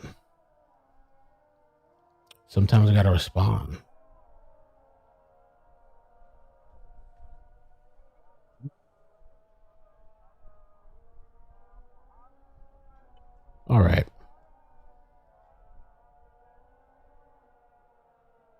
All right, so we're waiting on Trompito. We saw a blast this morning, a shooting. You know, when I'm not talking to, I'm actually doing like a lot of shit behind it, like on the computer. So, because sometimes people are like, oh, you're not saying anything. You're not looking at the chat. You know, a lot of YouTubers don't look at the chat. And I always wonder, like, is it good or bad? You know, like, so, I mean, just to like, because sometimes you're going to get yourself engaging with things you might not want to engage with, and people feel entitlement. You know, because I've seen some people, I've been told there's just one person that goes into another YouTuber's chat and is very respectful and like very whatever. And then they come over here and they're just bitching at all the chat. Like they come in my chat and they're going off on all the people in my chat. But when they go to the other YouTuber, they don't do that. They're like civil and stuff. You know, so I don't know if it's just weird. It's just weird. But I mean, like all this stuff, man, the modems, the internet, the design, I take the time a lot of the times to try to make a nice thumbnail. If I'm rushing, I'll use the AI, but you can see all my thumbnails. I take time to make the title, time to make the description, you know, upgrading my computer, the quality, all the shit I was dealing with Comcast, the $3,000 router I bought. I've been doing a lot of shit behind the scenes, looking up information. Posting. I don't have a whole team with me, so I'm posting sometimes clips while I'm streaming.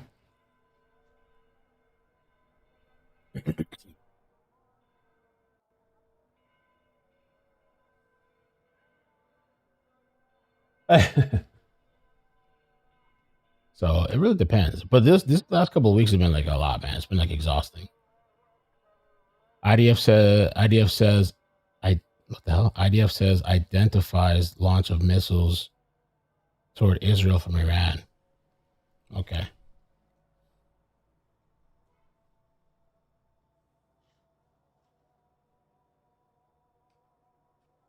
Yeah, man. I got the Rumble here next to me, the MacBook. I want to try to get a new MacBook the next stream just because I like the MacBook's running on Starlink. I don't even want to say what I'm streaming on right now because you guys would be crazy. You'd be like, there's no way. Hold on, let's see if they got audio here. I have like 3 backups of internet. The power went out in my backyard and I had a stream schedule. People are cursing, Mel, what are you doing? Whatever. They had to change the outlet because I had the modems out there, some modems. The electrician was out the next day. That's a lot of shit, man. I'm not just, I think people just think sometimes I'm just sitting here, like, just watching the video staring. And, like, that's it. There's a lot of shit in the background that I'm doing. And a lot of the times it's like scanning and looking for information. Sometimes I'm updating, tweaking the computer, the HTML, like all these different codes, the setup, trying to find the best possible setup.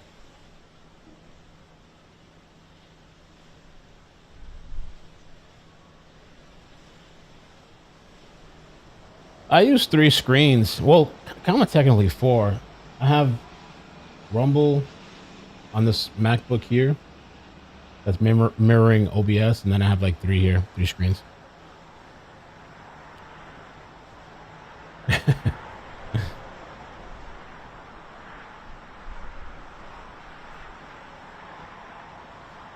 Oh yeah, man. The dad thing too, man. It's a lot of multitasking. You know, I have full custody. You know, like 99% of my daughter. Plus, I get help. I wouldn't be able to do it without help. But like, yeah, I gotta, like, this morning I went and dropped her off. Like, it's like a bunch of shit, man. Running all over the place.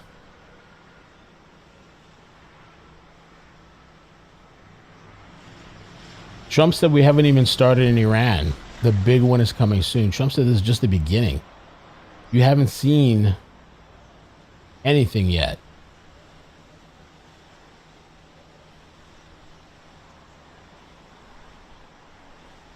Trump was supposed to be at 11. I literally had somebody tell me like yesterday, like, oh, you're yapping too much. And then a funny thing is, like, there was a live that I had been live like the entire, almost all day. And then I jumped on, it was like 1 a.m. I don't know if you guys remember that guy that killed, I think, 2 cops. I jumped on super late, exhausted, whatever. And then somebody leaves me a comment the next morning bitching. And I'm like, yo, because, oh, she said you didn't talk enough. And that live, I was actually talking, but there was also scanner. You want me to overtalk the scanner audio? And I had been on all fucking day. And then this person that hadn't been on in months, because you see the chat history. Oh, can you talk a little more? I said, no, you're going to have to play 3 live streams at the same time to satiate the ADD, whatever it is in your head. You have to hear constant audio. Sometimes you can sit in silence and think and work on stuff. You know? Damned if you do, damned if you don't. And I don't want to hear shit because I be seeing these people sit and watch nothing for hours. Tens of thousands of fucking people listening to the radio scanner. I forgot what incident was. I checked it. It said something was happening. It wasn't. It was complete silence. I left. Hours later, I came back to it. People were just sitting, listening to silence. People would sit and stare at a tree. People would sit and stare at the map. The skyline shit, thousands of people watch the skyline without any kind of commentary. You know what I'm saying? But the moment I get up and walk away, 1,000 people leave. It's like, holy shit. Sorry, man. Actually, I think the trolls, they do like to see me rant. I think that's why they did it. Because my coworkers liked it. When I used to have a regular job, they used to like the rants.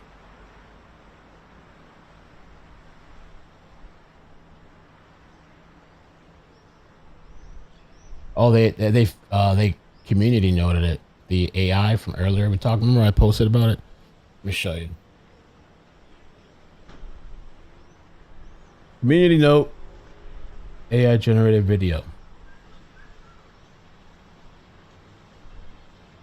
These people are making fake AI videos. Why? Why make fake videos when there's an actual war happening? Like, there's actually things happening. Oh, I think he's talking, our Prime Minister. Let's put him on. For the distinct, specific, defensive purpose of collective self-defense of our allies and to protect British lives, which were put at risk by the actions of Iran on Saturday and Sunday. We took the decision that we should do so. I am clear in my mind that any UK action must always have a lawful basis. Oh, God. It must also always have a viable and thought through plan. Yes. And it must be in our national interest. What is this, church? We at church? The leader of the opposition, yes, I think, is saying she would have joined the initial strikes, whether they were lawful or not.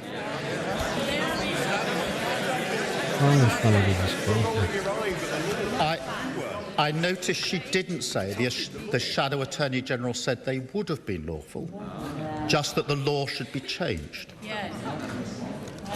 And I think she said they would have joined the initial strikes without regard to whether they had a plan. She was very critical of us not joining sooner. Therefore, it's impossible to have that position without arguing that we should and we could have joined. I fundamentally disagree. He's snapping. Starmer We were snap. listening in to UK Prime Minister Keir Starmer as he is addressing the UK Parliament, talking about the very latest developments in Iran. We're going to just step away for a brief moment, heading right back to London.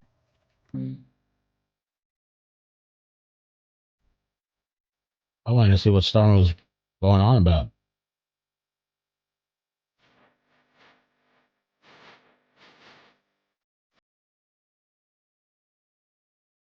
Right.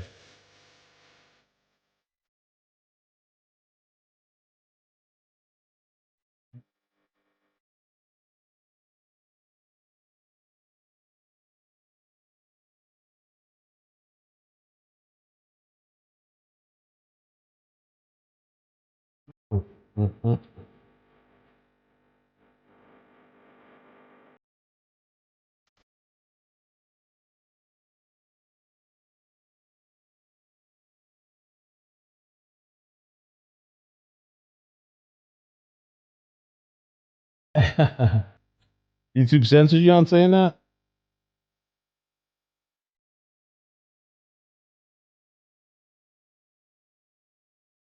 Okay. I've been trying to get this damn thing to work. It doesn't want to work.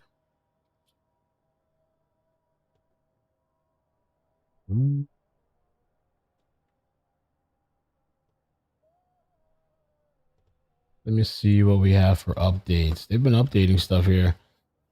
They did talk about the gasoline as the war continues with Iran. The attacks already sending U.S. gasoline prices higher.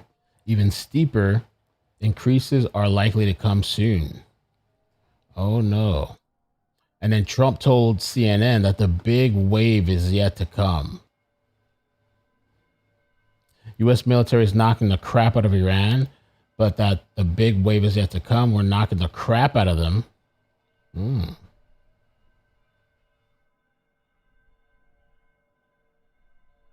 War with Iran is good news for Russia, bad news for Ukraine. A surge in oil prices driven by worries about supply disruptions connected to the widening conflict in the Middle East stands to benefit. Who stands to benefit?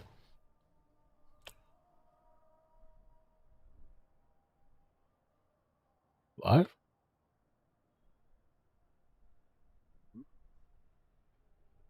All right, so we're waiting on Trump to speak. We heard snippets of Starmer. We might have to pull it up after. And then this press conference for the mass shooter never started. What happened? I'm going to have to look into that.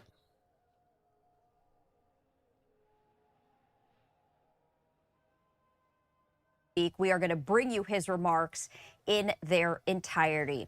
In the meantime, though, we're also following developments out of London as you're taking a live look there.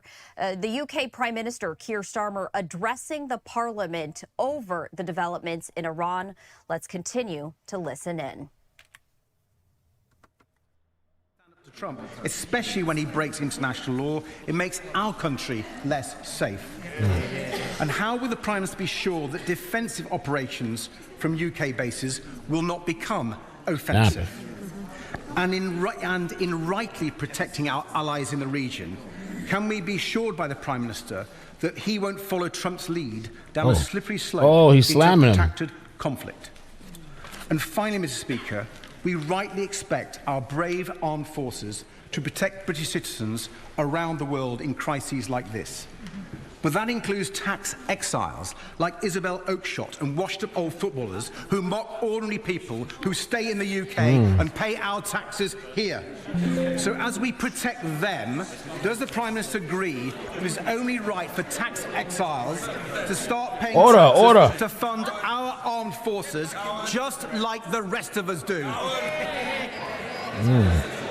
Well, can I thank you for his question and agree that the response of Iran has been outrageous. Yeah, he was snapping. Particularly hitting countries which played no part in the strikes on them. We have had extensive discussions with the United States at all levels, including the military-to-military level, continually over the course of the weekend. We deliberately took the decision not to join the offensive strikes that were carried out by the US and Israel. We did take the decision to take defensive action, firstly ourselves on Saturday with putting pilots in the sky, and secondly by allowing the bases to be used for purely defensive reasons. And we clearly set out the legal basis upon which we took the second of those decisions. And in relation to the limits, they are limited to defence, and that is the base upon which we've agreed the basing. In relation to his last point, I want to be clear that it is my duty, our duty, to protect all UK nationals in the region, and we will endeavour to do everything we can in order to do so. Chair of the Defence Select Committee, Tamanji Singh Desai.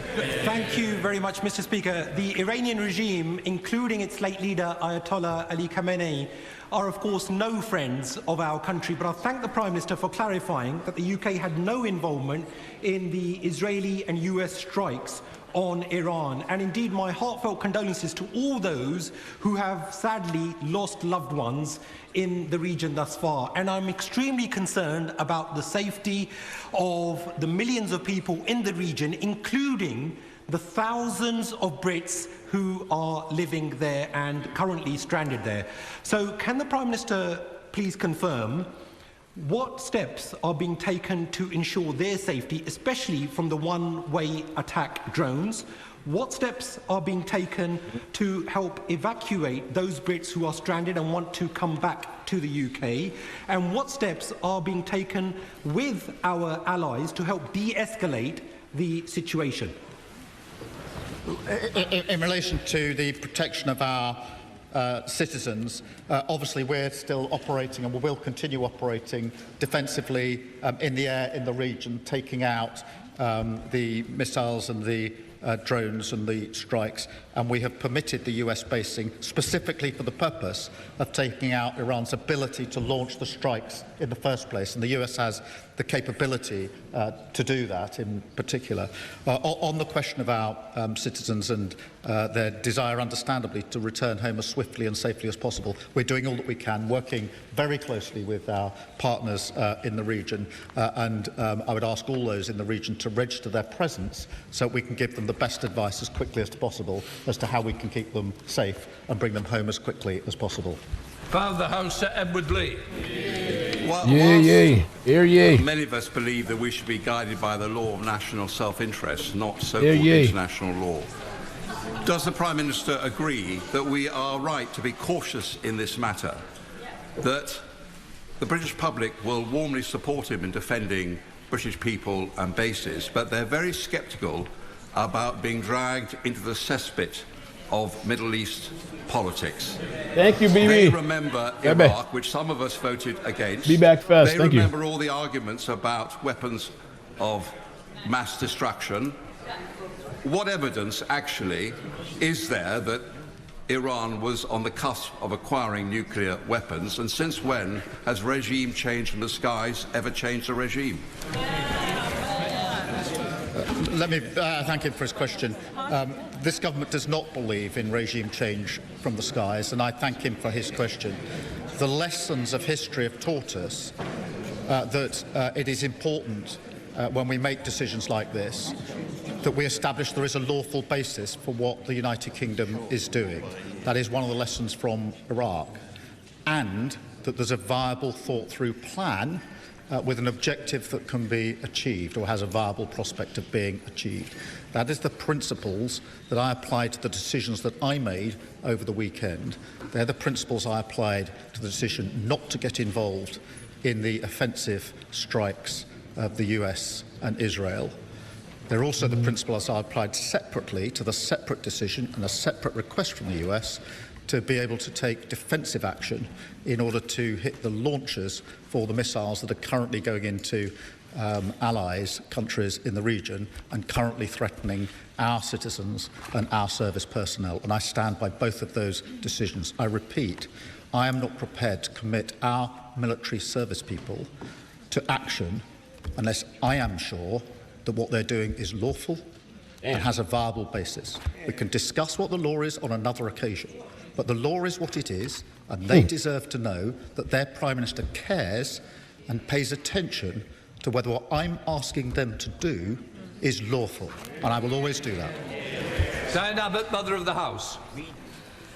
The Prime Minister will be aware that very many of our constituents remember the Iraq War, and they will have noted the similarities between this war and the Iraq War, both in the Middle East and both illegal.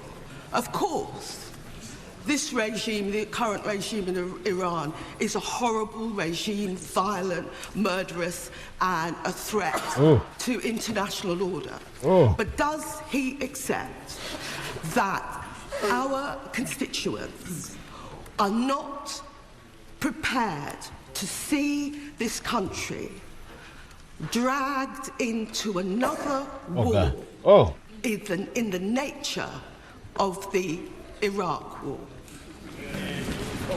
Can I thank her and assure her that we do need and have learnt the lessons of Iraq, which is why I've been so clear there must be a lawful basis and a viable, thought-through plan. In relation to our nationals, I think everybody and all of our constituents would expect our government to take action to protect British nationals. We have 300 British nationals in the region. They are at risk. We've already seen strikes on hotels and airport hotels where our British nationals have been staying. We've had strikes near military bases within hundreds of yards of our personnel. It's our duty to take the action that we can take and will take to protect them. Sir Oliver Dowden. Thank you, Mr. Speaker. We were just listening to the UK Parliament as they're discussing Operation Epic Fury. I want to hear the whole thing. It's spicy with these people. This live look with you. This is inside the White House as you're taking a look at an event that is set to get underway with President Trump. As you're taking a live look right here, you may see the chairman of the Joint Chiefs of Staff, Air Force General Dan Raisen-Kane, as he is speaking with constituents right there. We have not received an alert from the White House to indicate when this may get underway. This was scheduled to get underway at 11 a.m. Eastern time, but we do see folks still walking into the room right here. Now, on the agenda, this is scheduled to be a Medal of Honor ceremony. However, we're also learning that President Trump will be speaking on the latest developments in Iran, and we will be taking this in full. What we're going to do is we're just going to step away for a brief moment. Much more coverage to come. We'll be right back. Okay. I want to find the Parliament conversation. I mean, we'll probably wait for Trump since it's supposed to get started soon. But I want to find the Parliament because I want to see these people argue their thoughts. Parliament.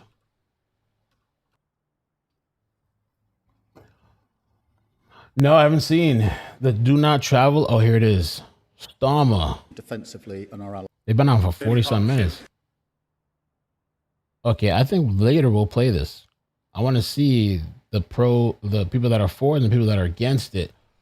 I want to hear the arguments, the debates, the conversations. Starmer saying he will provide a base for the U.S., but he doesn't know the legalities of the war and attacking, so he's not going to get involved, even though he is involving himself. But, Missiles hit Dubai. Influencer says it's a waste of day because she can't access the business lounge. Oh shit, she's pissed.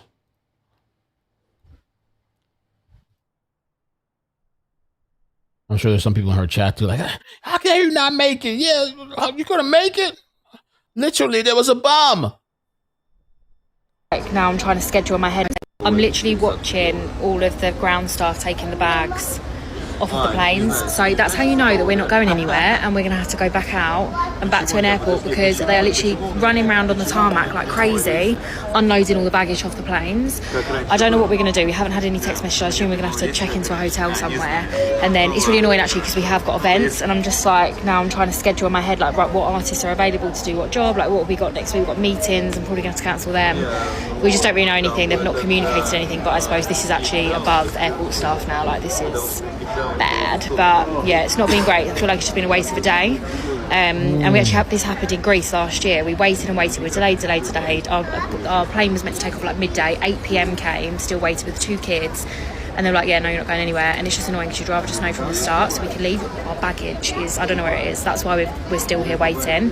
But yeah, it's crazy. They're literally running around like little flies on the tarmac, unloading all the planes. Okay, so we're currently stuck at Dubai Airport. We were boarding, then not boarding, and then we were boarded again. Now we're not boarding. Tried to get into the business lounge. Obviously, we're flying economy, but we tried just to pay to get in because it is carnage in here. And they said no, because no flights are taking off from Dubai. So everyone that is flying business and first are obviously checking into the lounge, which is totally fair enough. So now we're just sat in the lounge waiting for an update. We do kind of just want to leave, but we don't have our baggage. If we had hand luggage only, we would have just left because I actually don't think we're going to be taking off, like reading the news and stuff. But we're just actually waiting for an update. It said that we need to wait till 4:20. It's like 2:20. It's 2:30 now, so we're already 15 minutes delayed. But I think they're just kicking the can down the road to find updates themselves because no one knows what's going on. Yeah. All right. So she's a little upset. No business lounge. No access. Trump is supposed to be talking. They're getting ready for Trump to talk. After Trump, we'll probably check out Starmer. Perspective, it is a very difficult mission. I've spent a lot of time in the Middle East, probably 15 years of my career. And the distances are significant. The threats are significant.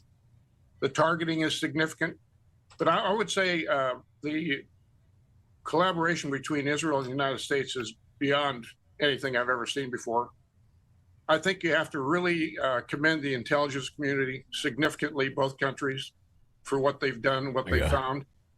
It's some long missions, as was mentioned by the chairman today. The B-2s have flown again, 37 hours nonstop to the target area. That's the 3rd time that's happened in history.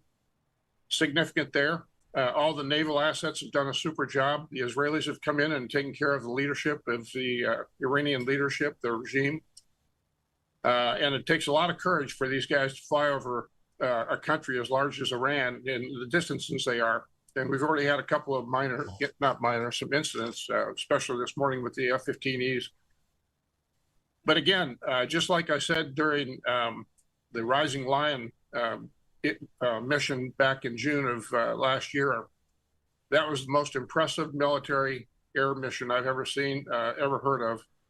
And the execution by the pilots from both Israel and the United States and all the support capability as well as intel was someday in history people will see, but the intelligence is significant. And I just really have to commend the United States for what they're doing. It's a terrible regime.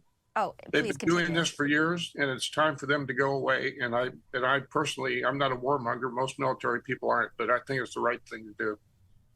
And you're talking about the right thing to do. We were hearing from Secretary Hegseth, and we've also heard from President Trump stating that they've tried the diplomatic channels for months, but Iran refusing to comply. Can you talk about just the critical moment in time that they decided to execute Operation Epic Fury? Well, I happen to agree with the decision making and the philosophy of why this has to be done. The Iranians would drag this thing on forever.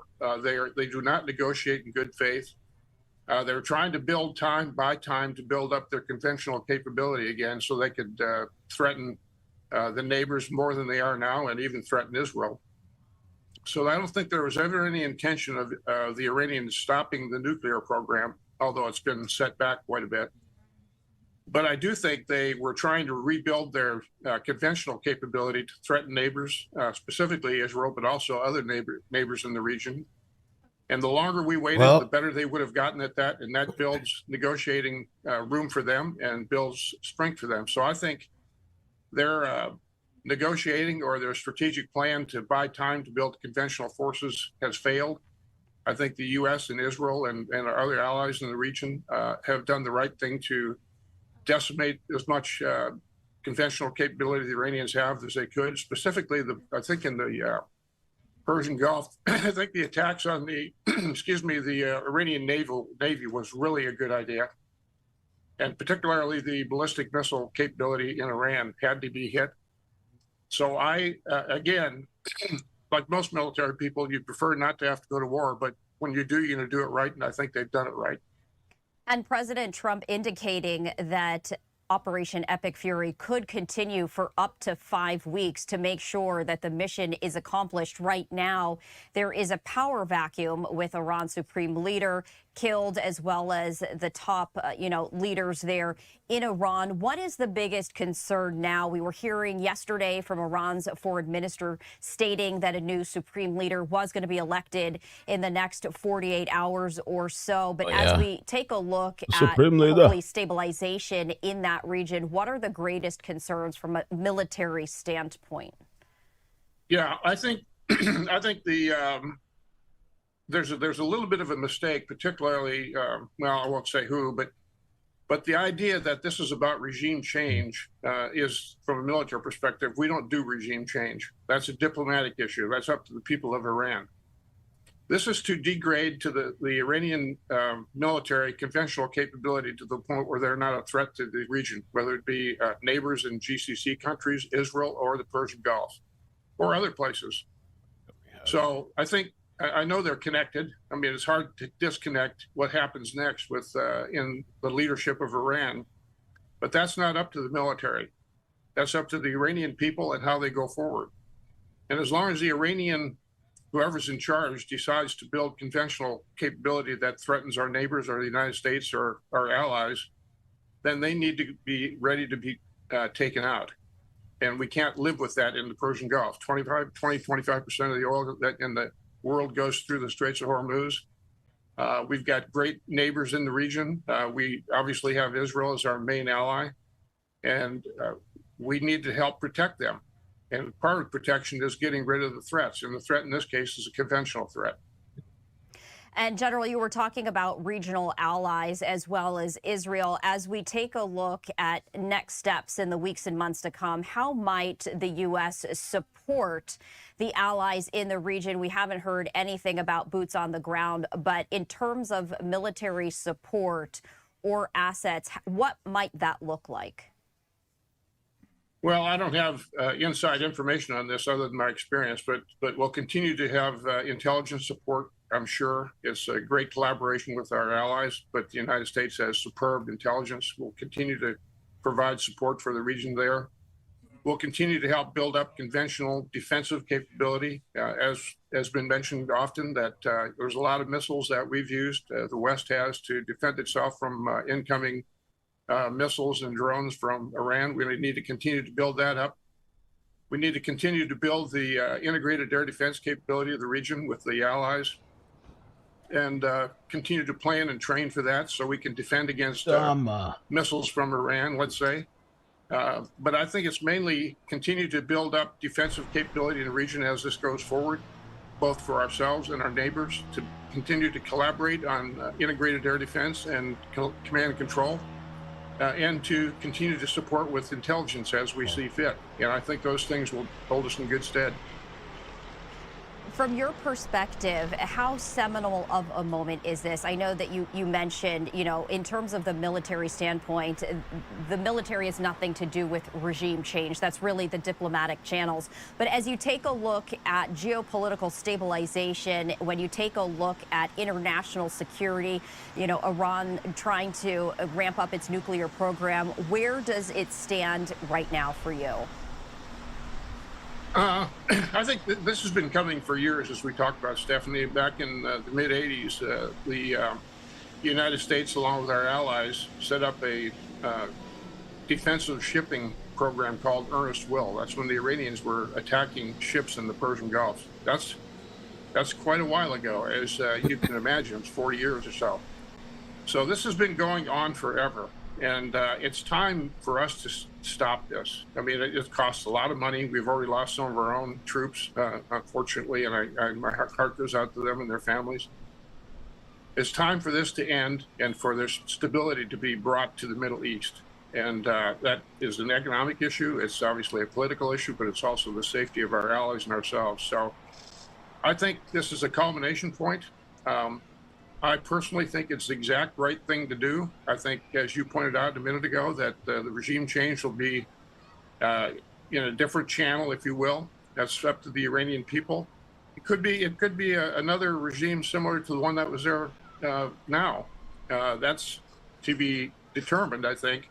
But the big thing is to not let Iran build up its conventional capability in the region to threaten both neighbors and the United States and Israel. This was an incredibly complex and well thought out operation, months in the making. And you were mentioning just how incredible it was to see the United States and Israel come together for Operation Epic Fury. Just how complex of a mission was this from that military standpoint to successfully execute? Well, there's a whole bunch of things that are very complex. One is the fact that it takes a lot of refueling. It takes a lot of command and control. It takes the space command as well as conventional forces to build the air picture. There's a lot of communication that goes on. There's real-time targeting that goes on. Just for the B-2s, for example, they take off out of Whiteman Air Force Base in Missouri and head west. And they fly 37 hours to the target. They usually refuel about 6 times. There's only 2 pilots in the aircraft. They take turns sleeping while they're en route. They have to, like I say, they have to have their refueling stations all pre-planned and coordinated. And they try to stay off the earth so there's no operational security risk. They get to the target area. And the fact that these targets have been pre-planned down to the point for within 10 feet at least. Where's Trump? Is incredible. And these B-2s drop 2,000 pound bombs, and each one can carry 20 of them. So they're, depending on how many B-2s they had, during the initial attack in Afghanistan, we had 6 B-2s that carried 2,000 pound bombs each for 120. And that was incredible. They all landed exactly on their target, exactly on the second, and they all landed safely. So that's just one part of this. And then you've got all the air refueling capability that's in region. You've got all the air defense capability that's in the region. You've got all the coordination with our allies, as well as particularly Israel. It is a ballet that is very, very complex and hard to do. It takes a lot of practice, and that's what you plan for and train for every day as a U.S. military. I am really proud of the U.S. military and the Israelis in this case for what we've done in this attack. It is breathtaking, and unless you've been there, as you point out, you can't imagine how complex it is. But well done. Kudos to the force. And there was that last-minute decision, General, to transition from a nighttime mission to a daytime mission, which is very rare. Well, daytime obviously puts the force at more risk. Most of these things are done by radar, but there's still a visibility issue. But that shows the flexibility of the force. I mean, it's the fact that you can shift that late in the game to a different time frame says a lot for the fact that there's flexibility. So we used to like to say in the Air Force, flexibility is the key to air power. And they showed it in this case. And General, before we let you go, as we await the arrival of President Trump to deliver remarks about Iran, is there anything that you would like to hear from the Commander-in-Chief? I think I'd like to have him continue the empathy about casualties we've had and to their families, and his concern for the force safety, but also that he's determined we're not going to stop this until the time is right. It'll be at our decision when that happens, and we're going to stick to the course, and we're going to collaborate with our allies, and we'll remain until the mission is done. General, we appreciate you taking the time to join us here on Live Now from Fox. Nice talking to you, Stephanie. And before we head to break, I did want to share this live look with you, a different perspective as we await President Trump's arrival. He is set to participate in a Medal of Honor ceremony. However, we're also learning that he will be delivering remarks on Iran. We have yet to receive an alert from the White House, which will indicate to us that President Trump is on his way. But we are monitoring our live feeds. This is just another look right here of the same room as we see a number of seats yet to be filled. We did want to share that with you. We are going to just step away for a brief moment. So they're saying more live coverage to come. Stay with us. I do a little title updating. Let's go through some of the updates while we wait. So we're waiting on Trump. Late start. Waiting on Trump. Oh, what was that?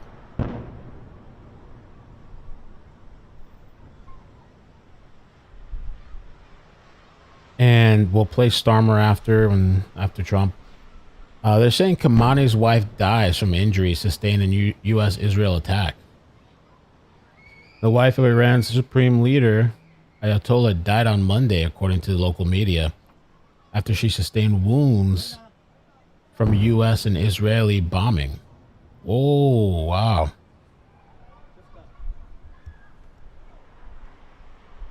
Bombing on Tehran. She still stayed in Tehran. I would have been dipped out of Tehran.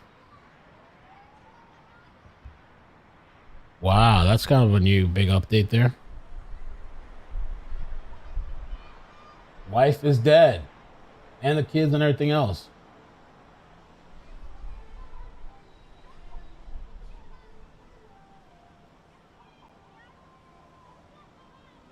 Don't you? Oh.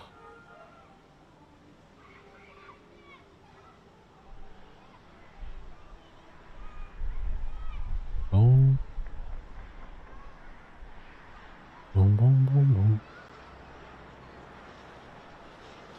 No.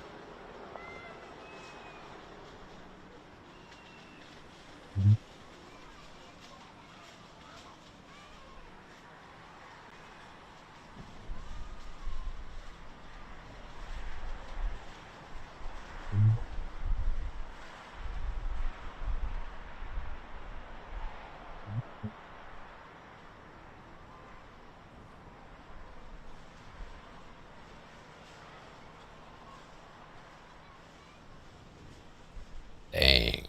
They got the wife, yo. Wow.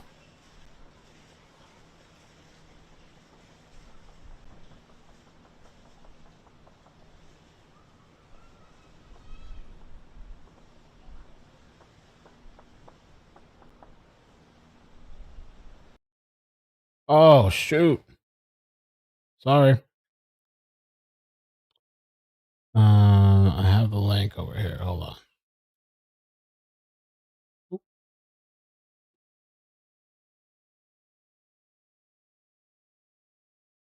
Waiting on Trompito. Have to fix that.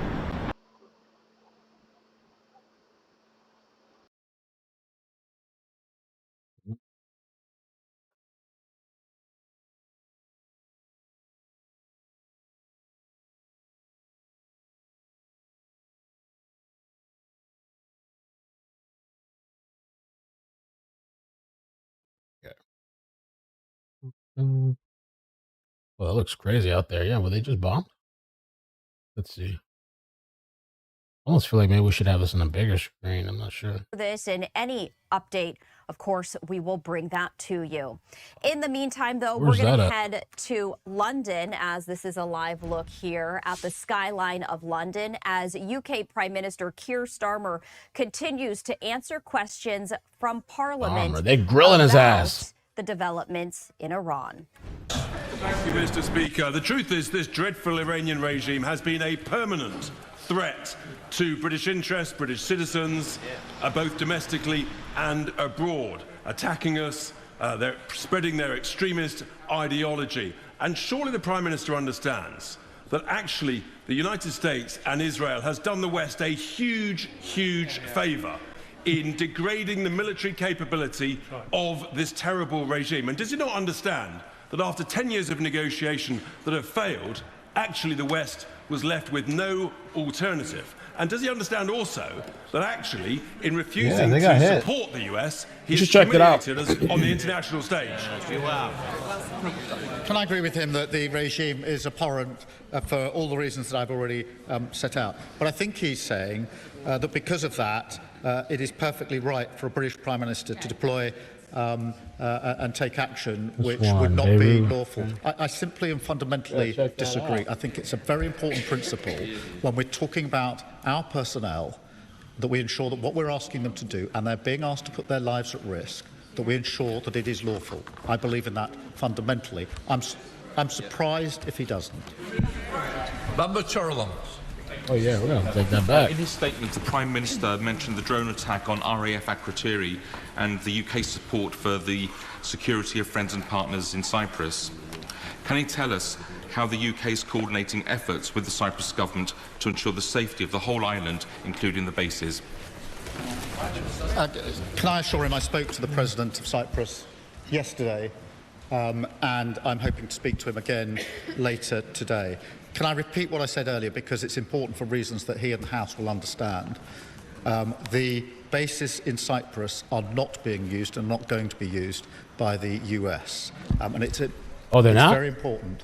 Well, not because they're not suitable, but it's very important that that is made clear, because the President and I have been discussing that, as he will understand. John Whittingdale. Thank you, Mr. Speaker. On Saturday, Prime Minister Khamenei said Canada supports the United States acting to prevent Iran from obtaining a nuclear weapon and to prevent its regime from threatening international peace and security. Why was our Prime Minister not able to make the same statement? Was Prime Minister Khamenei wrong? Look, I'm not trying to pick divisions between our allies on this.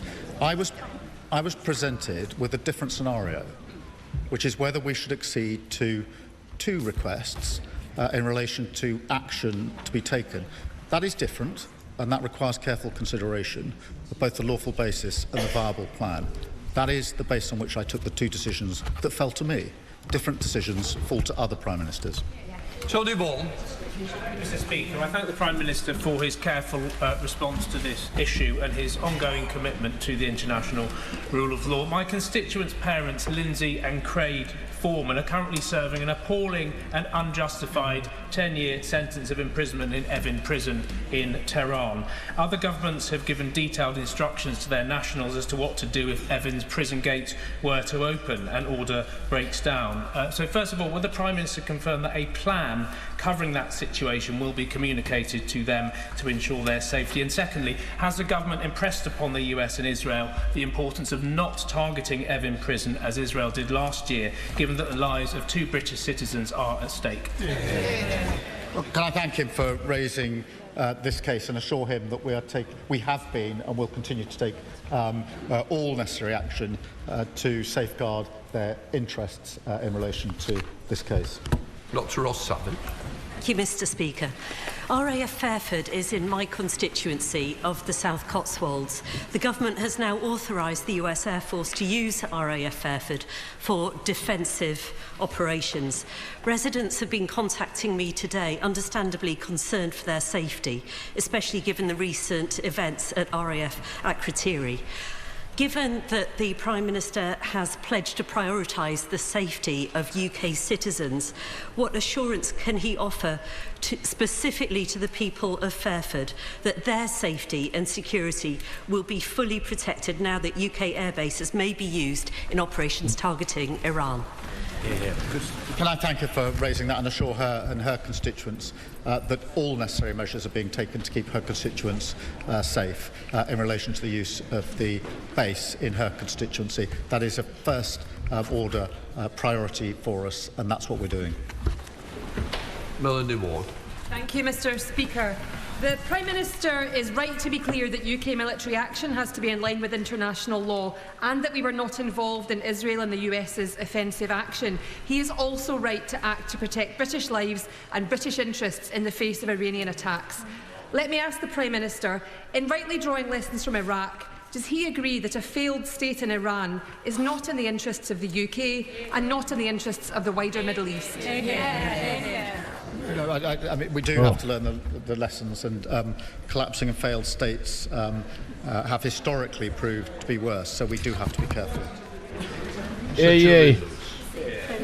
If a missile battery in Iran was continuing to target British bases, would an airstrike against it be offensive or defensive? Mr. Speaker, I think I've made clear the base of this. The second decision, we have authorised the US to use our bases in order to take out the ability of Iran to make those strikes. That is legal because it's a collective self-defence. Suzanne Joseph.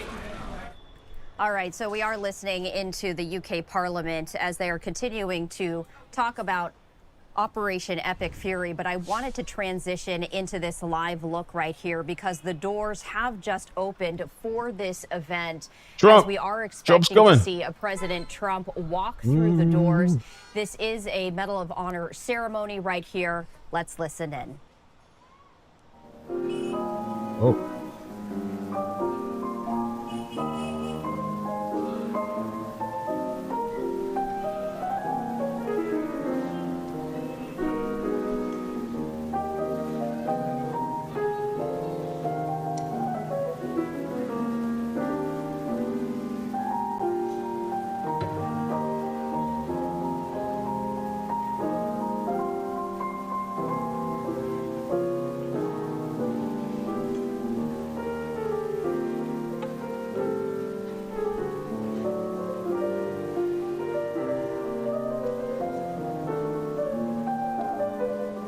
Nancy? What about Nancy?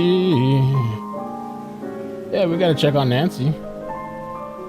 What about Nancy?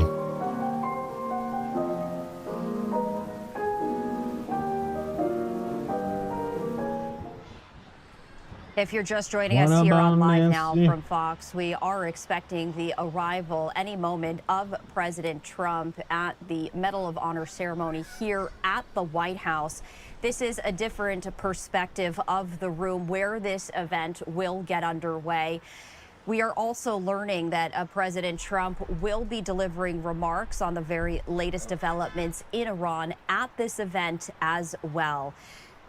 We wanted to share these different perspectives with you. Now, just a short time ago, we did receive a 5-minute warning, and we also saw the double doors opening, as you can see, that everyone is getting ready for this ceremony to get underway. We did want to just stay on this. This will be the first time that we see President Trump live since Operation Epic Fury. Now, we have heard from him with some video statements on his social media platform X, but this will be the first time that we hear from him live as he discusses the very latest developments of Operation Epic Fury.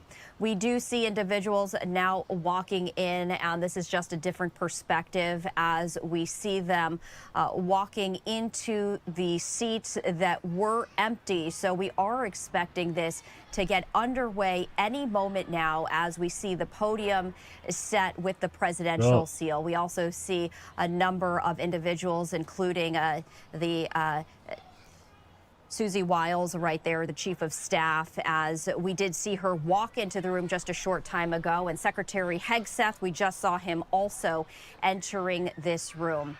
We do expect President Trump to arrive momentarily. Let's continue to watch and listen.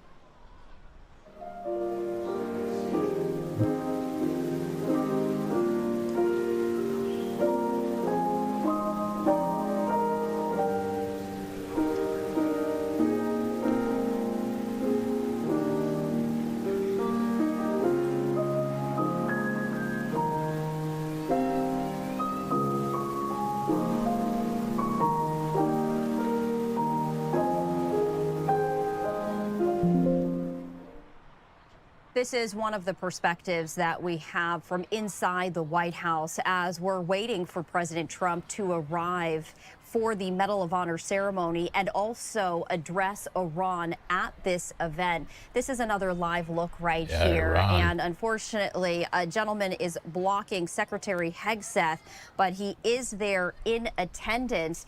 And earlier we were hearing from him talking about the very latest in Operation Epic Fury, stating that they are continuing to target Iran's long-range striking capabilities.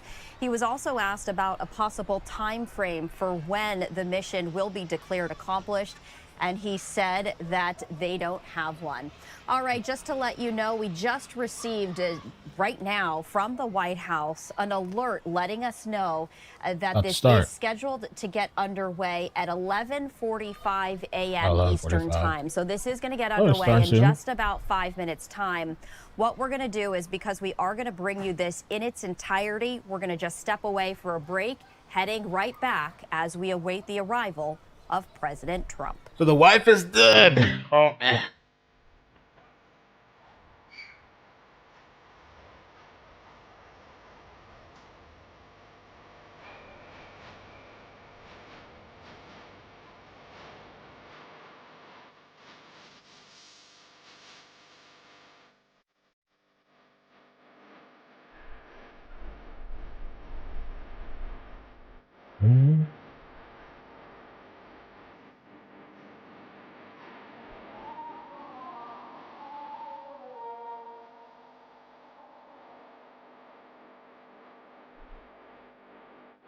I guess we'll see. We'll see. So far, I haven't seen much attacks, except from this morning.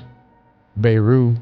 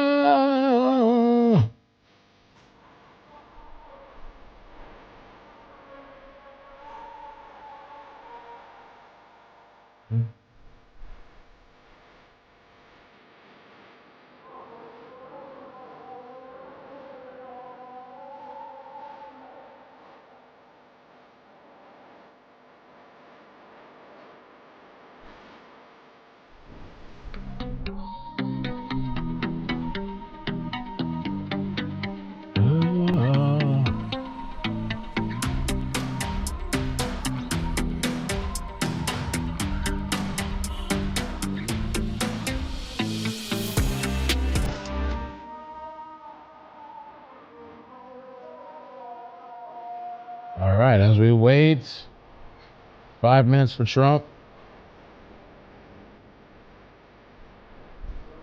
In 5 minutes.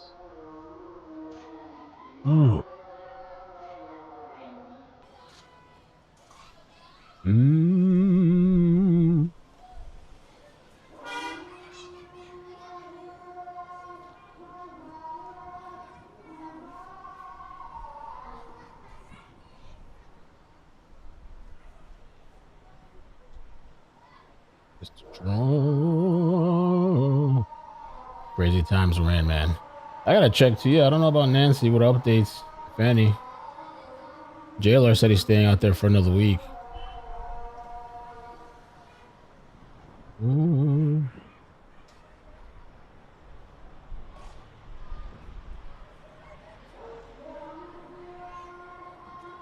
Okay, we're back.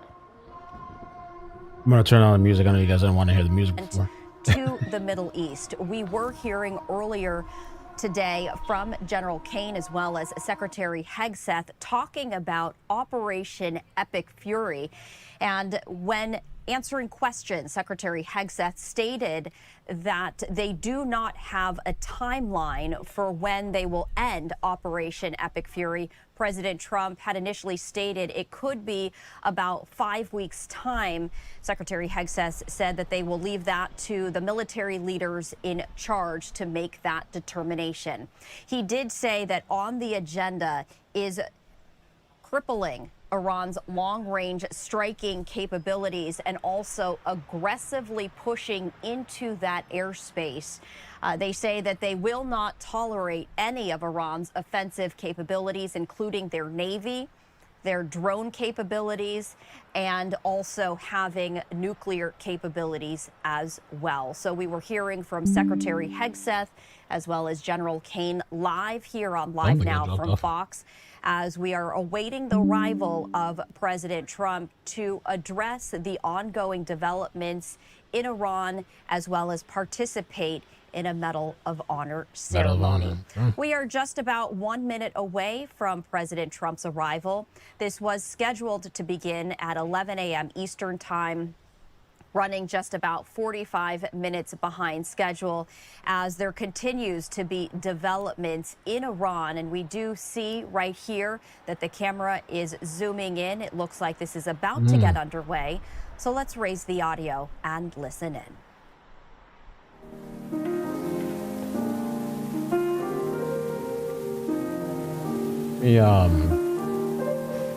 Should we put them in a bigger screen? Maybe? See the event? Yeah. Let me do that. Let's put it in a bigger screen.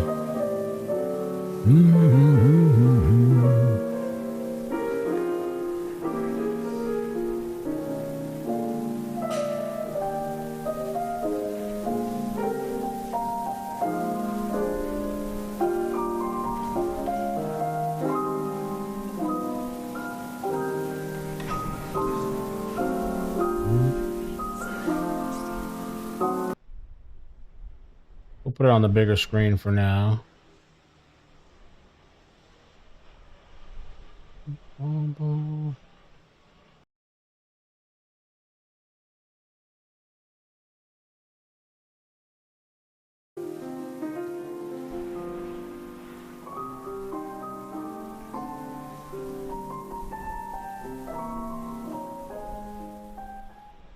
We are continuing to await the arrival of President Trump here at the White House. This as President Trump will participate in a Medal of Honor ceremony, and we are expecting his arrival any moment now. This was on the agenda of the White House, and we are also learning that President Trump will speak on Iran at this event as well. We continue to follow all angles right here, as well as the double doors that remain open. It does seem as though these are the doors perhaps that President Trump will walk through when he arrives. All of this was scheduled to begin at 11 a.m. Eastern Time, running just about 45 minutes behind schedule, as we are likely to hear from President Trump to deliver the first live remarks about Iran and Operation Epic Fury. President Trump had taken to his social media platform, Truth Social, twice now to discuss Operation Epic Fury, but he did not speak to the media yesterday aboard Air Force One. Everyone now standing at attention. It does look like President Trump is set to arrive. Let's listen in.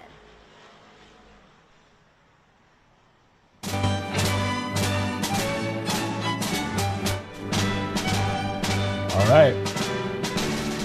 What was that flying by? Look at that, Beirut. What was that? What the? It's Trump.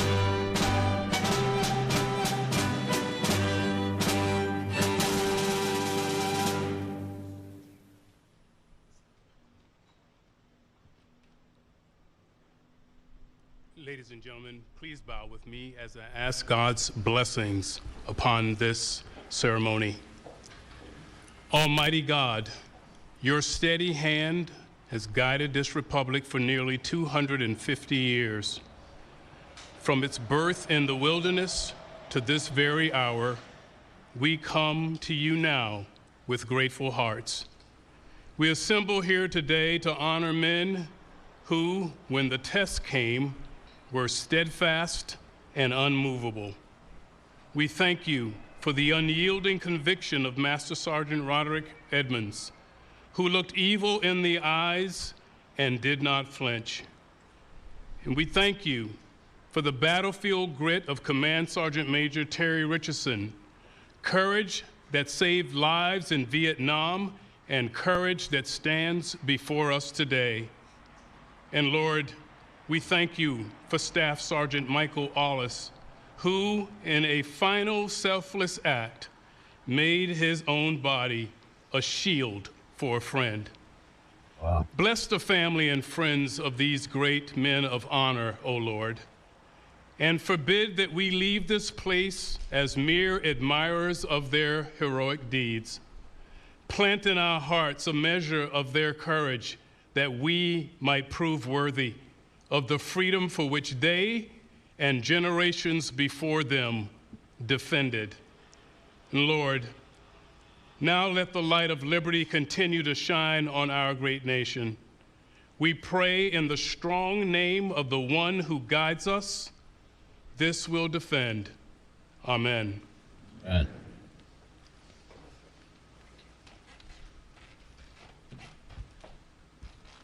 Thank you very much, Chaplain Green. Wonderful job. Appreciate it. And thank everybody for being here, and please feel free to sit.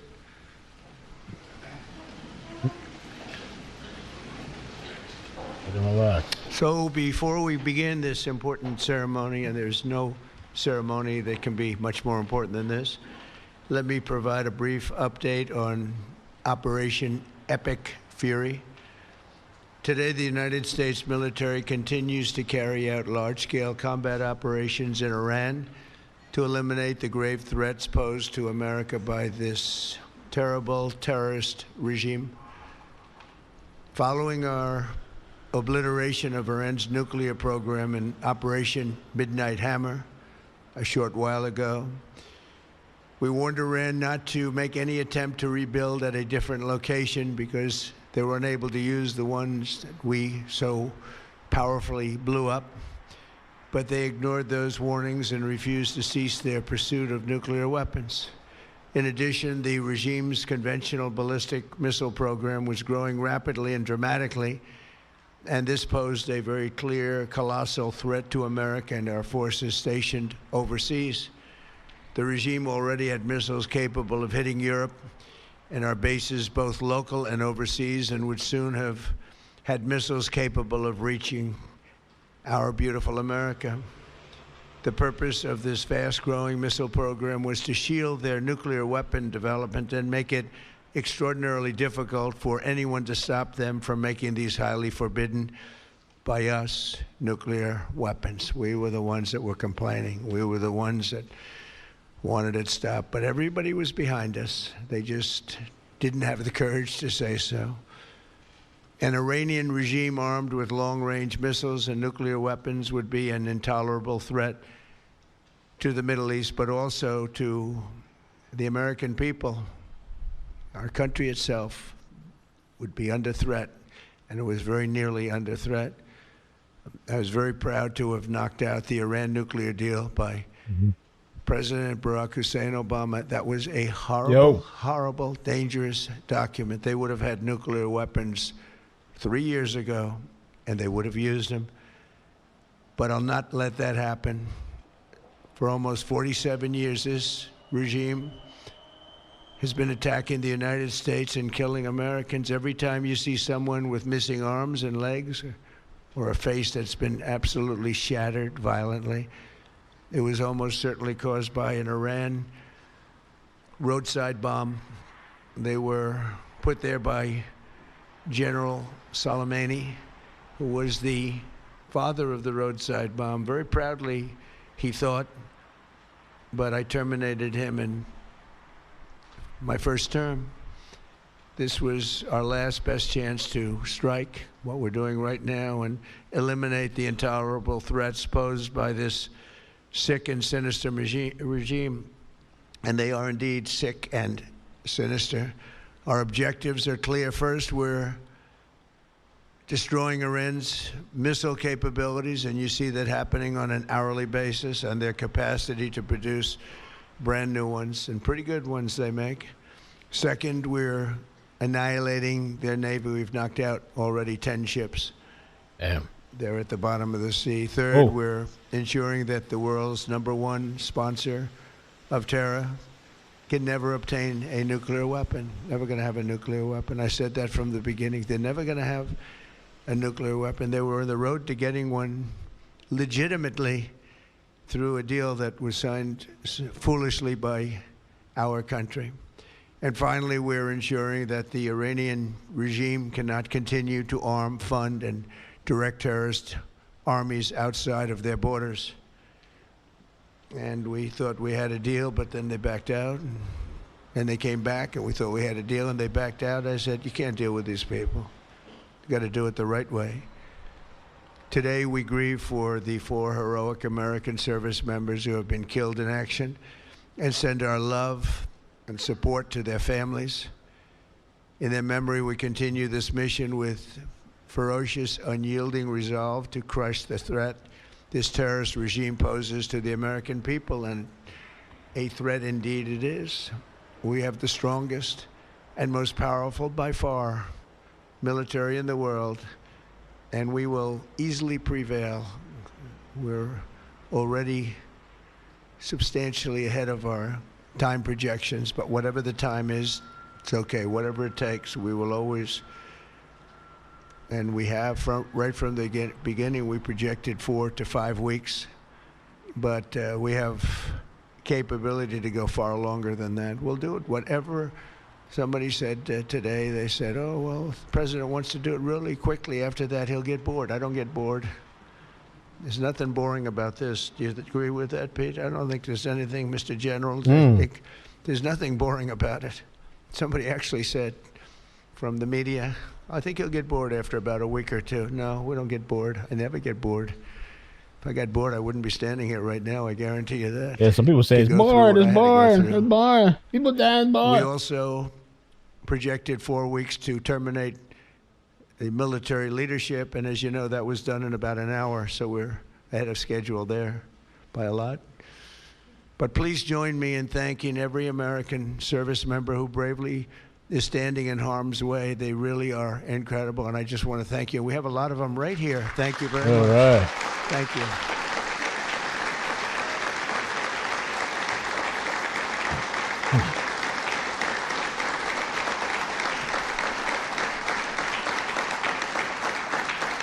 Thank you, everybody. We have a lot of great service members here with us, too, in this beautiful building. Isn't it beautiful? We're adding on to the building a little bit. We're yes. improving The building. See that nice drape? Yes. When that comes down right now, you see a very, very deep hole. But in about a year and a half from now, you're going to see a very, very beautiful building.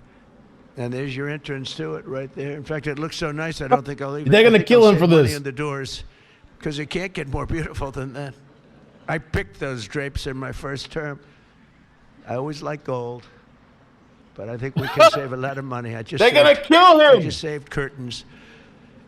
But, and it'll be spectacular. It'll be the most beautiful ballroom. I believe it's because I built many a ballroom. Okay. I believe it's going to be the most beautiful ballroom shit. anywhere in No, the world. man. And when you hear all that hammering out there, you know why the first Trump, lady's no, you not don't have to do that, Trump. Exactly. She said, will the pile drivers ever stop? You know, they go from 6 in the morning till 11:30 in the evening. Can you imagine? Come on, Trump, don't do it. You know what? To me, that's a beautiful sound. She doesn't like it. I love it. You know what?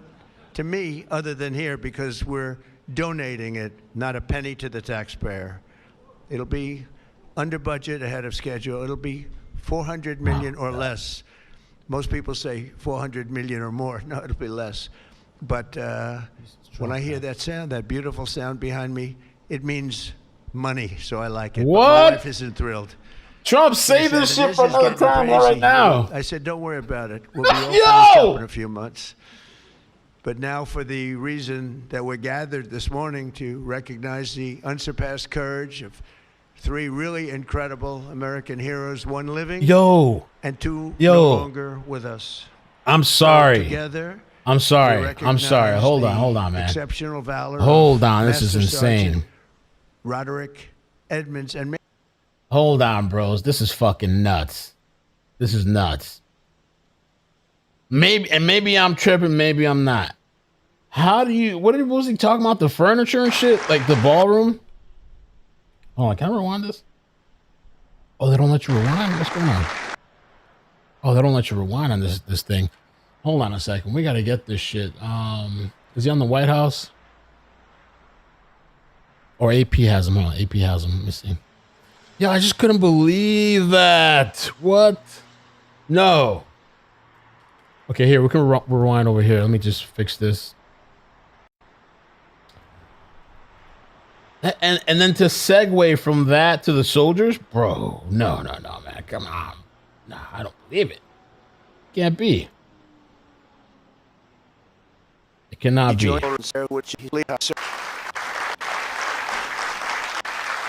Hollis and Command Sergeant Major Terry Richardson. Hold on. Receive our avoided. He's busy, very busy. By Secretary of War Pete Hagen avoided. Shouldn't avoid for anything, right?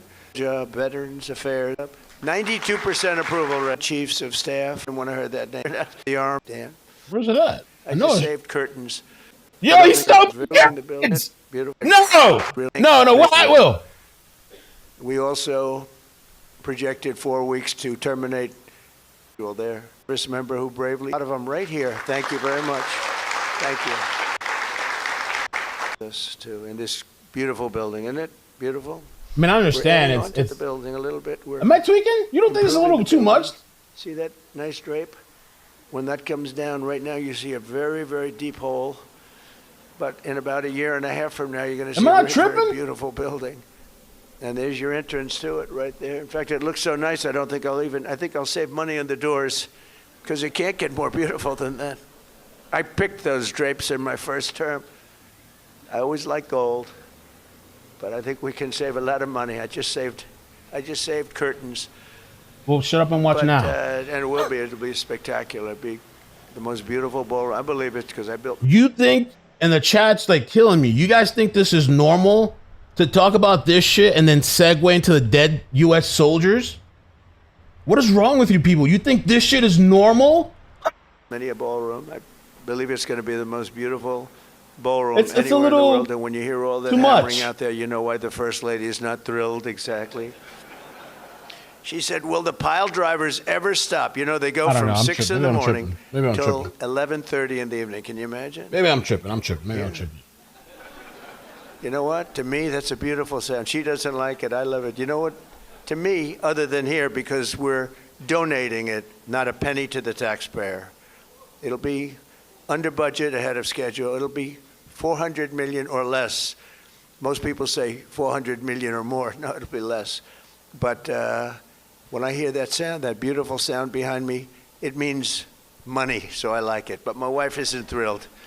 She said, this is getting I'm not crazy. A fucking Democrat. I said, don't worry about it. We'll be all Yo, in your head, because I know some of you people, the only thing you can see, are you a Democrat? Are you a Republican? Use your brain. Think for yourself for once in your life. Finish up in a few months. Instead of the tribalism. Are you this? Are you that? Are you kidding me? But now for the reason that we're gathered this morning to recognize the unsurpassed courage of 3 really incredible American heroes, 1 living and 2 no longer with us. I just think, and I know I blab all the time and all this other stuff too, but I just think the segue, and we're talking about these deceased soldiers and this war going on, to stop and, I mean, I guess to admire and talk about how we're going to save money on the furniture and stuff or whatever. That's crazy to me. So that's crazy to me. Sergeant, beautiful. All right, so he's honoring the people. I said, if you want, Pete, you can avoid it. General Raisin Kane also, and they said, we don't avoid this one. This is one you wouldn't avoid. It's crazy. For anything, right? So we appreciate that you're here. Secretary of Veterans Affairs, who's doing an incredible job, Veterans Affairs, Doug Collins. Doug, thank you. You stand up, Doug. You're doing such a good job. 92% approval rating. Chairman of the Joint Chiefs of Staff, General Dan Kane, who's known as Raisin Kane. I liked him when I heard that name, Raisin Kane. I said, if it's true, you're my guy. And it's true. It just turned out it's very true. He's a great guy and a great general. Secretary of the Army, Dan Driscoll, and Army Chief of Staff, Randy George. Thank you. Thank you both, Dan. As well as Senators Tom Cotton, Bill Hagerty. You guys were great on television this weekend. I'll tell you what, can't have a better representative than both of you. Thank you very much. And Representatives Tim Burchett, Jack Bergman, and Nicole Maliotakis. And we have a few others sitting here, but I'm not going to go through it because we have far more important people to honor today. Oh, we have Tom Homan. I got to at least mention Tom Homan. I would be stand up, Tom. What a job. Zero people coming in. We had millions and millions of people pouring into our country now. I'm not even sure I can believe this number is zero, but it is given out by Democrats. Democrats from the last, and they're rated for the last 9 months. We had 0 people come illegally through our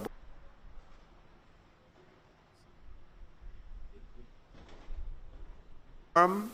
Thomas Paine, Sammy Davis. That's an interesting guy. Where is Sammy Davis? We have a big story here, Sammy. You've heard that all your life, I'll bet, huh? And Edward Byers. Stand up, please.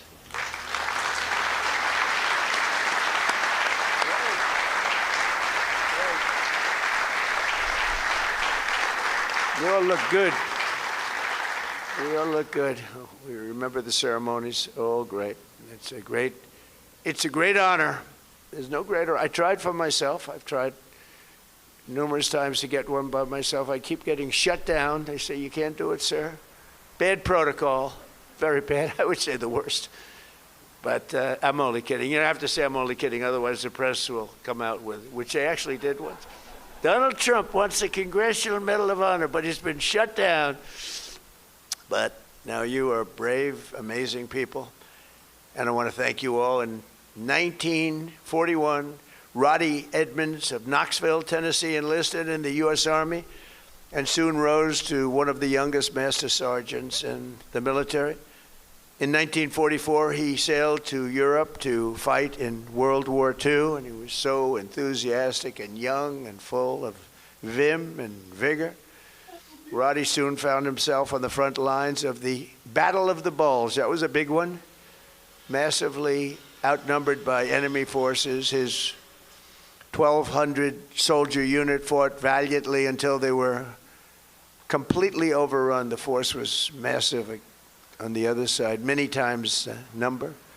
After a 4-day death march, one that was covered very well by the history books, through bitter cold, they were put into a German POW camp. Roddy was the top-ranking infantryman in the camp. He was number 1.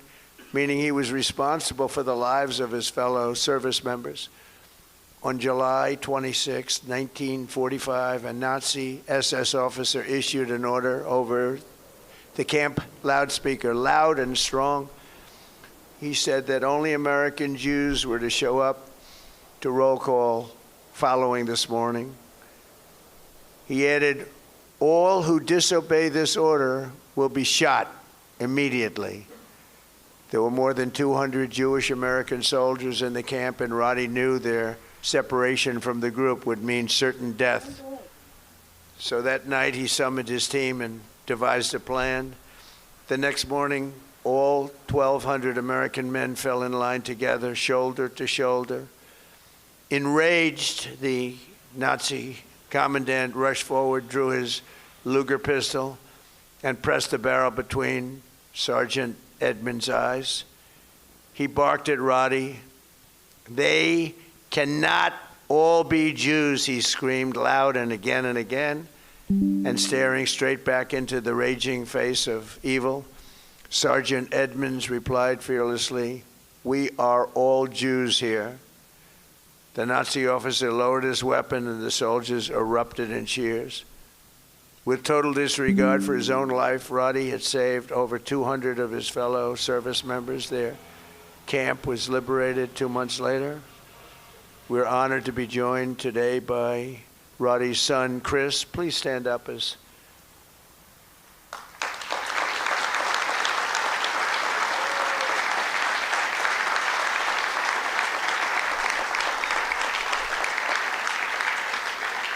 Thank you, Chris.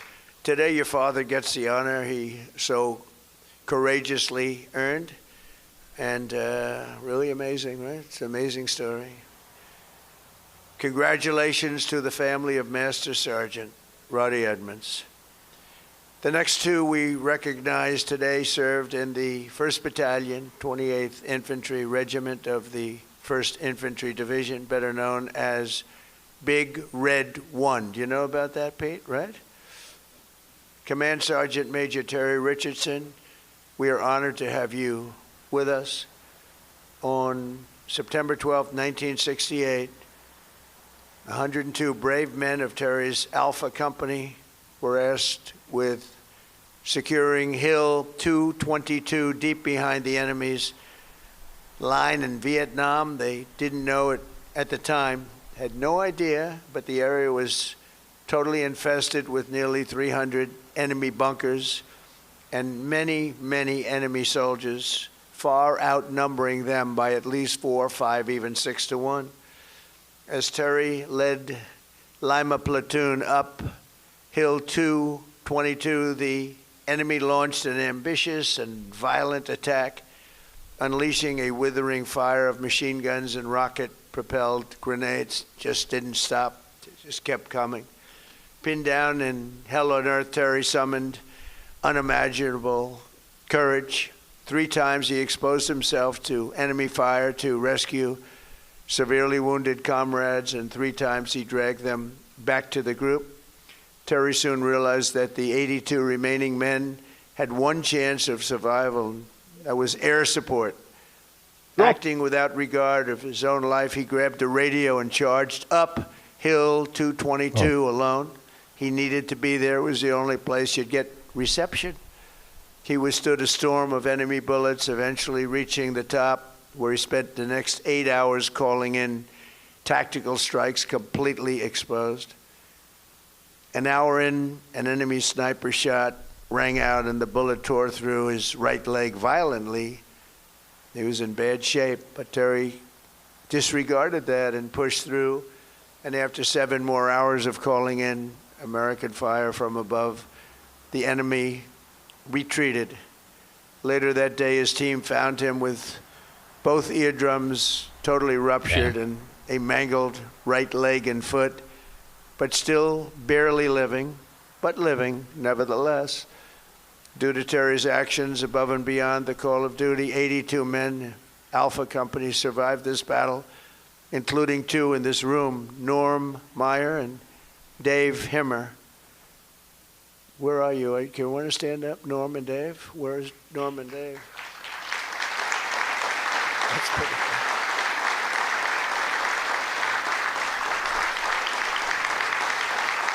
Pretty good.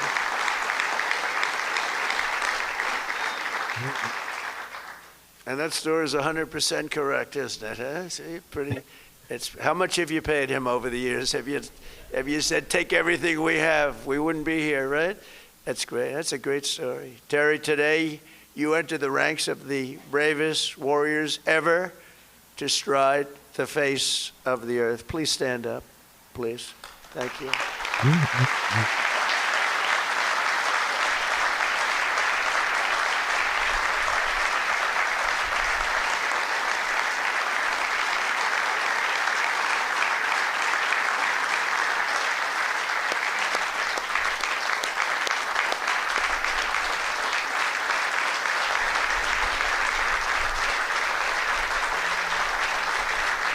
Blum, blum, blum, blum, blum, blum, blum.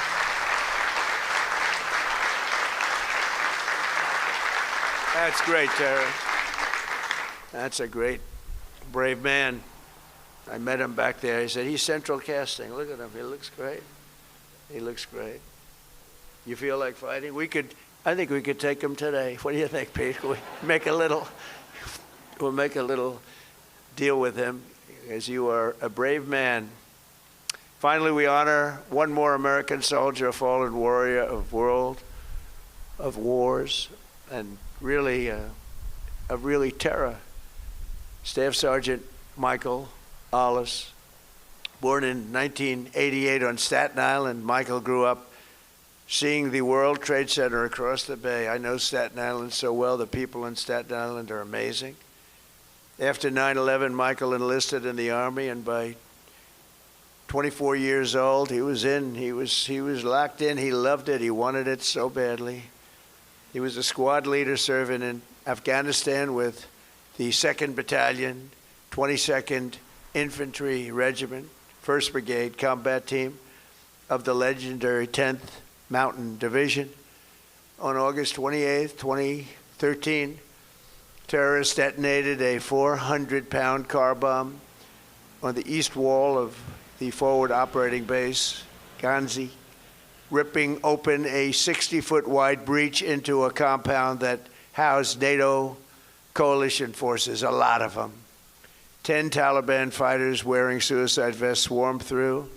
From across the compound, Michael saw the pillar of white smoke rising and ran to join the fight, rushing without his gear, wearing almost no gear, no Kevlar helmet, no body armor, just one magazine in his rifle. Along the way, he encountered a Polish soldier, and together they advanced under heavy fire, very, very heavy fire.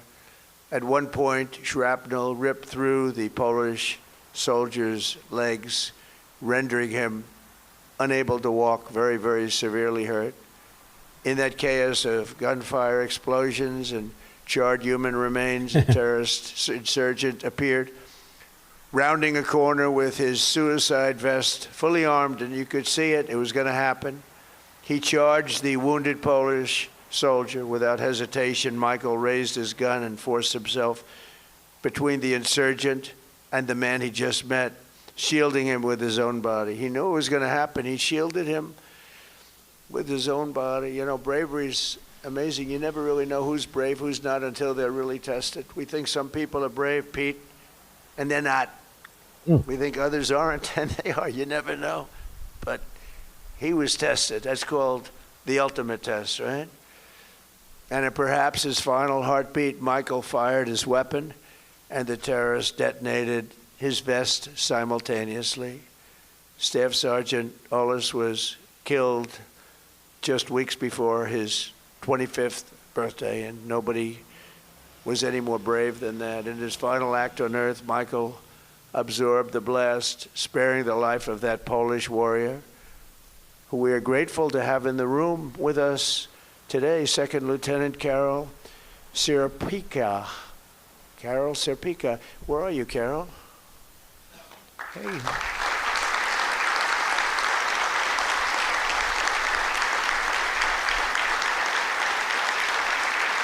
Would you like to come up? Please. Please. I'd love to have you come up. Thank you, Carol. Mm-hmm.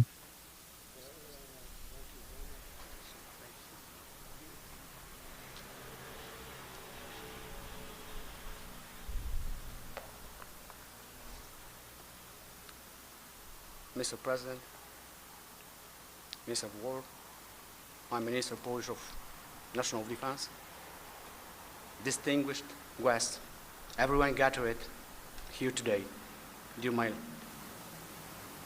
Basia, Michael, and Jacob, especially dear Linda and Robert, and the entire Ollis family. What do you have that you did not receive? This is how I would like to begin these few words, to speak to you all here. In this special place and on occasion of this incredibly important ceremony, one that is significant for many, but truly especially exceptional for me, is a particular privilege and a great honor. Above all, however, it is my commitment. It is a part of my new mission, which began 13 years ago. A soldier is not something you are from time to time. It is who you are forever. It is just like you are not a mother, a father, a sister, and brother, or as only for a moment. These are not roles given to us for a while. They are a great gift, but also a great lifelong commitment. Yes, today my commitment and my greatest gift is to cultivate the memory of true, heroic act of courage that I witnessed performed by your beloved son, Michael.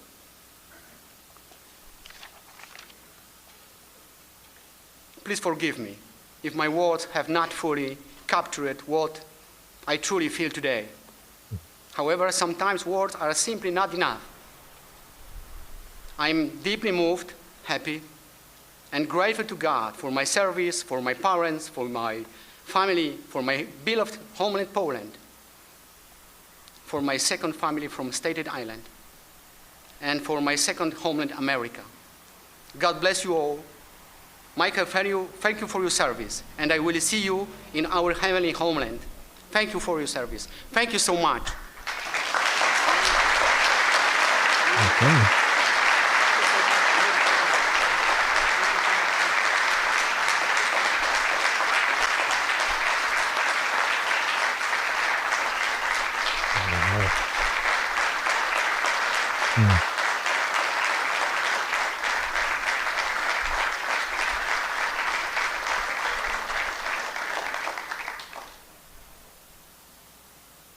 And Carol is joined by his wife and their two wonderful sons, Jacob and Michael. Michael is named after the American hero who saved his father's life. So stand up, Michael. Let me see. Wow.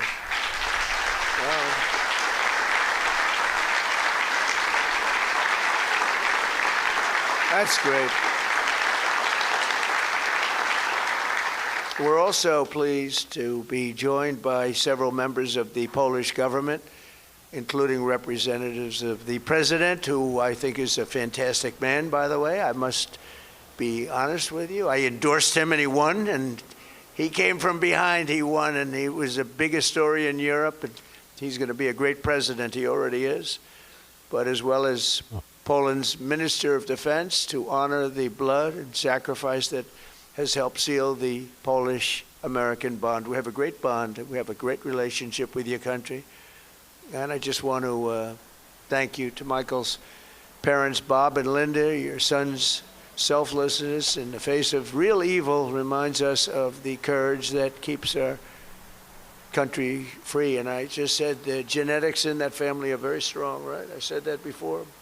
All three families, I said, good. I see some of the young ones today. And I said, you have good genes. They were asking me, what does that mean? I said, don't worry about it. You'll figure it out. Uh-oh. But you have the best genes you can have, actually. So thank you for giving America your beloved son. And now I would like to ask the military aide to come forward and read the citations, and then we will do the honors. Thank you all very much. This is a tremendous honor for me to be here. Thank you. Please, military aide. Oh.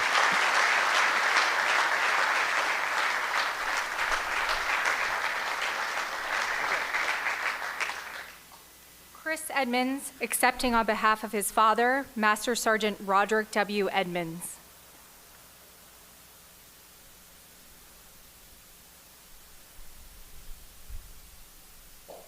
The President of the United States of America, authorized by Act of Congress, March 3, 1863, has posthumously awarded in the name of Congress the Medal of Honor to Master Sergeant Roderick W. Edmonds, United States Army. Master Sergeant Roderick W. Edmonds distinguished himself by acts of gallantry above and beyond the call of duty from January 27, 1945 to March 30, 1945 as a prisoner of war in Germany. Upon arrival at Stalag 9A in Zietenhain, Germany, on the evening of January 26, 1945, the Germans announced that only Jewish American prisoners would fall out for roll call the following morning at the threat of execution. Master Sergeant Edmonds directed his senior leaders to have all 1,200 American prisoners present themselves for roll call.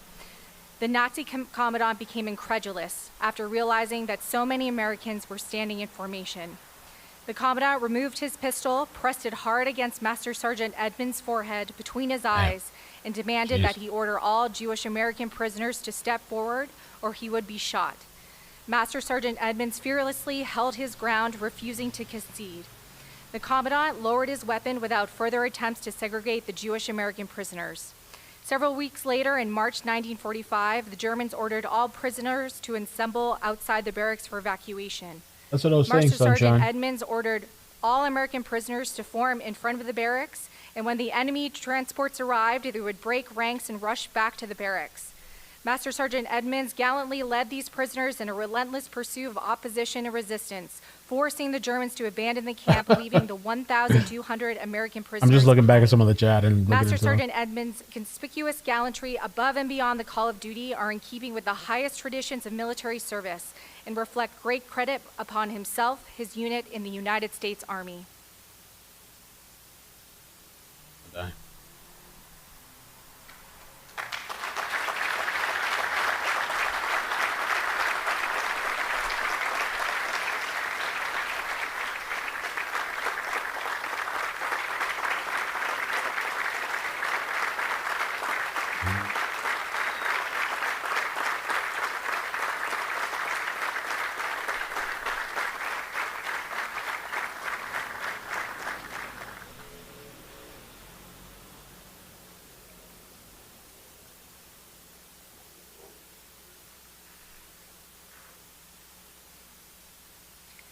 Command Sergeant Major Terry P. Richardson.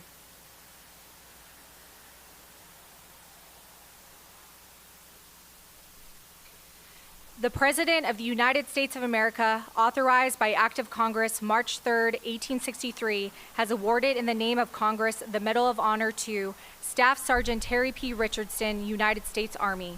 Staff Sergeant Terry P. Richardson distinguished himself by acts of gallantry above and beyond the call of duty on September 14, 1968, in the vicinity of Loc Ninh, Republic of Vietnam. On this date, his company was tasked with the mission of securing Hill 222 in hostile and enemy territory near the Cambodian border. Staff Sergeant Richardson directed one of his squads to be the point element leading the way. Shortly after the assault began, 3 of the squad members became severely wounded and pinned down between 3 enemy machine gun bunkers.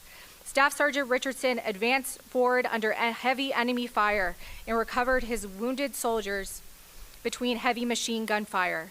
By the time he was able to make it back to join his unit, his entire company had been completely surrounded by the enemy. Staff Sergeant Richardson recognized that the only way to keep his company from being overrun was with accurate tactical airstrikes. Staff Sergeant Richardson advanced to the top of Hill 222 under heavy enemy fire for better sight lines to direct the tactical airstrikes. He began to direct the tactical airstrikes and shortly thereafter became wounded by an enemy sniper. Staff Sergeant Richardson continued directing the tactical airstrikes for 7 more hours before the enemy broke contact. 6 soldiers from his platoon found him still alive. Staff Sergeant Richardson declined medical evaluation for his gunshot wound and requested that he be allowed to stay to lead his soldiers. Altogether, his actions directly resulted in 85 lives being spared on that fateful day. Staff Sergeant Richardson's conspicuous gallantry and extraordinary heroism at the risk of his life, above and beyond the call of duty, are in keeping with the highest traditions of military service and reflect great credit upon himself, his unit, and the United States Army.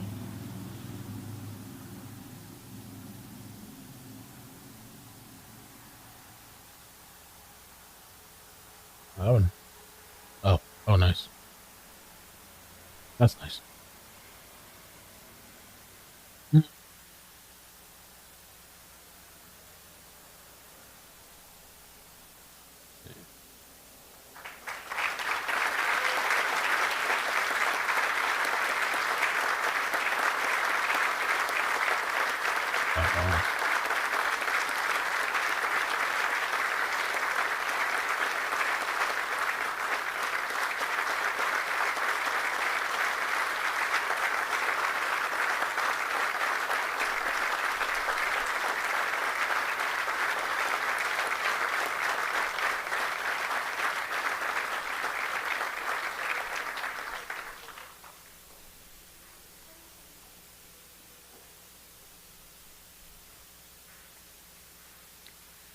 Robert and Linda Ollis accepting on behalf of their son, Staff Sergeant Michael H. Ollis.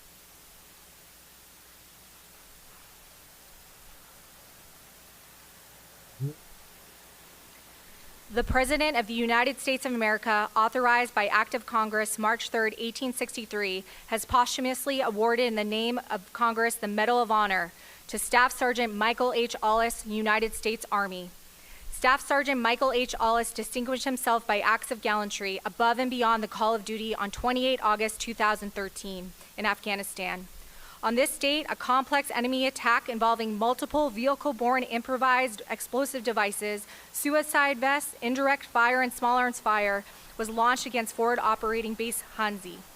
Staff Sergeant Ollis ordered his fellow soldiers to move to bunkers to shield themselves from enemy fire. After accounting for his soldiers, he moved toward the enemy force that had penetrated the perimeter of the forward operating base.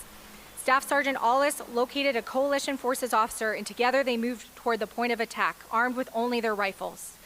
Upon reaching the attack point, they linked up with other friendly forces and began a coordinated effort to repulse the enemy. While under continuous fire, Staff Sergeant Aulis moved from position to position, engaging the enemy with accurate and effective fire.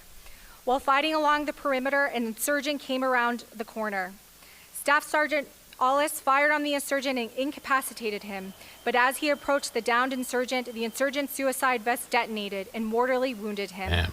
Staff Sergeant Aulis's exceptional courage and complete disregard for personal safety were in keeping with the highest traditions of military service and reflect great credit upon him, his unit in the United States Army.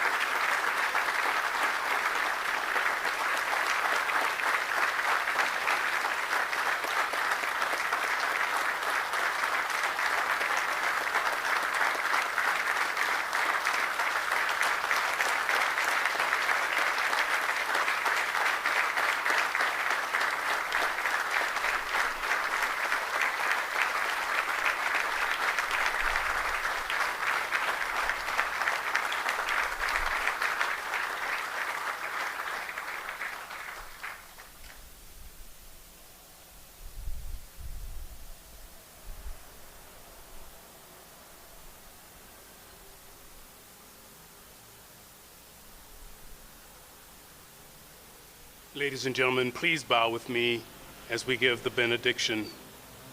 Eternal God, our unfailing light in every darkness, the rock on which we stand, as we depart this place of honor, may the courage of these heroes be our example, righteousness our choice, and hope in you our guiding light. We especially ask for your protection over our military service members who are protecting the interests of our nation at this very moment. And Heavenly Father, grant us the will to do justly, to love mercy, and to walk humbly before you. In your holy name we pray. This we'll defend. Amen.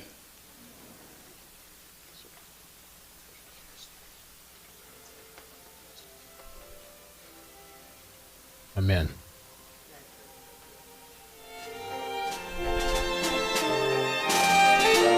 All right, it's Trump.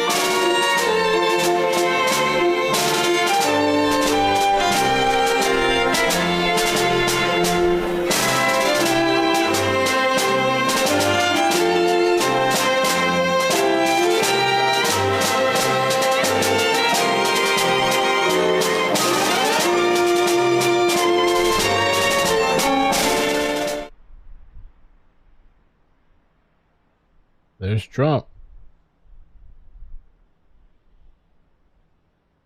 What'd you guys think? I thought it was all right. It was nice. I mean, the only thing is like my criticism I was saying, it just takes me back a little bit sometimes, you know, when he says things sometimes I'm like, oh my God, you know? I remember one time with during COVID, you know, there was a lot of controversy, all that stuff going on. And I remember he had said that like, yeah, it's going to be gone by Easter. I was like, fuck. I knew that was just going to come back. I knew that was going to come back to him. And it totally did, to bite him in the ass. I was like, I don't think we are doing anything. They're taking it out.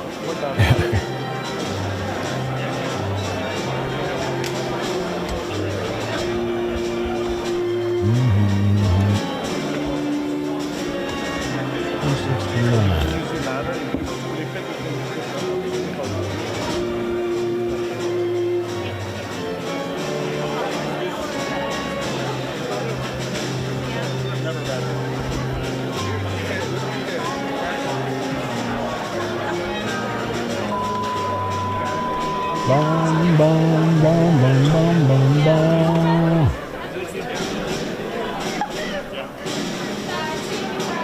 Da, da, da. Oh.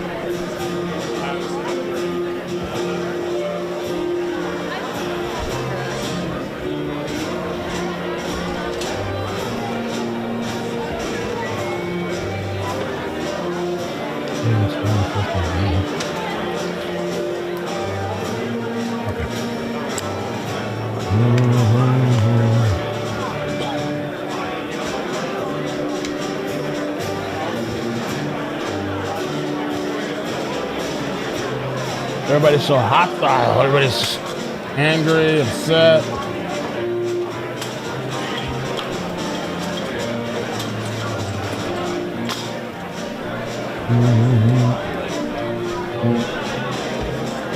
All right.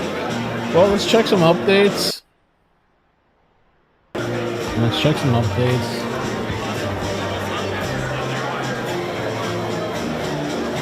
Oh, I guess the press conference. I don't know what happened to that press conference they're having.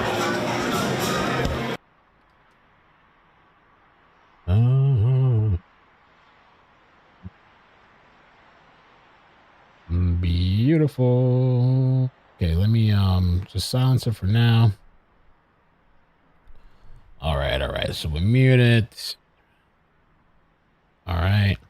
That was Trump. Starmer. I think maybe we'll watch Starmer when I get back. Because in a little while, I'm going to go pick up my daughter. So maybe we'll watch. Because Starmer is like, it's been going for a while. Let me see. I saved the link. Oh, that's weird.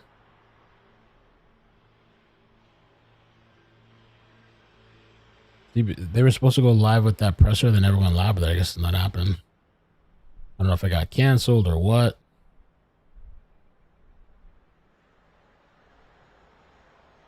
Oh no, I have Starmer saved somewhere.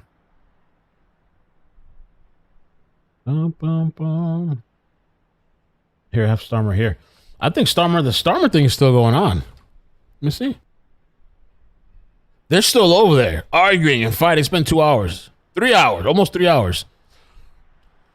Over the Iran stuff. The little snippets that we saw, to me, look kind of interesting. Maybe when I come back, if you guys want to, we can keep an eye on everything that's going on. Plus, do that if there's interest. Let me see. Yeah. Maybe when I come back, we'll do that. Starmer. And the updates. Let me see. One of these websites stopped working for me. UK does not believe regime change from the skies. Changes from the skies? Change from the skies. Okay, we had Trump. Trump pivots from war abroad. This is what I'm saying. Like, I mean, I guess at the end of the day, maybe who cares? But like, you can see this from a mile away. That's what I was like talking about. Trump pivots from war abroad to construction at home, praising ballroom project. It was just, it's just, I don't think it was the best thing to do that and then transition to the deceased soldiers, But I in a sense, like I could see myself, but again, he's speaking at a press conference. He's the president, You know how I pivot all the time. I'm here, I'm there, whatever. But I don't think I would have gone into a whole. I don't know if the word is diatribe. I just wouldn't have gone in depth, so much in depth about the scenery and the gold and the. The budget is ahead of time, and when I see it, all I see is money. I'm like, oh, fuck, bro. Okay, all right, Troy, move on. Somebody. If it was me and I had a team, they'd have to put like a little shock device on me. Just be like, all right, time to move on. Talking about the drapes and shit, the colors. I'm like, damn, bro.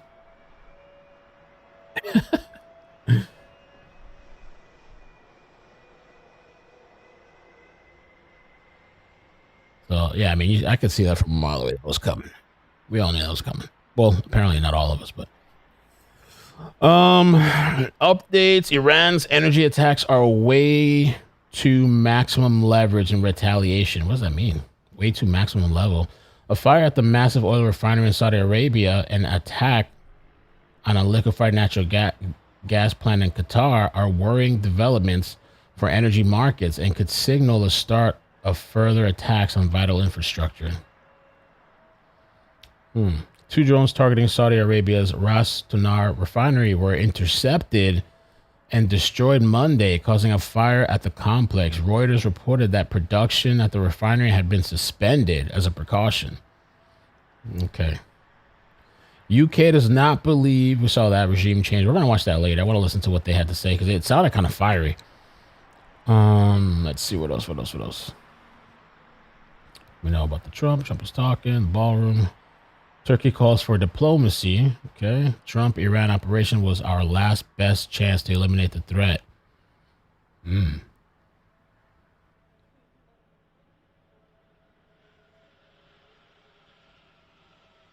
UAE has intercepted 9 ballistic missiles and 6 cruise missiles and 148 drones today. That's crazy. So to me, the biggest things have been that the Supreme Leader's wife is dead. I thought that was kind of, yeah. She's dead. Died from her injuries. The mass shooter thing, we'll have to follow back up on that. A news station had a press conference ready to go, and then they canceled it, so.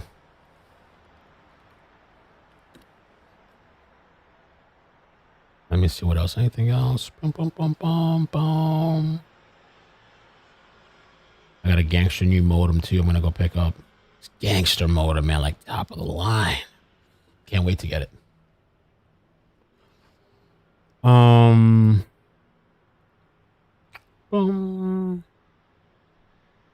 3 teenage siblings among those killed in Iranian missile strikes. Damn, near Jerusalem. Wow. That's horrible.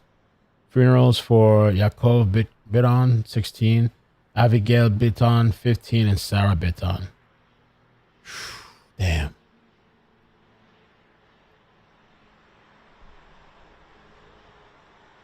I wanted to, because yesterday when they were on the scene, it was so interesting to see that Reuters. I don't see that today. Reuters. And they're outside of the base. Okay. All right. I think I'm going to get off for now. And I'm going to work on setting up another live. The modem, it's called, I don't know if I can tell you, man. I can't put everybody on to the game. It's called the CM3000 by Netgear. It's just a pure modem, no Wi-Fi or whatever.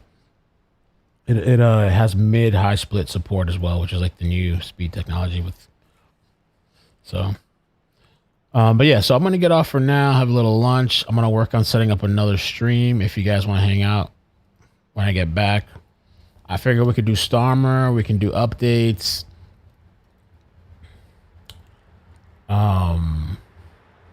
I've actually fixed a lot of things and quirks that I've been working on, even with the internet. I fixed I did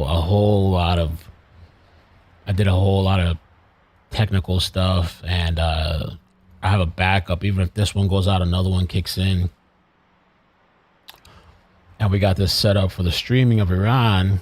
As far as Nancy Guthrie, though, too, I don't know. I know JLR's out there. He said he's going to stay an extra week. That's all I know. Let me see. I don't know if I've heard of any significant updates yet. It's kind of wild to me. Brian Enter just tweeted, Savannah Guthrie and her family just visited Nancy's house and looked at the growing memorial outside. Wow. They went to the house. I wonder if JLR caught that in person.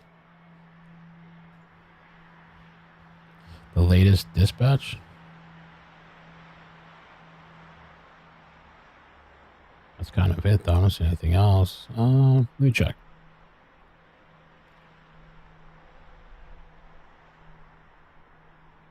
Boom, boom, boom.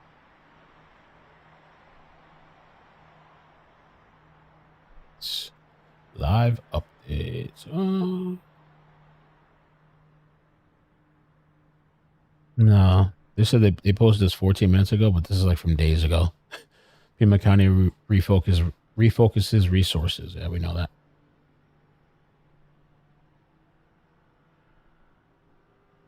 I don't see anything significant, but I'll keep an eye out on it.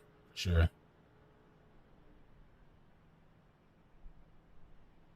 Definitely do Starmer. The Irish and Scots are fierce, but Starmer is weak. the clips that I saw, it looked interesting. They were arguing. Oh, no, you can't do that. Yeah. I don't know. It seemed interesting. So we're going to do Starmer. I guess when we come back, we'll just start it from the beginning, I guess.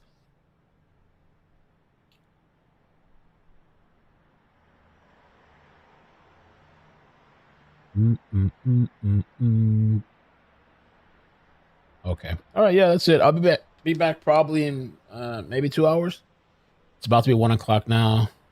2, 3. Yeah, like maybe 2 hours. I'll schedule it. I'll try to schedule in advance. Ahead of time if possible. I'm going to probably try to schedule before I leave, so it's just up there. Because sometimes I'm like here fixated on like the thumbnail and title. I'll just try to do everything before I go. All right. But thank you guys so much. Stay safe. Is there a live feed in Iran? Not that I've seen, Real SC. I haven't seen that because there's a blackout. They have a power blackout and like a censorship media blackout. I wish I could see a feed in Iran, or I wish I could see a feed in Iraq or something, because it's popping off in Iraq too, supposedly.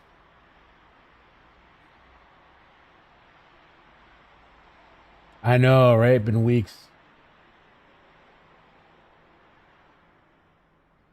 All right, guys. Catch you later. Peace. Thank you so much. Love you. Bye. Bloop. Bloop, bloop, bloop, bloop.